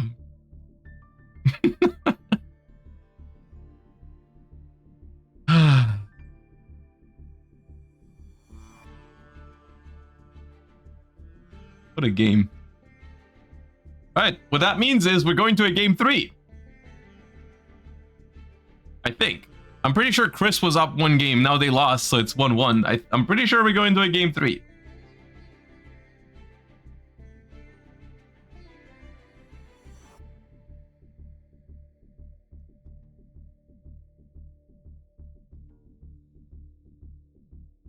And I don't feel comfortable trying to predict what will happen in game 3.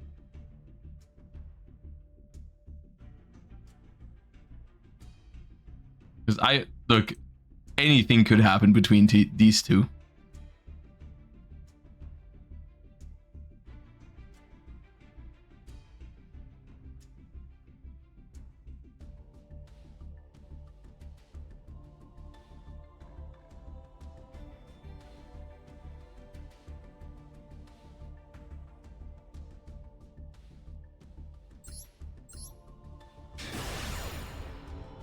All right, let's go. How much time do they have left? Ah, they got like 11 minutes. Not so close to time that they would bring like a timeout match. All right. What round is this? This is top 16. All right, and Chris wants to go first. 60 cards. Is this the same deck? Nimble Sunfish. Bright Pixies. If you just pretend this is Nimble Beaver and Sprite Blue, this is actually a very scary opener. Unfortunately, it's Nimble Sunfish and Sprite Pixies, because we're playing a 60 card deck. All right, Sprite Sprint.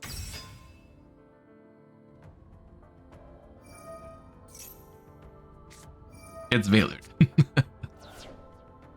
Please don't pass. Please don't pass.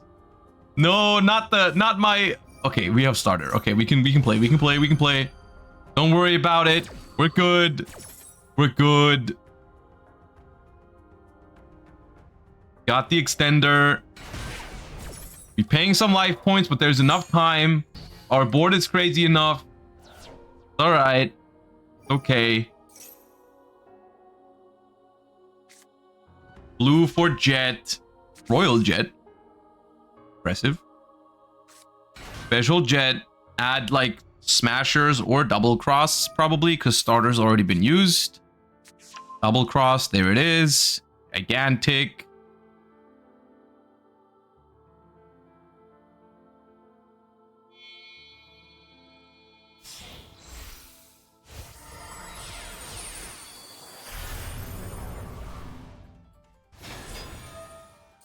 Do not get nipped here.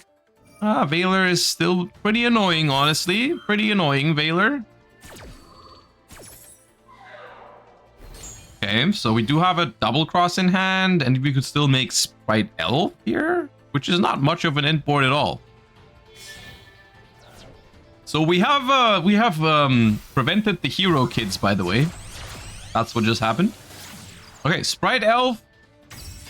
Summoning back Sprite Pixies. And set double cross. Ooh, thrust. Okay, what kind of trap are we going for? Seamool Archfiend. Okay, that's gonna hurt if they're still on Salamangrate. Set 3. One of them double cross, one of them Seamool Archfiends, one of them unknown. Alright, I mean, honestly, in a grindy game state, this board is good. The Pixies makes it harder to run over stuff. Elf can bring back blue for follow-up. We've got some trap cards. You know.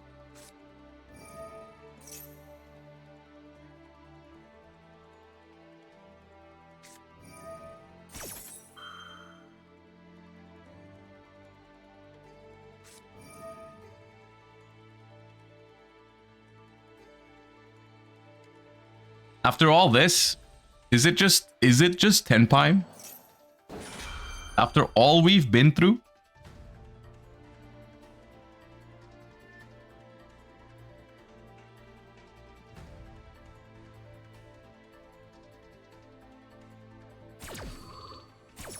Alright, double cross is gonna revive Gigantic Sprite. Simul Archfiends is pretty good, admittedly, if it is Tenpai. Also, we do get some attack boost here by 500. Fenrir, okay. That probably beats this board alone.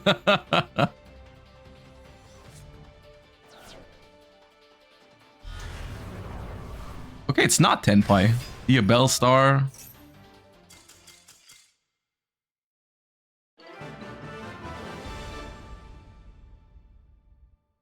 All right, well, Valor, Heavy Storm, Fenrir, Diabellstar does it here.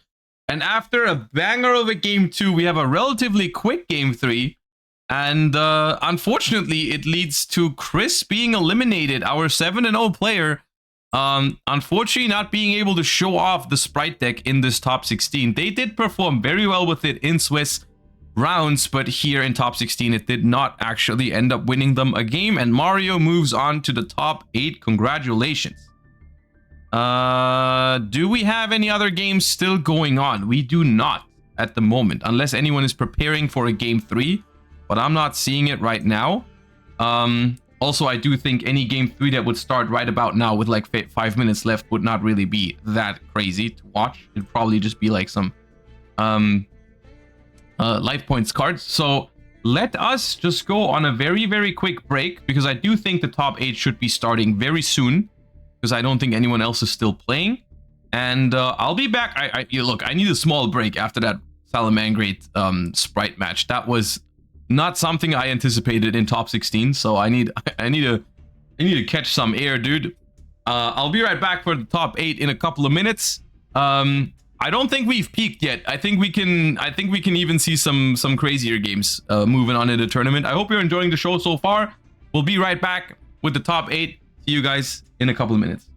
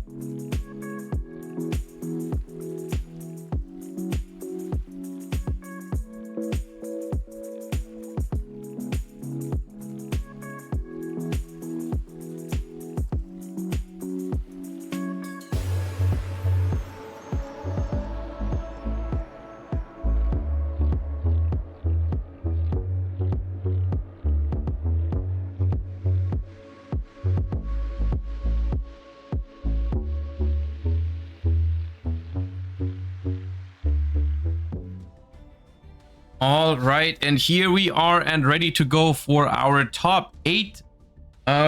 We've got 4 players of our top 8 already sitting here. I don't know where the others are. But I was planning on going into table 2. They're starting in about a minute, where we've got Lou with a U versus Mr. Kirchen over here duking it out for who's going to make it into the top 4. And I do think, let me just quickly confirm before I yap. Yes, this is also a match for the really sought after branded fusion playmat, because top 4 will get that one. They've already secured a Mirror Jade game mat, but the branded fusion playmat is really what it's all about. So the winner of this match is gonna walk away with one of those, which is cool. And it starts now, so we hop right in.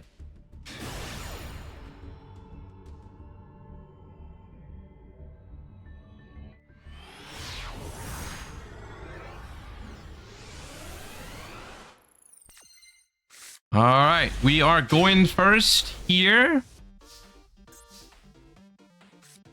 with a Labyrinth list again. All right, we're pitching the Molcharmi for the Chandelier. This is one of the advantages, of course, of using this card in a Labyrinth deck, where if you go first and you don't need it, you can discard it for a furniture card if you have it. It's still, do you guys feel like they should put the furniture cards back to 3? It feels like such an odd hit to me to have these still be at 2 each in Master Duel. It's not something I personally agree with. Labyrinth is fine as it is. Labyrinth is fine as it is. That's the one argument. On the other side, I feel like those cards are not the ones I would want on the list if they feel like Labyrinth should have anything on there. But no, I hate Lab. See, that's not a very good reason, but I guess I didn't ask you guys for good reasons. Sometimes it's alright to be subjective, I feel like. Alright, the Olkinix resolves and destroys a Snake Eye Ash, adding a Ponix to the hand. Now, historically, the Fire King deck has been considered a very strong deck against Labyrinth, simply because getting rid of those Fire King cards is so difficult for Labyrinth, because its main way of dealing with stuff is destruction through Lovely and Field Spell sometimes. So it's just like very hard to outgrind a deck that's full of stuff that floats when destroyed. We're going for a Fire King Sanctuary, which if you wanted to, if you were really scared of it, you could try to snipe it out of the hand with a Lovely right now. You would have a 1 in 4 chance. Now you have a 1 in 3 chance if you have a Big Welcome. You have a 1 in 3 chance at hitting the Sanctuary right now if you want to take it.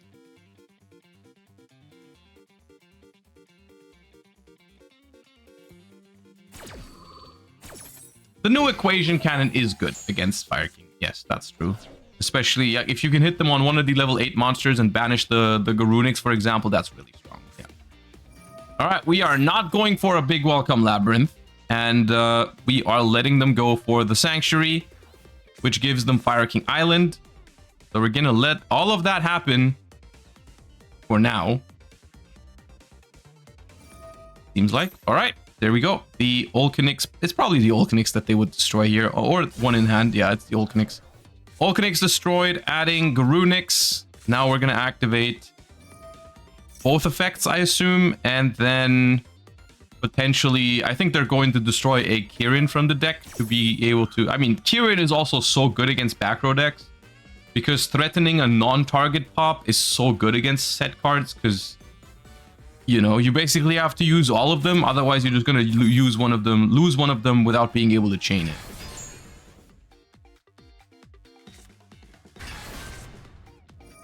All right, the Runix activates. This is where the math cannon would be really. Let's try and work this out. We've got, at the moment, we've got 5 cards on their side of the field, +2 in hand, +3 on the board. That's 10 total. You can hit level 8 on 10 cards. It's a 2-2-6 situation. Don't work? Oh, it do work. 2-2-6 is 10.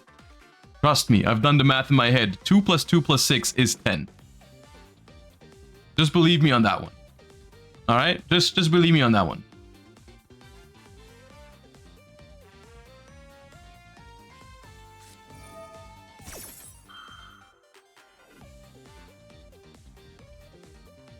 No one plays exceeds 2. Yes, you do.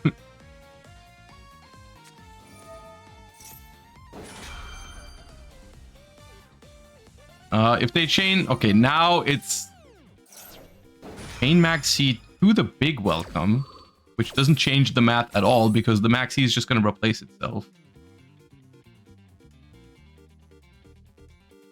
So Big Welcome is going to summon Lovely probably.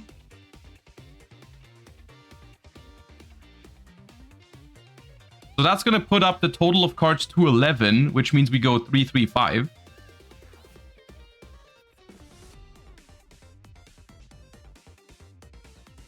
It'll be 11, but going one higher isn't difficult with the math cannon. Instead of 226, it's just going to be 335.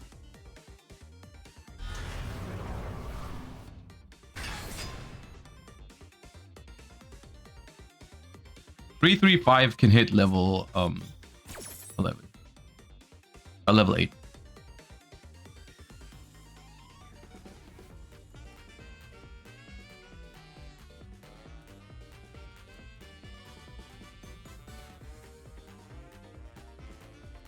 It's almost impossible they don't play 3 and 5. That'd be... Alright.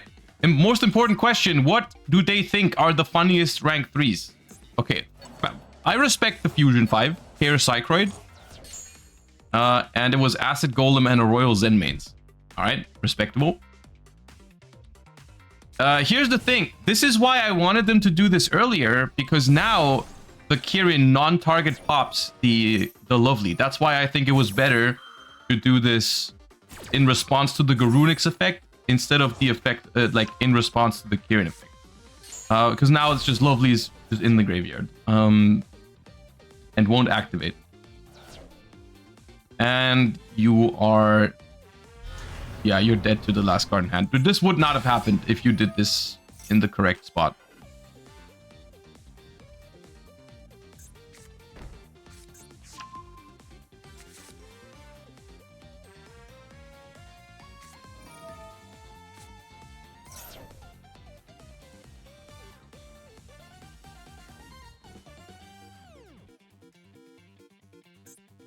Is it game though is the question. Snake Eye Ash is in the graveyard. That's even better. The Poplar doesn't have a target. You don't have a monster on the board. There's no monster on the board to go for like the Promethean Princess lines. The Zelantis lines, I mean. Special Poplar, make Linkuriboh scale, summon Flamberge. There's no fire monster in our graveyard.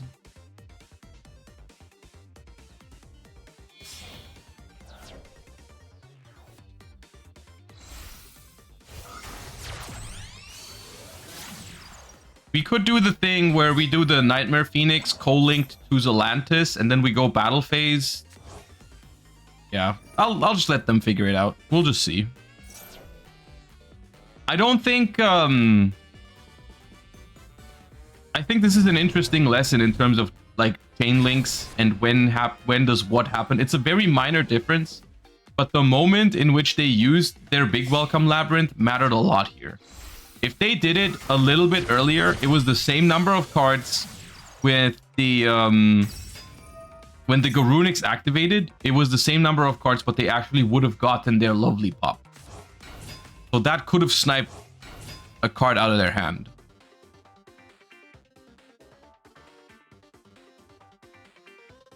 So I'm pretty sure this would have been game for Labyrinth, and they wouldn't have had a card to send for Diabellstar.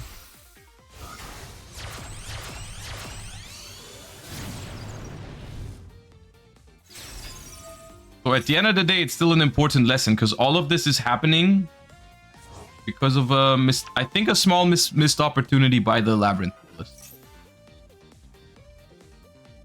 This dual field music is fun. It is fun for like 2 games. And then eventually you gotta switch off of it sometimes. But yes, it does go hard, but not for too long.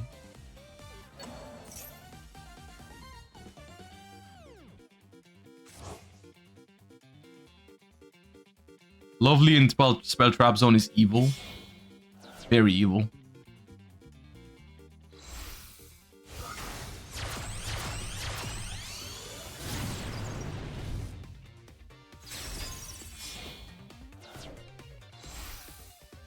Alright, Zelantis is game here. Yeah. Battle phase, attack for 43, pop the Sunlight Wolf with the Zelantis, revive Raging Phoenix because of it, and attack.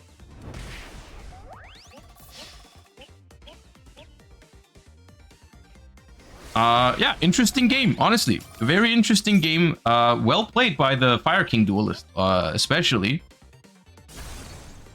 And definitely interesting to think about.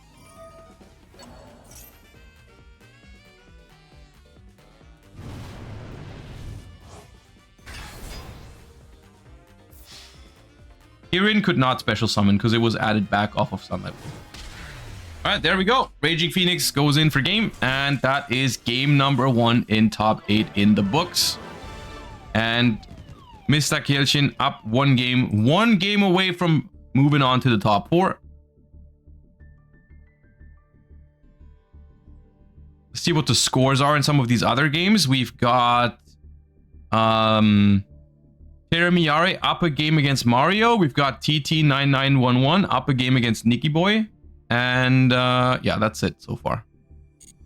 Okay.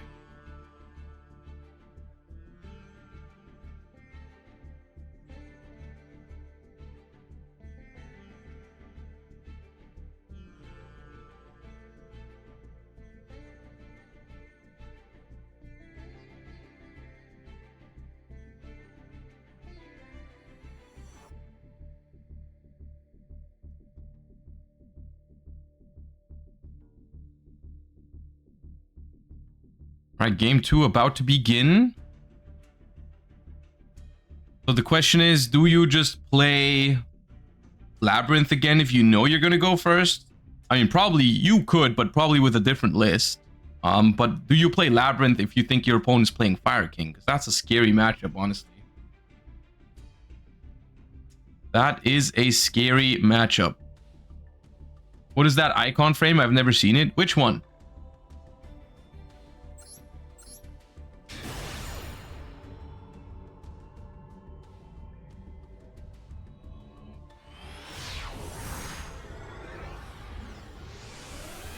The overlay network one? The one with the yellow things swirling around it? I think that's only for top players during that Xyz Cup event. Alright, looks like we're still on Labyrinth. Set 4 pass. And let's see if we've swapped off of Fire King, which honestly I don't think so. Because Fire King is probably fine into an opponent that is expected to play Labyrinth.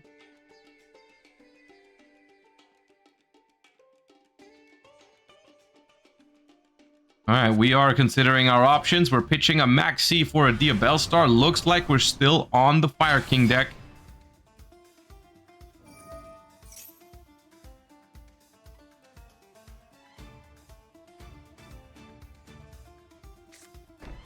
Getting that original Sinful Spoil.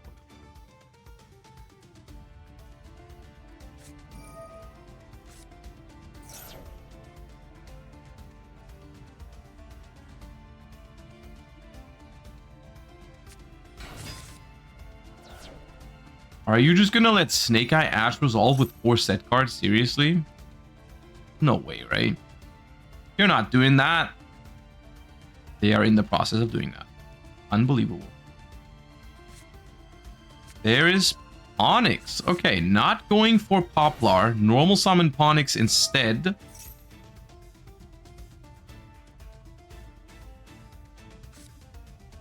Allowing the Sanctuary to be served. Okay.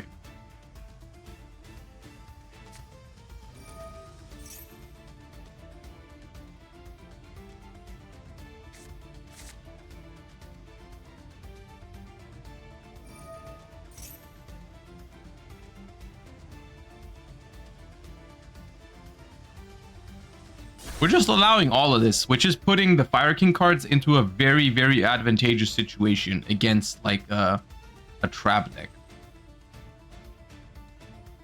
That is super dangerous. We're searching Ulcanix because we have the... Okay, that makes sense. We have the Garunix in hand. Searching Ulcanix is still interesting because I feel like that... Does that telegraph a Kirin in hand? Because would you not search Kirin here if you already had Garunix to protect your stuff? Like, be able to dodge? Maybe not. See, Kirin effect in the graveyard. Maybe they attempt to summon the Ulcanix from hand. Maybe that's what they want to do. They just let that happen. The non-target pop summons the Ulcanix, yeah. And it pops. The math cannon, that's so annoying. If that's the only one, they're so tilted right now. Oh god, they're so annoyed if that's the only one. Oh no, if that's the only one. Ooh, they're popping their high-level monster. I like it. I like the strat. I like the strat. We're getting the big level Garunix off the field. That's smart. Just in case there's another cannon. That's the interesting thing about cannon. I like its design because it has a really high payoff. It's a really strong card. But it requires a hefty cost at basically not playing an extra deck. And you also give the opponent like some opportunity to play around it if they're smart about it.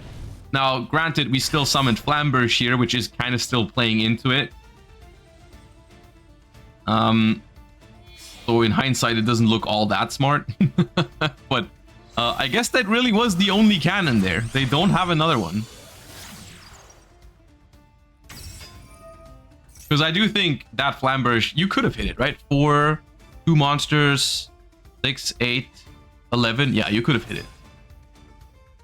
They could have hit it if they had it, and it was a good spot to do it too, because the Flamberge would have been banished, the island was gone. Like it was a good banish there. Yeah, I mean, the game's not over by any means, but it looks like if they lose this game, it's probably because of that 1 in 4 snipe on the equation cannon. Because otherwise, if they still had a cannon, I think they were in a great spot.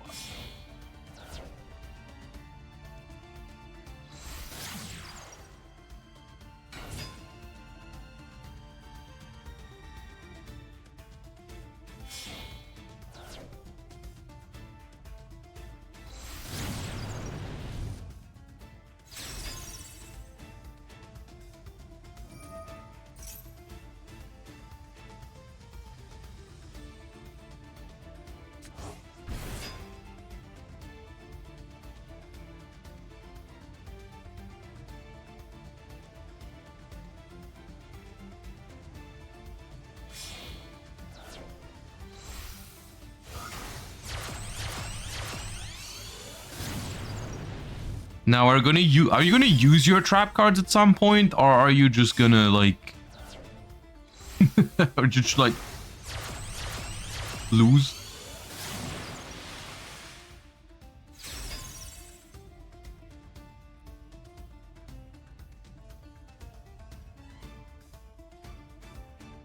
Man, I don't think you can let them go into the battle phase because Zelantis is like is Zelantis a non-target pop? Yeah. It's a non-target pop. You can't let him go into battle phase with the Zelantis right now. That's madness. Yeah, well, what do I know?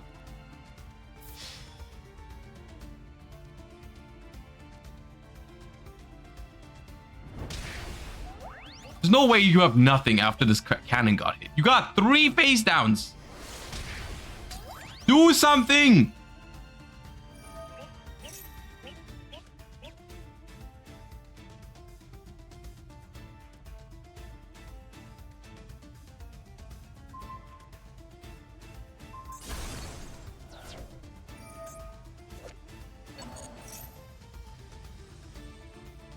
The rumor before they got into only links. Uh-oh. Come on, you gotta have something, please. Something. You gotta have something. There's no way. No. No.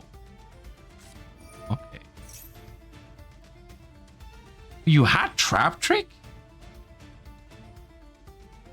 Could have gone for the equation cannon. Welcome, Labyrinth.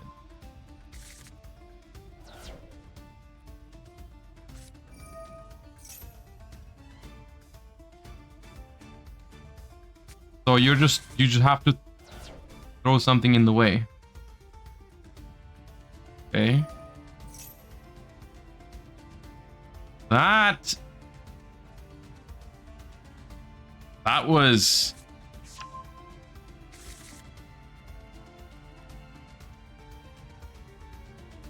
the Karma Cannon definitely needed to hit earlier before there was only Link monsters left.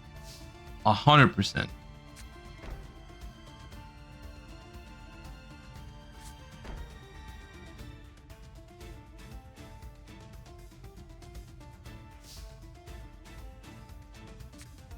All right, Lady Labyrinth in the end phase. Summons out.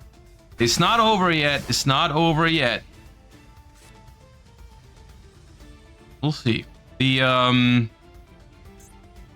you do have, I mean, not that many resources exhausted from the Fire King player, honestly. The Ponix comes back to hand. They've got a very strong grind game here. I'm not gonna lie. I think the Fire King player is highly likely to win this game, but we'll see. Your best chance is, I mean, still, at the end of the day, if you can resolve the math cannon, you can beat this matchup. That is the thing that I think changed about this matchup. Oh no, it's so doomed. We even get to chain block the lady from setting a trap card.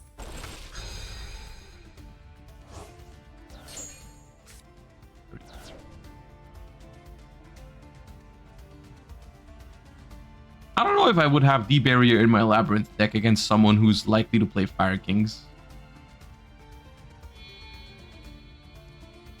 Why not just do it at the end of last turn?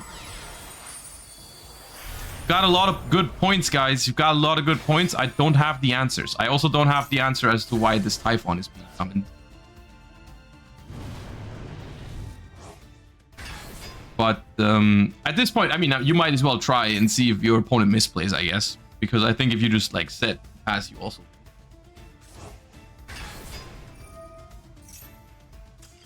Something in their defense that I think is very likely to have happened there. I think losing your equation cannon to a 1-in-4 non-target pop is tilting.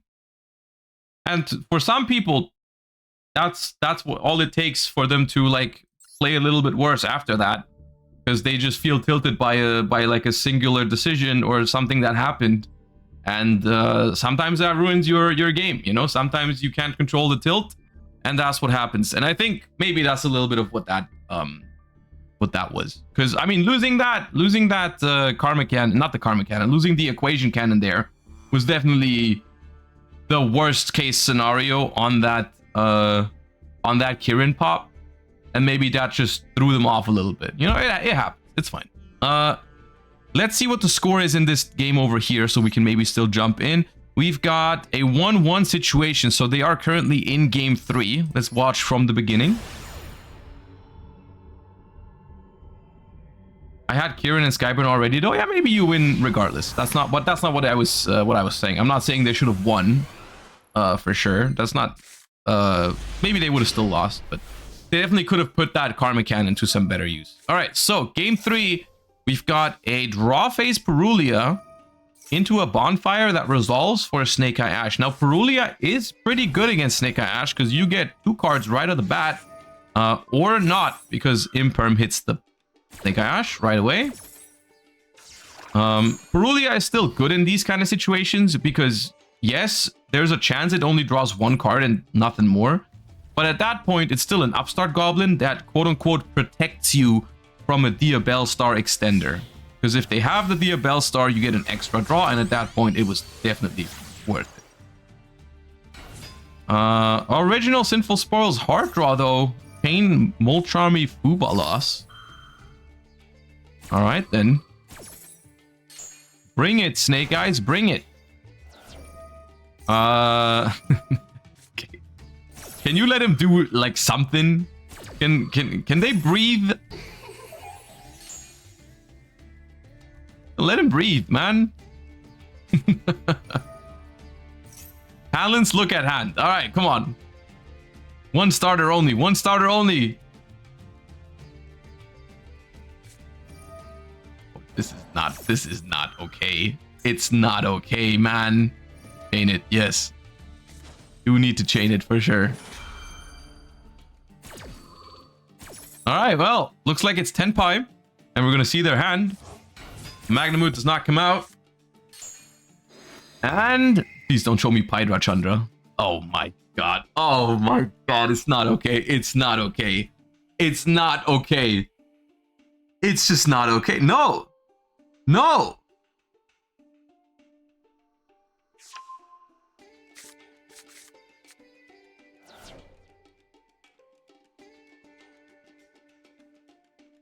It's a disaster. It's an absolute disaster. I mean, what are you gonna do? Of course you're gonna have to play because you know that Dora Dora is your end. So you do need to like do something about it.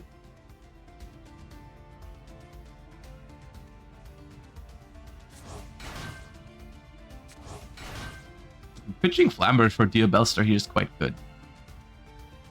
Question is, what do you do now?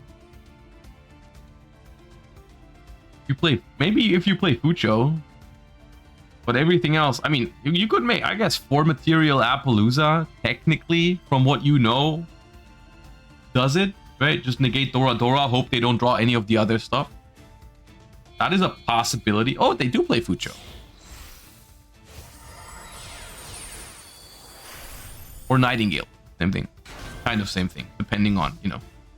All right, so that's a little bit of hope, I guess. We're gonna still have to deal with 5 full cards. One of them Magnemute, one of them Dora Dora.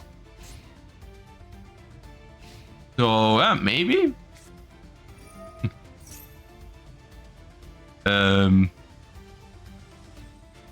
This is literally my nightmare opponent. This is my nightmare opponent. I never want to play against you ever. If you draw like this, do not message me.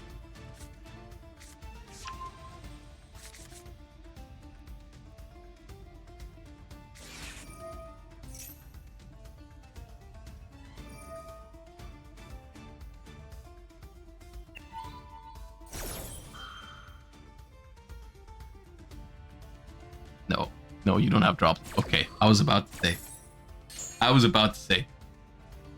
Now the thing is what you guys, I think what you guys are underestimating is how much this really means, because I think in this spot, Tenpai does not need to win this turn to win this game. They can very well outgrind here. There is like no issue here. You don't have to win this turn. You do not have to win this turn. You can very much win by just like running over these 2 guys. I mean, the Lurlusk is gonna stay, but what are you gonna do? And then just like you can like bite in, pop the set card too if you want to. I guess they can chain it to get the Diabellstar for follow-up anyways, but you're gonna have like Seals. You could potentially have Ruddy Rose Dragon if you play it. Not everyone is playing it. But Ruddy Rose could potentially completely demolish their follow-up because you would banish all the Snake Eye stuff from the graveyard if they do play that. But you're gonna get like the Chundra is gonna get Pydra for Kaiman or everything. Like you're gonna maybe even, we could even see they could make Baron, right? They do play Baron usually.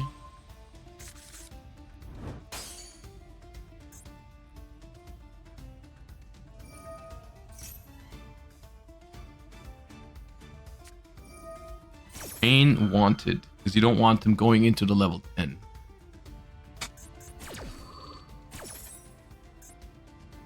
Fair enough.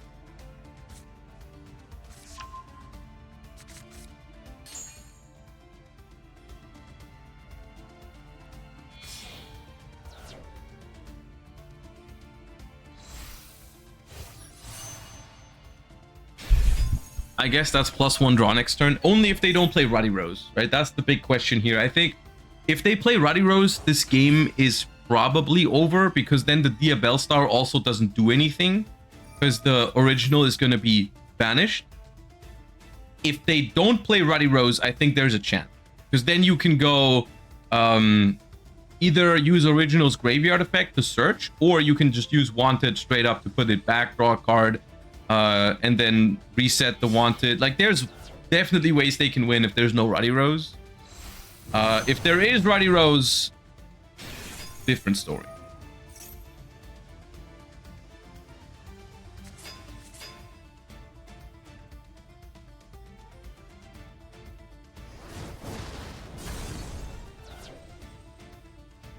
Which I don't know exactly what the percentage is of people using Ruddy Rose Dragon.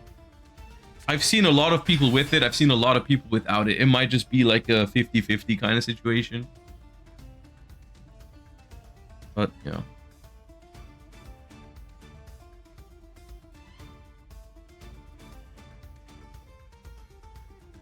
Okay, well, the last card is a Dora Dora. So I mean, they could still use the Kaiman for Fadra, so they can still do some more quick synchro summoning, but it doesn't really achieve anything here. I'm not sure if maybe it's even better to just keep the Kaiman for follow-up, because what do these extra bodies achieve here? You're locked into dragons, right? Because you used Bident. So you can't make Baron, which I think that's a mistake. I think using Bident's effect was not good. You don't have to do that. You have infinite bodies anyways. We could have easily just made a Baron, but okay, we do play Ruddy Rose. That's big.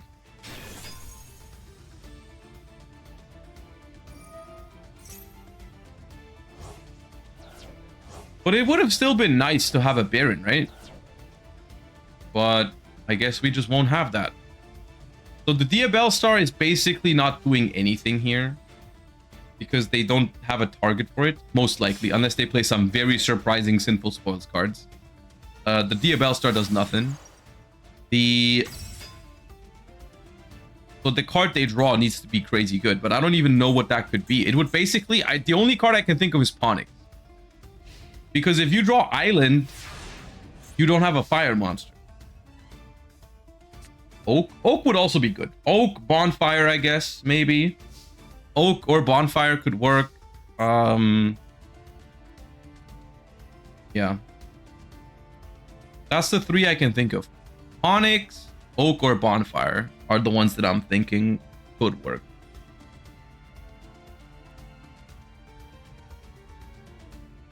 But even then, it's still not easy. You still have to deal with seals. You have to deal with, like, getting rid of their stuff. And there's a Magnamut in hand as well that we know. Okay, we're going to battle phase. We're trying to bait the seals. First step. We're trying to bait the seals. They activate it. We're going to lose the Nightingale here, which has the Ponyx attached.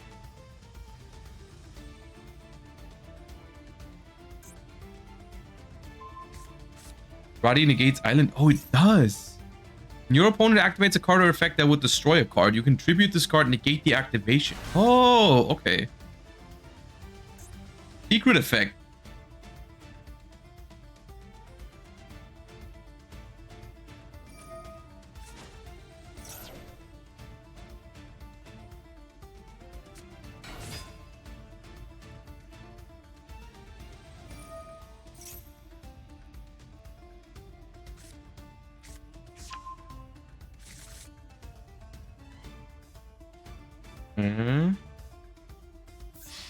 You think they play Zeus? Means I've seen some people, but most people don't though. I wouldn't expect. Yeah, they just pass. Wait, so what did the seals bounce? Oh, they returned their own Sang. Why did they return their own Sangan summoning? Why did you leave the Nightingale around?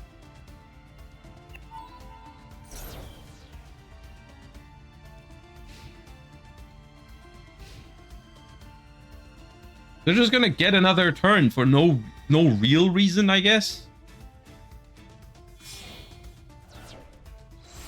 They wanted it to crash, but that was never gonna happen because Seals has to summon.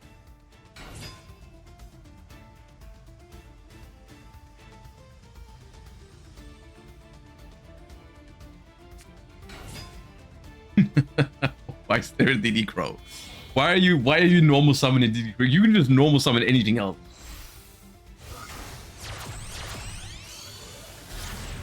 Or just not normal. Okay, well, SP Little Knight, sure. Banish the Nightingale. Okay, set one. Yeah, you're probably still winning. It probably doesn't matter. It probably does not matter.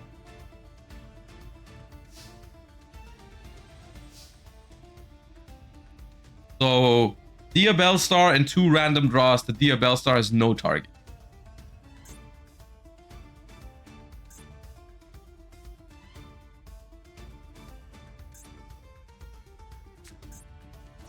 Ibiru, greatest card to draw. Alright. Dia Bellstar. Battle phase, attack over SP, I'm guessing. Yeah. Okay, main phase 2. What now?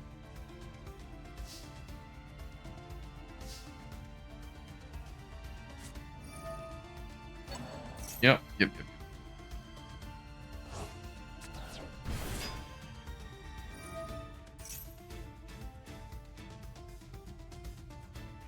No, them playing Ruddy Rose was definitely huge here. That made all the difference there. It was just basically the difference between the Fire King deck actually having pretty good follow-up versus nothing at all.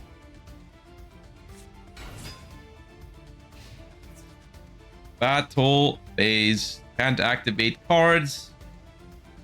Enough damage for game. That's a GG if I've ever seen one.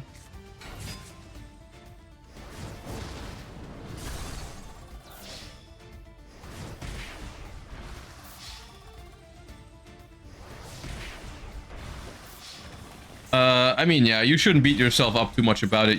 That's not really a player issue. You got Peruliad, Impermed, Fuvalos, Ashed, Magnamooted, and they had 2 starters with it. So if your opponent draws this well, they probably win the game, turns out. Okay, that was probably the last one, right? Yeah, that's over. That's Termiare. Yep, okay, yeah. We do have our top 4 players, and they are Nikki Boy, Sneetrox, Mr. Kielchen, and Termiare. That's our top 4. They will begin their games very shortly, I assume, because that was the last match of the set, or the round, I guess. And we'll be moving on to the top 4 right away. We don't even need to take a break, for what I'm concerned. And we can move on with the tournament right away.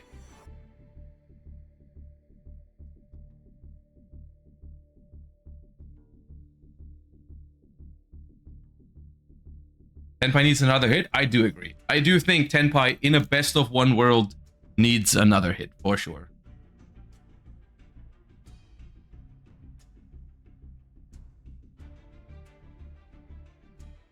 In that regard, it's actually the timing is unfortunate, I think, for Molcharmies in this setting right now, because like I think they tried to hit Tenpai relatively hard with the recent list, but then the Molcharmy cards just invalidated to an extent, because they are by far at its best in Tenpai.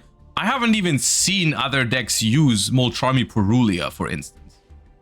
It's like the only deck that's using that card right now is basically Tenpai. I mean, I've seen some tier limit player use it because it's an aqua, but for the most part, it's pretty much just Tenpai support, Perulia. So, yeah. Like, the consistency that they lose by the last hits, they just gain back from the Charmies. So that's rough.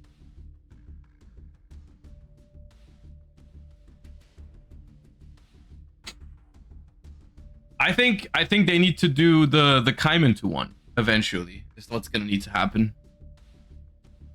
They just need to give this deck so little consistency. It needs to be Kaiman, I think, next.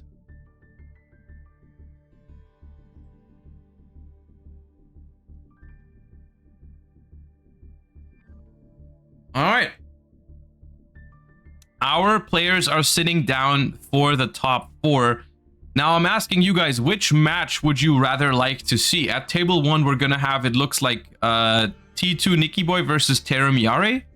And on table 2, we're going to have Sneetrox versus Mr. Keilchen. So you guys get to pick table 1 or table 2. I do not mind either. We're probably going to get to see a little bit of both, depending on which one finishes first. But which one do you guys want to start with? You know what? Let me actually pull up a poll, because there is a little bit of both. Which table do we watch first? Table 1 or table 2? Gonna pull up a poll for a minute, and you guys just decide real quick.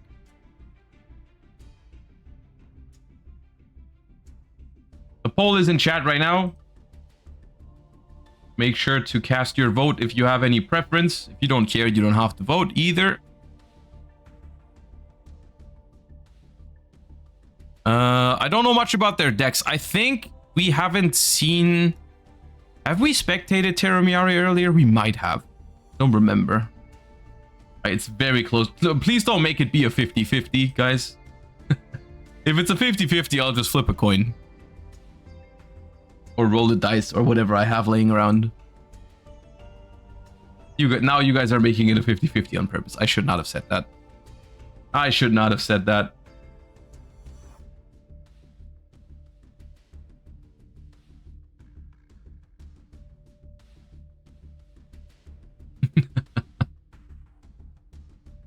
Alright, table 2 wins. You did not actually make it a perfect 50-50. Table 2 won the vote. So we are going to spectate table 2 first. Democracy has decided. But I think you tried it. I think you tried to just screw me over by going 50-50. But okay. Table 2 also coincidentally just has started first. So we'll go in there. We will probably still catch some of the action from the other table if we can. All right, and we have someone wanting to go first here with a Bon for the Snake Eye Ash. All right.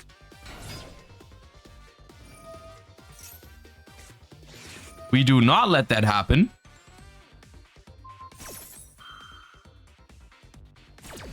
And that does go through. No Kirin in hand to dodge the Imperm. This is the moment where the Diabellstar comes down, naturally.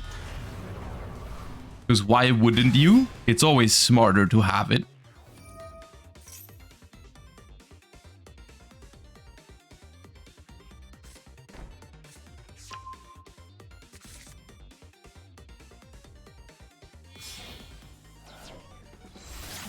We're linking off the Snake Eye Ash for Linkuriboh. Probably what we want to send for that, so we can dodge any other effect negation, I suppose. However, I don't think they would have another Imperm. It's more likely they have Ash Blossom. Very nice usage of Ash here.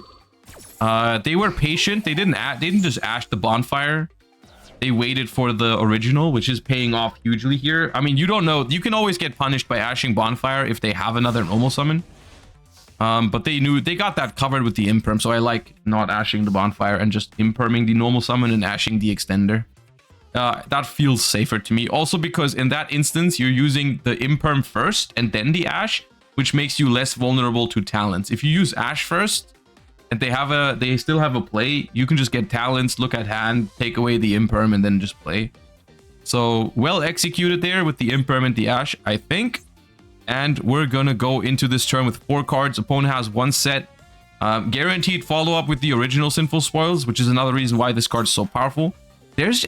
Honestly, I expected some Fire King today. I always do expect some Fire King in Master Duel, but the amount to which people are playing Snake Eyes and Fire King today is... I did not expect that. There's so much.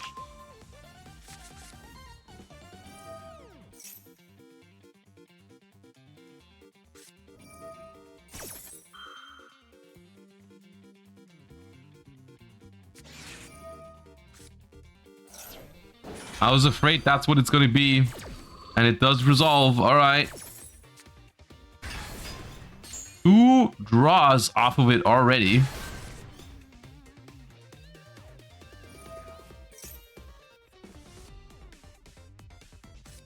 Imperming the Garunix, despite the Maxi being active. Fair enough. Because Tenpai power level is down. It does make some sense, because in some ways, because the most recent Forbidden and Limited list didn't do anything other than hitting Tenpai, we're basically just going back to the time before Tenpai came out. I mean, Tenpai is still here in a weaker form, but in terms of the other decks, not much has changed, right? Like, we're still... Fire King exists in the same form it has been. Yubel even got a little stronger with Varudra's added. But for the most part, those decks all did not change, which is probably not something they can keep on forever. They probably will have to tackle these decks at some point as well. But for now, they're still the way they are, right? Like, they remain unchanged. It's just that Tenpai was definitely stronger while it was at full power. Now it's arguable again. And so people are going back to these decks.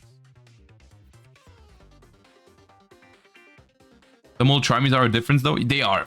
Yeah, Yubel. That's why I think that's why we're seeing so much more of this deck than of Yubel, is because this deck is better into the charmies. So simple.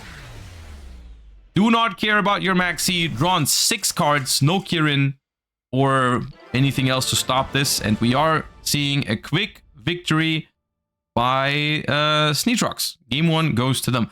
Why don't we go ahead and check out what's going on in game 1 over here? So we don't have any downtime. We don't have to wait for them to start game 2. We can just quickly check what's happening on table number 1. So we get the best of both tables. All right, we're going first here as well. But what are these sleeves over here? What's on them? I can't tell. I've never seen these before. Rescue Ace. Was that normal summon Ash?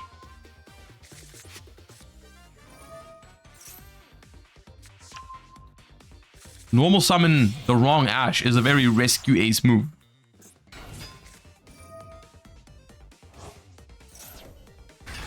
Alright, it's the first time we're seeing Rescue Ace today. Preventer, Special Fire Engine, make SP Lil Knight, then summon out Turbulence. Oh, this is pretty safe into most things. This Turbulence is probably resolving unless they have like double imperm for it. There we go. Contain, Extinguish, Emergency, and Rescue. Link 4 into Appaloosa. Activate Preventer, bring back Hydrant. Set 1, pass. Alright, nice and simple. 50 cards for the opponent, by the way. Drytron Nova. Hold up. Hello? Now, how did we go from Fire King versus Fire King to Drytron versus Rescue Ace? Oh, we do play Anima. That's big.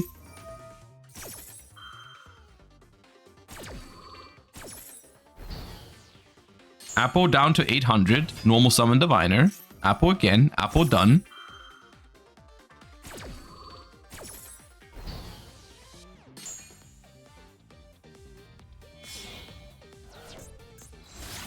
Nightmare Phoenix. Pitch. The ultimate Bright Knight Ursatron Alpha, which we attempted to summon earlier, right? Just contain the Phoenix. Yeah, we don't draw because they just negate it. Now we Called by the Grave on the most open of game states.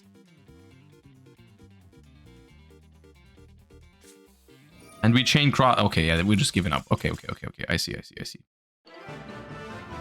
That was their way of saying, hey, if I had won the coin flip with my Drytron deck, I would have won, actually. Which, yes, you're playing Drytron. We know that. You know what? Let's wait for game 2 of these two, because I wanna see what these two are cooking.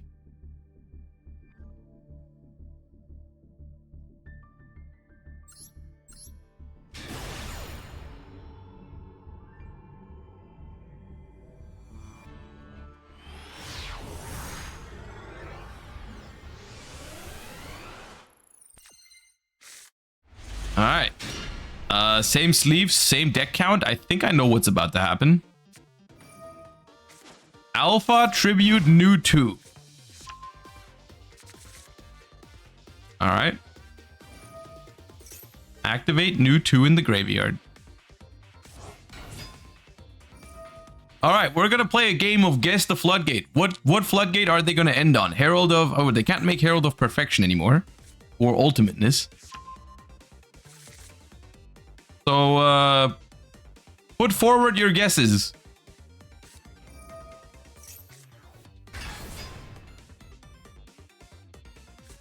Vanity's Ruler? Possible. Be Vanity's Ruler. Maybe none? You think they play... Do you think they would play 50 cards if they were trying to just make a fair Drytron end board?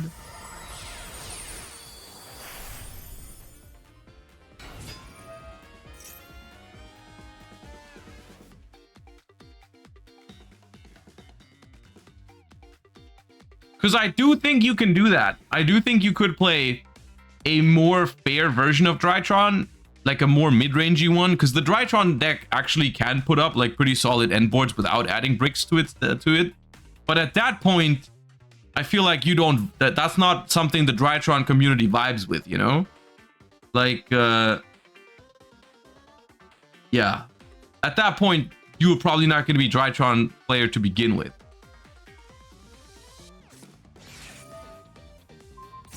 All right, we're imperming the rank 1. That's pretty good. Because now you can't send and you can't use the material as fodder. We're gonna go search the Drytron Nova with the field spell. That's gonna put another Drytron name out there. Gonna go for Zeta.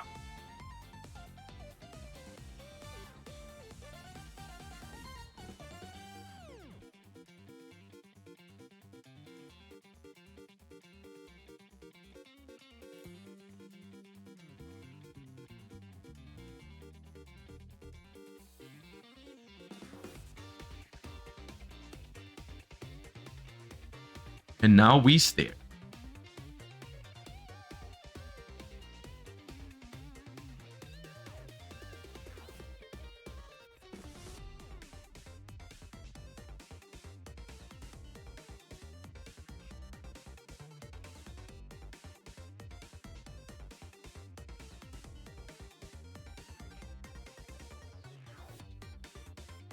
Hello.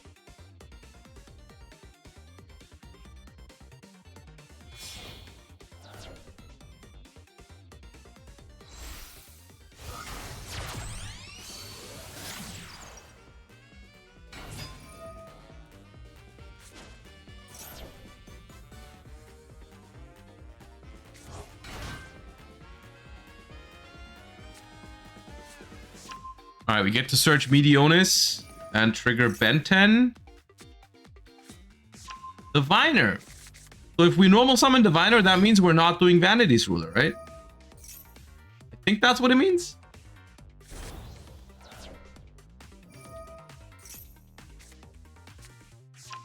Okay, we go for DA Draconid.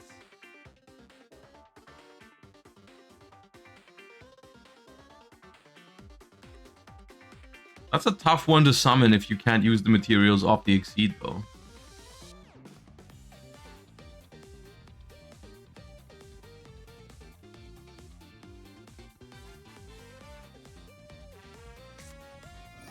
Activate Medionis. What are your tributes for the...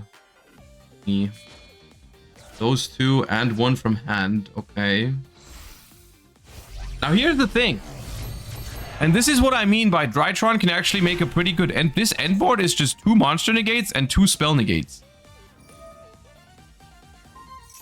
No, this is once per turn, actually. It's 2 monsters and 1 spell.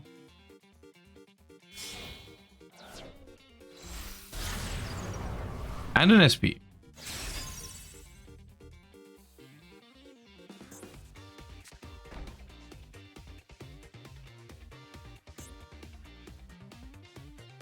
And follow-up. This board looks beatable. It does, but it's still good. This is probably what Drytron should have been with from the beginning, honestly. This looks a lot more fun than if that was just like Vanity's Ruler or Herald of Ultimateness or something like that. Normal summon Impulse. Ain't no way.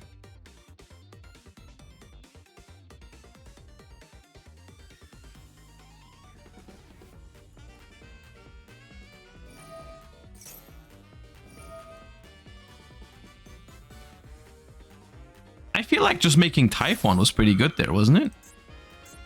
Like, make Typhon, attack SP, bounce one of those. Oh god. Oh, disgusting. The Called by the Grave on the Impulse in the graveyard.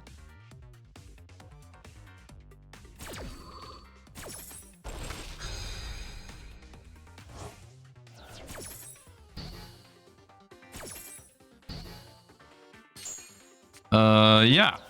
That's pretty good. Okay, we still got one more. We've got SP and we've got a spell trap. Yeah, yeah, no problem. No problem. Not yet, at least. Alan's stopped by Fafnir. Oh, they got more. They got response window over here.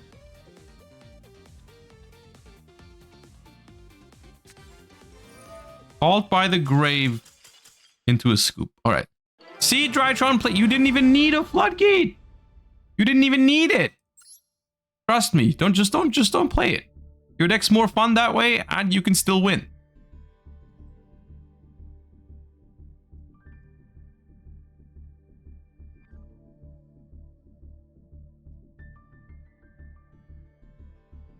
But I want it. Yeah, that's I know you do. I know you do. That is the problem.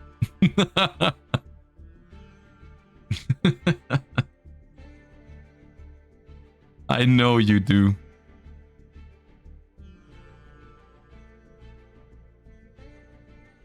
All right, what's the score in the other one? The other one is also 1-1. The other one is in game 3. Let's just check in with game 3 of the other two.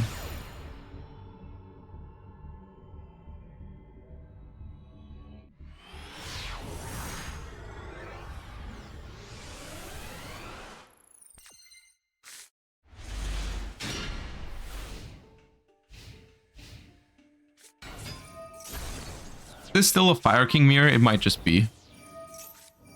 Roland Lockbird is good in this spot. Oh. Oh.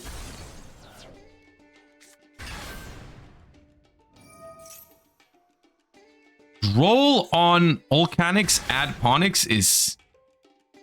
Whee.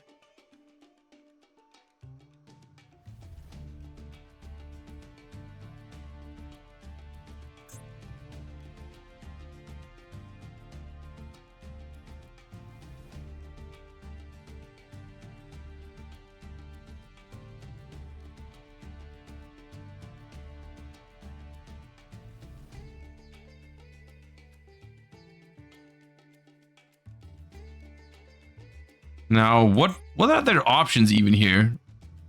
I guess... No, Garunix in rotation is rough. You can make IP Masquerena, Promethean Princess, bring back one, make Ambler Whale. Ambler Whale with a Promethean and an IP Masquerena in the graveyard. It's not the worst. Actually, no. No, it's not. It's not good, because if you bring back the IP Masquerena, you can't make anything with it. Yeah, it's better. This is better. It's better to make Sunlight Wolf, add back Kirin, and then still Princess into Ambler Whale, I think. Like you link Karibo, you add back one of them, probably Kirin. Could also add back Oak if you really want to follow up that badly. Yeah, Kirin, and then make Ambler. You can make Heat Soul. Oh no, you can't. There's the Underdraw. Never mind. Makes sense.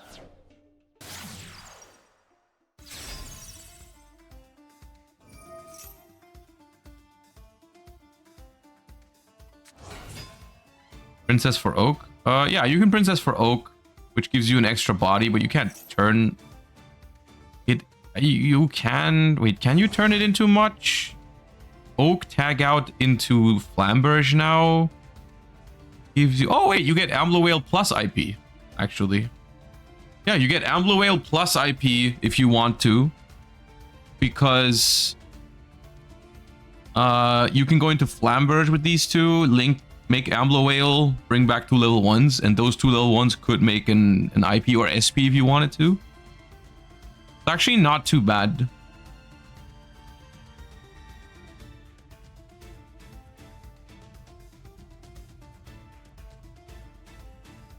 Or Fucho? If you think it could be Tenpai, yeah, you could make Fucho.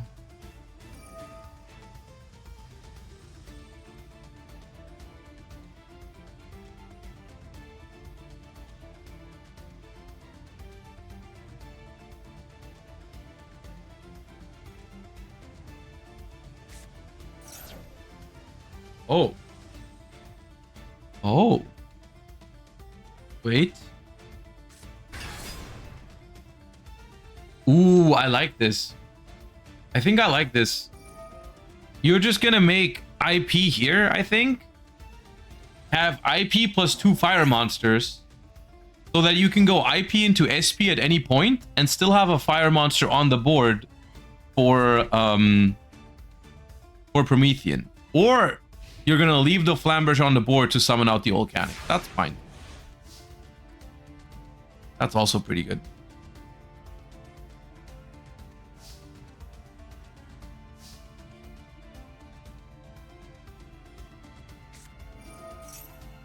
All right, these two, it looks like these two are just jamming Fire King nonstop. I don't remember seeing one of these two switch off of it. Maybe they have and I'm just forgetting it, or I haven't seen it. But from what I remember, it's just been Fire King. Whenever possible. All right, Imperm on the Snake Eye Ash. Does that go through? It does. Oh. Not pretty. Ah, they always have Witch. Infinite Impermanence. Target 1 Snake Eye Ash your opponent controls, negate its effects until the end of this turn. Also, add 1 Diabellstar the Black Witch to your opponent's hand.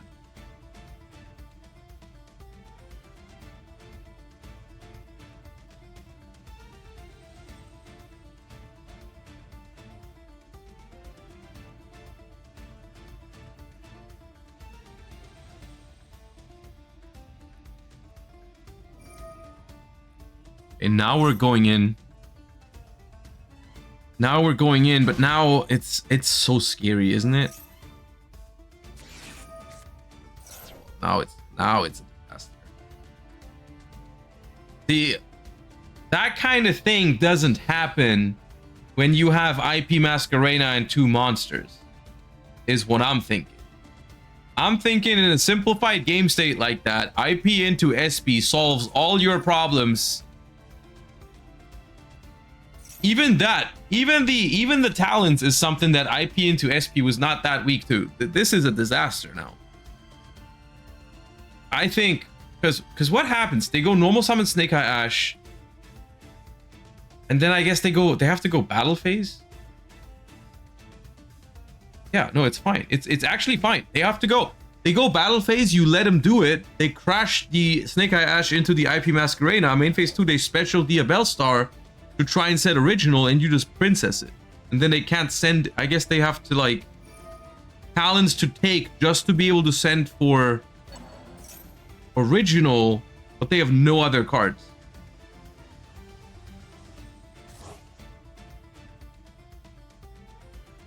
Instead, it's just game. Granted, you did lose to Talents plus Ash plus Bonfire plus Diabellstar. So I don't even know if that's really a misplay at this point. I don't even know if that's a misplay, but I do think the other play was slightly safer. Even so slightly.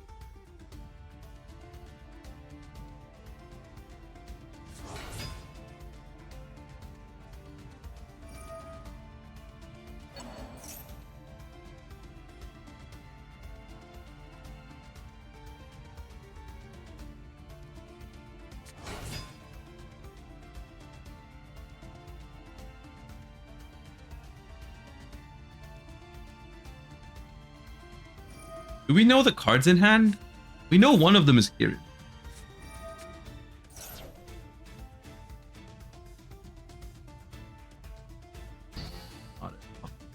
Pretty good. It's pretty good, but it doesn't feel like it's enough.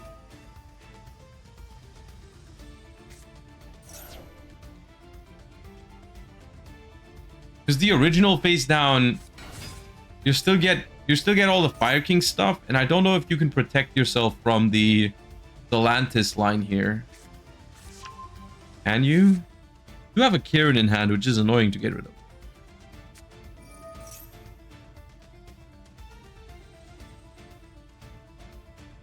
It's interesting they sent the Oak for original instead of sending the Hita, because the Oak could still tag out into Flamberg.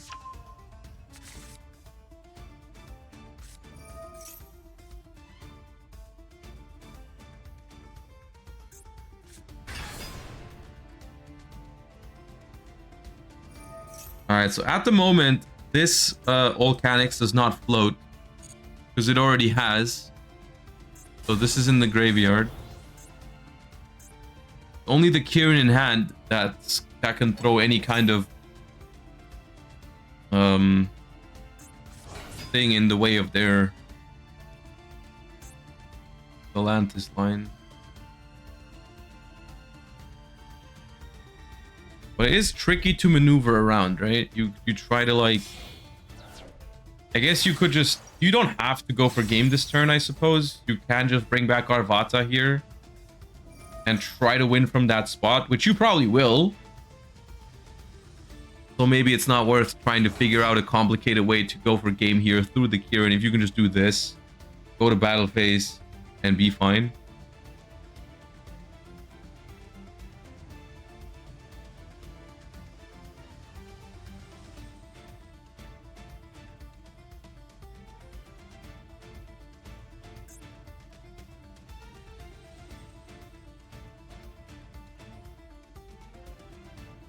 Just go battle phase now. You can let the Kirin go through, because you can just negate its graveyard effect, I guess.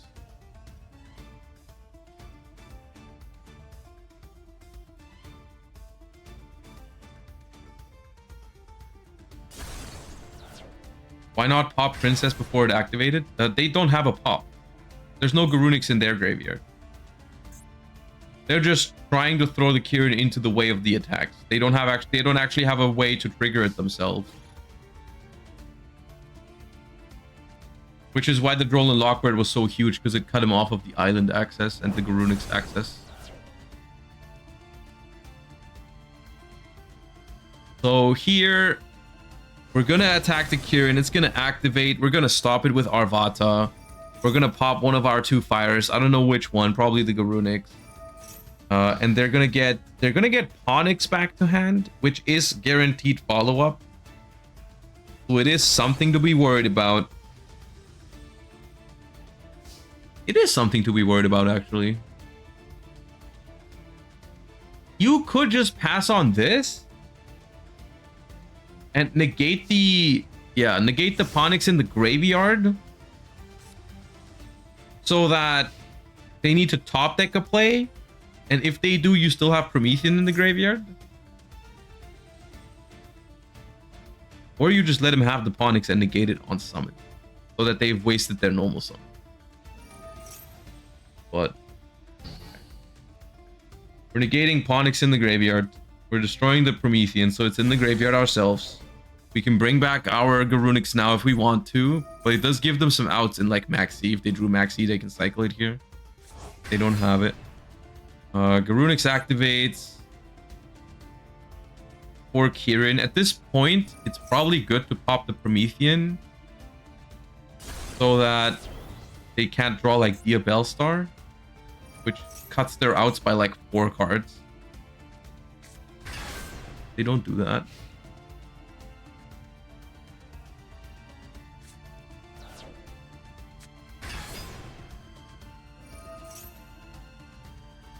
But Sanctuary defeats this, right? Or Promethean also does. That's fine. That's fine. It was never a problem because they can if you just pop the Abel Star, it doesn't have the original doesn't have anything to send. Yeah, it's fine. It's fine.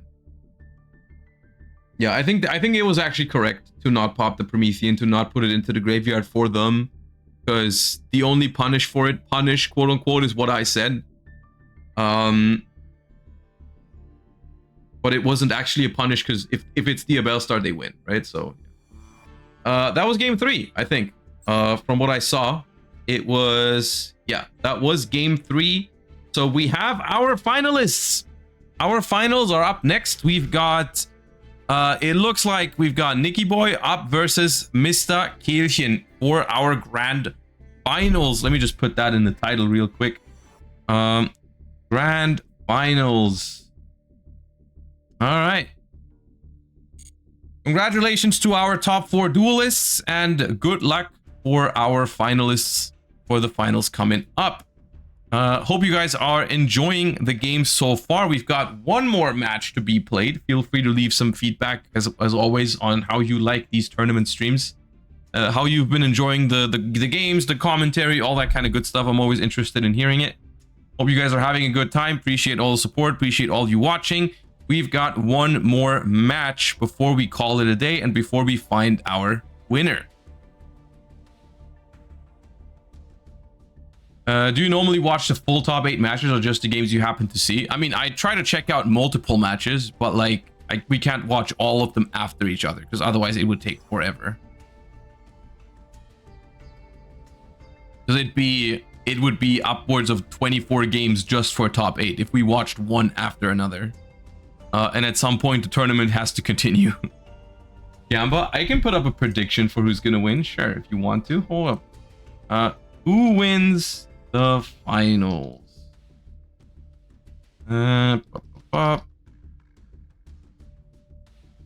You've got... Alright, you've got 2 minutes to predict. Prediction is up in chat right now. Ask and you shall receive.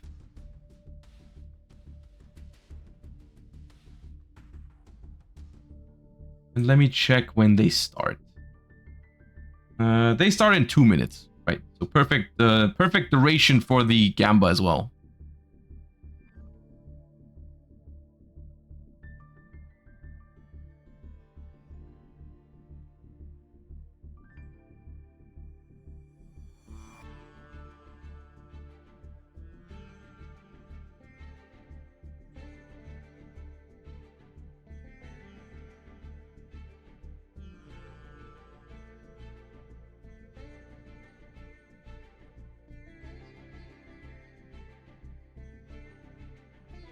All right.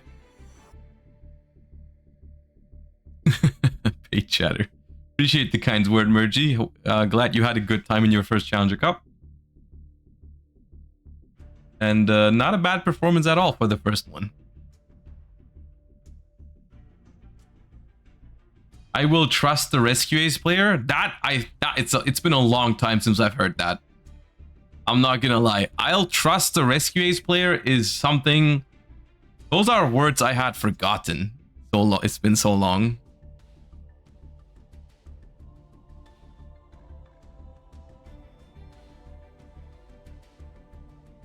All right. Just a reminder of what these guys are playing for. They've got a guaranteed Time Wizard plushie, both of them. They've got a guaranteed Mirror Jade acrylic stand. They've got a guaranteed Branded Fusion game mat and a guaranteed pack of white Master Duel sleeves, which are pretty dope as well. The winner will receive a cool little Master Duel jacket for their efforts. And once again, just a reminder, this has been a matter of, we've been going for 5.5 hours. We've got one more finals left to play. It was all completely free to join from the beginning. So if you do want to join future Challenger Cups, make sure to enter !Challenger Cup in the chat. To join the Discord server where they announce all of these tournaments and you get to play them for absolutely free. Once again, courtesy of Konami. Thank you for sponsoring these and making these possible, because I do think it's a great thing for the Master Duel community. And if you want to join them in the future, once again, !Challenger Cup, to join the Discord server for them. All right, finalists, you may begin.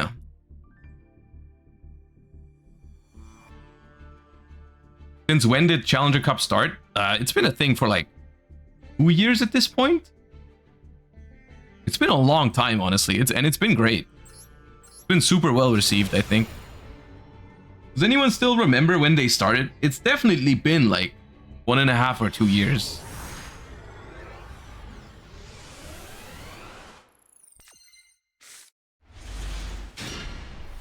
I should play more myself. Like I'm busy hosting these a lot of the times, but playing them and streaming them myself is also very fun. All right, game 1 here. We're starting off with not what we wanted, I think. Assuming this is still the Fire King deck, this is not a great opener, but it does happen now to the deck sometimes. You can't always normal summon Snake Eye Ash. Oh, Dora. What kind of deck uses level 4 or lower fire dragon monsters?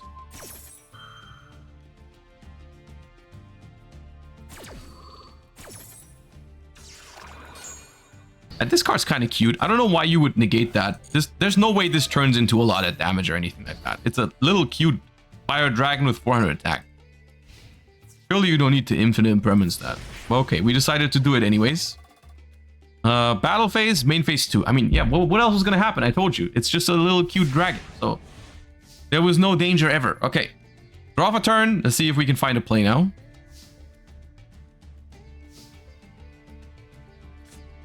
We do find Poplar off the top.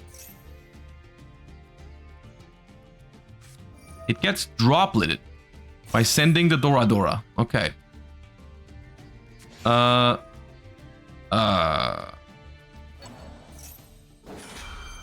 Why? Oh, that's why. That's smart. That is smart. I like that. I like that. We're dodging. Okay, just let me explain.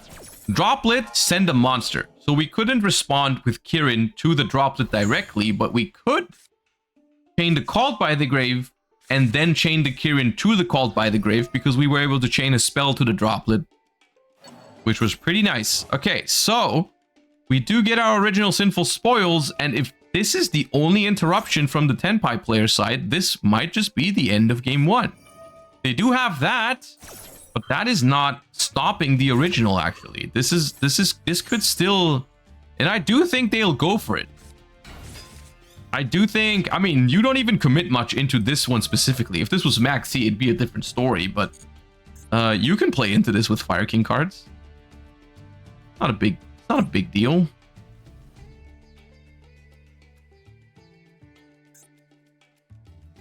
course, there's still more, because we do know their hand. We don't know exactly what's in their hand, but we know a lot of cards that aren't. We know last turn there was no Chundra, there was no Kaiman, there was no Sangan summoning. All those kind of cards were not in their hand last turn. So it is likely that they would have cards like more Charmies, like more Infinite Impermanences, Veilers, Ash Blossoms, all that kind of stuff. So they're going to stop the Ponyx here.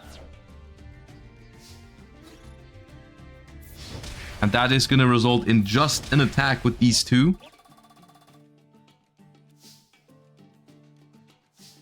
And we're going to pass over here. Okay. Now, of course, one thing that they absolutely could have is another normal summon. Do they have that at least? They do. Oh, that's big. That's big. They didn't even have a response. They just have no response window. Got nothing. Ghost Ogre one time. No.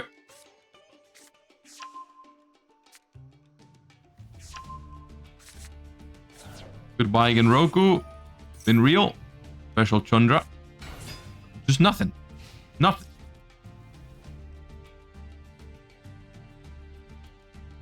What was their hand, do you think? I'm genuinely confused as to what their hand was. Oh, maybe Garunic's hard draw? Is that enough? Garunic's hard draw could do it. Like the good Garunic's. No, they don't have that even. They have nothing.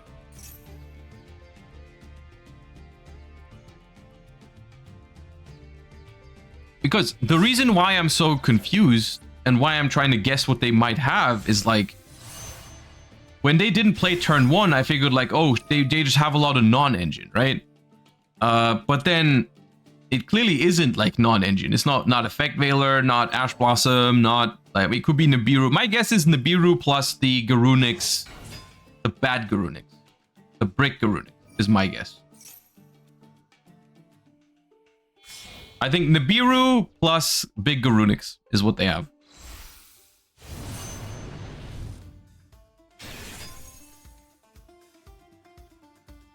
We can check after to see if that was right. Anyone else have a guess?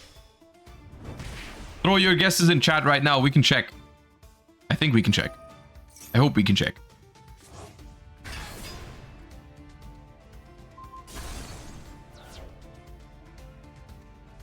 Oh, Flamberge is a good one too. It could be Flamberge. Yeah. Flamberge is a good guess too. Yeah, it could Flamberge and Garunic's. Yeah, it could be. Could be. All right, let's see if we can check real quick. In-room replay.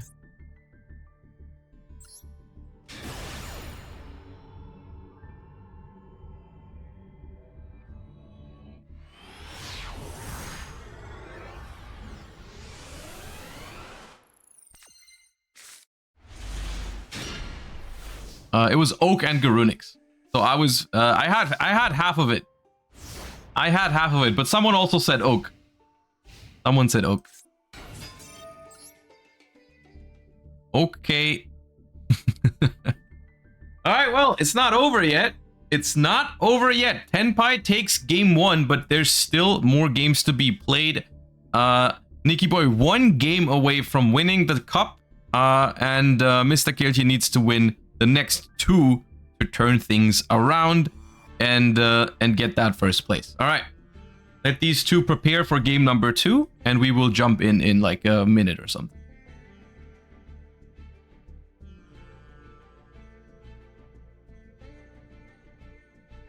Why not Oak send Garunic's and go to Ash? You might want to read Snake Eyes Oak.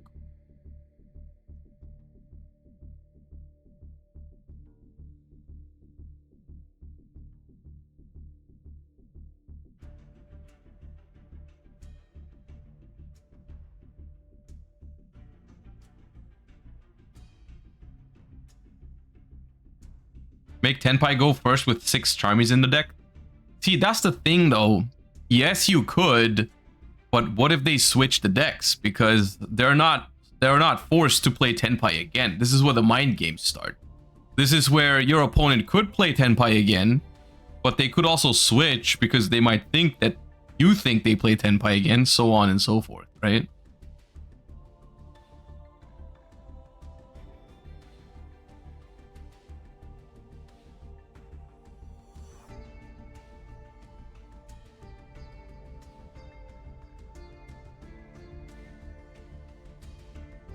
All right, we've got both of our finalists back at the table. Once again, Nicky Boy is leading up 1-0, and game 2 begins with who going first or second?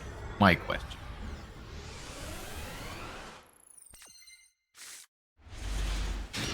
We are just going first. All right, we're going first. And it is... Okay, we're back to normal summoning Snake Eye Osh. The first game was a little bit of a slip up, you know. That was honestly my bad, guys. I didn't hard open Snake Eye Ash once. I misplayed a little bit by not drawing it. We're back to normal. We have Snake Eye Ash.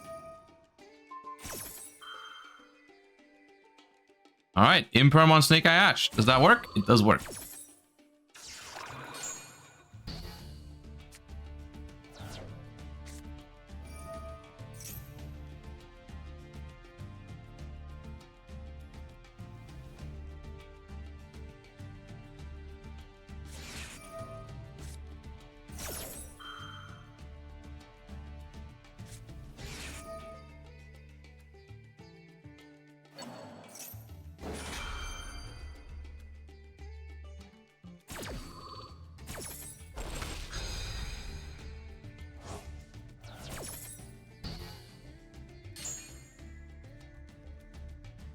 Bro's a master duelist.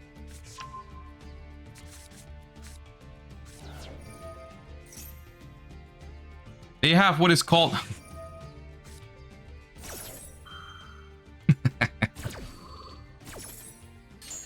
Master Duel. Master Duel, huh? Don't say 1 out of 9. Don't say 1 out of 9 whenever this happens. Please. Stop saying 1 out of 9.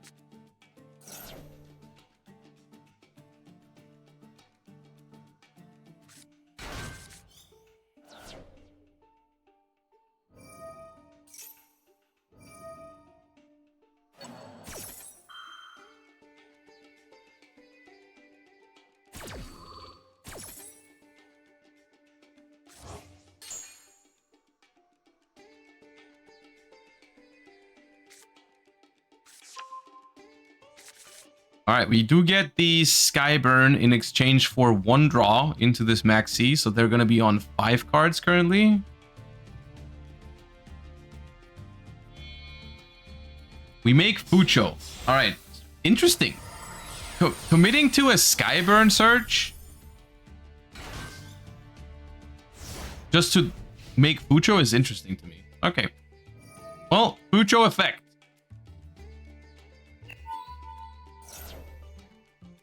Bombolario, thank you for the 5 months. Appreciate that. Thank you. All right, so little Dora Dora here. Nothing bad could ever happen from a card this cute.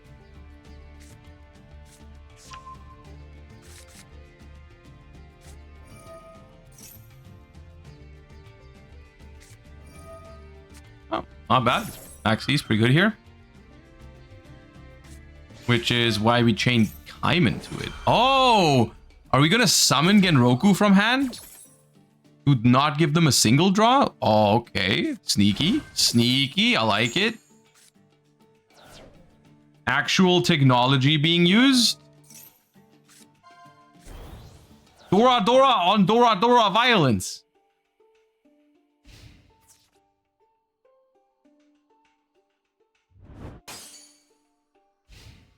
All right, little smoocho on the fucho.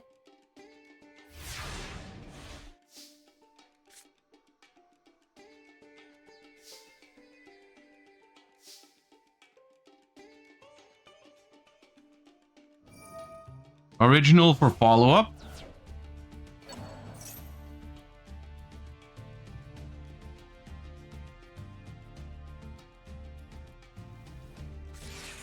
We ashed that follow-up.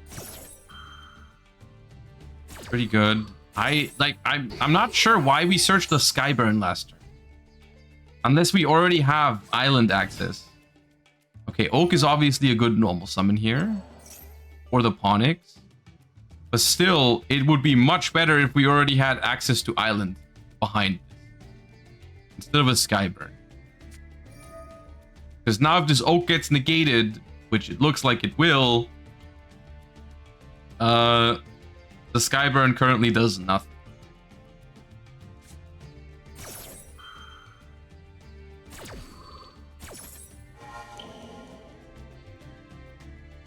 So the only real reason I see to search Skyburn is if we already have Island. Or Sanctuary.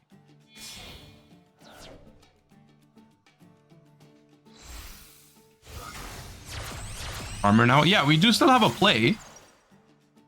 Not what I'm worried about, but we would still have all that plus a Sanctuary push. Like if this gets Veilered, for example, now, which it could, we would have Sanctuary Island access guaranteed. But, well, I mean, they could have that. Okay, so Promethean Princess.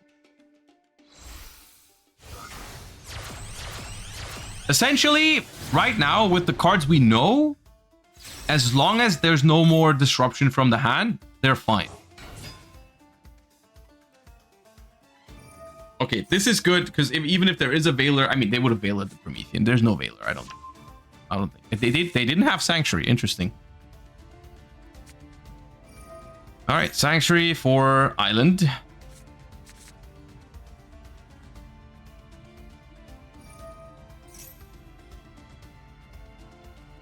Do they win with the Zelantis? If there's nothing from the Tenpai Duelist, then yes. What did we pop? We pop... Oh, this guy.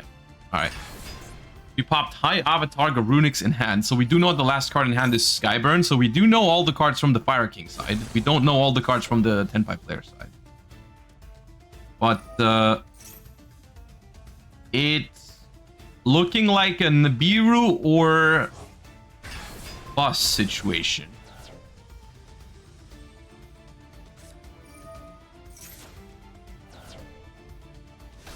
So we chose the Nibiru.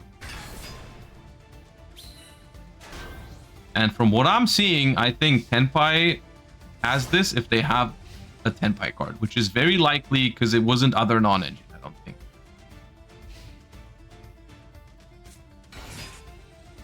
There he is.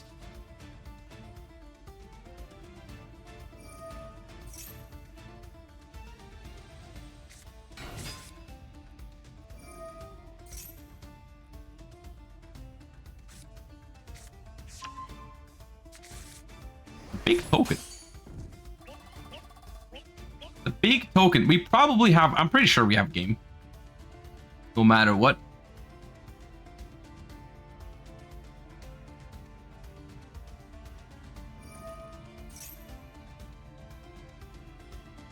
Tenpai hits mean nothing. They don't mean nothing. But they are not enough to stop Tenpai from being one of the best decks. If that's what you mean. But they are not irrelevant. But they need to do more if they want to get rid of, or not get rid of Tenpai completely, but like if they actually want to stop Tenpai from being probably the best deck in best of one, they do need to do.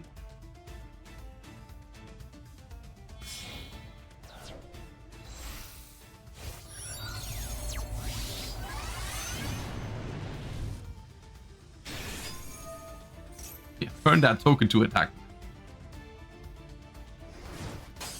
We're gonna crash into it so that we can just bring it back. Okay. They could have gone. That honestly, that makes it a little faster, I think, because now you can just pop the token. There was other ways to do it, but they could have gone, for example, what's it called? Trident Dragion, pop the Transcendian Dragon to bring that back, but it's still. Because Biden can still come back.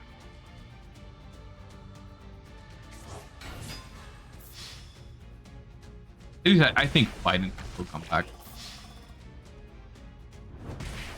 They also could have brought back Biden and destroyed Fire King Island.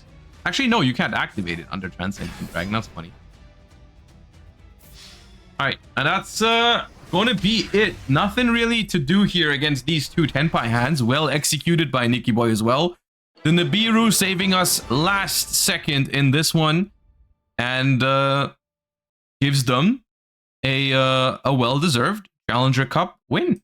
All right. Well, Tenpai takes it all in the end. We did see a bunch of other decks throughout the day as well. It's not like Tenpai was the only deck we saw, but we definitely did see it still dominate in our grand finals. I hope you guys enjoyed today's tournament. I had a lot of fun casting. Thank you all for playing. Thank you all for watching and supporting the channel. I appreciate that. Once again, !Challenger Cup if you want to play in future Challenger Cups yourself. Make sure to follow the Twitch channel if you've enjoyed your stay. Hope you have a wonderful rest of your Sunday. Wonderful start into your week. There is not going to be a stream tomorrow, because I've got some important stuff to do, some appointments I have to be at. I'll be back on Tuesday. Hope you guys have a wonderful Monday as well. Thank you guys so much for watching. Thank you for sponsoring the stream to Konami. And you guys have, once again, wonderful rest of your weekend. Wish you all a great Monday, and I'll see you guys on Tuesday. Thank you for watching. Bye bye, everybody. Peace.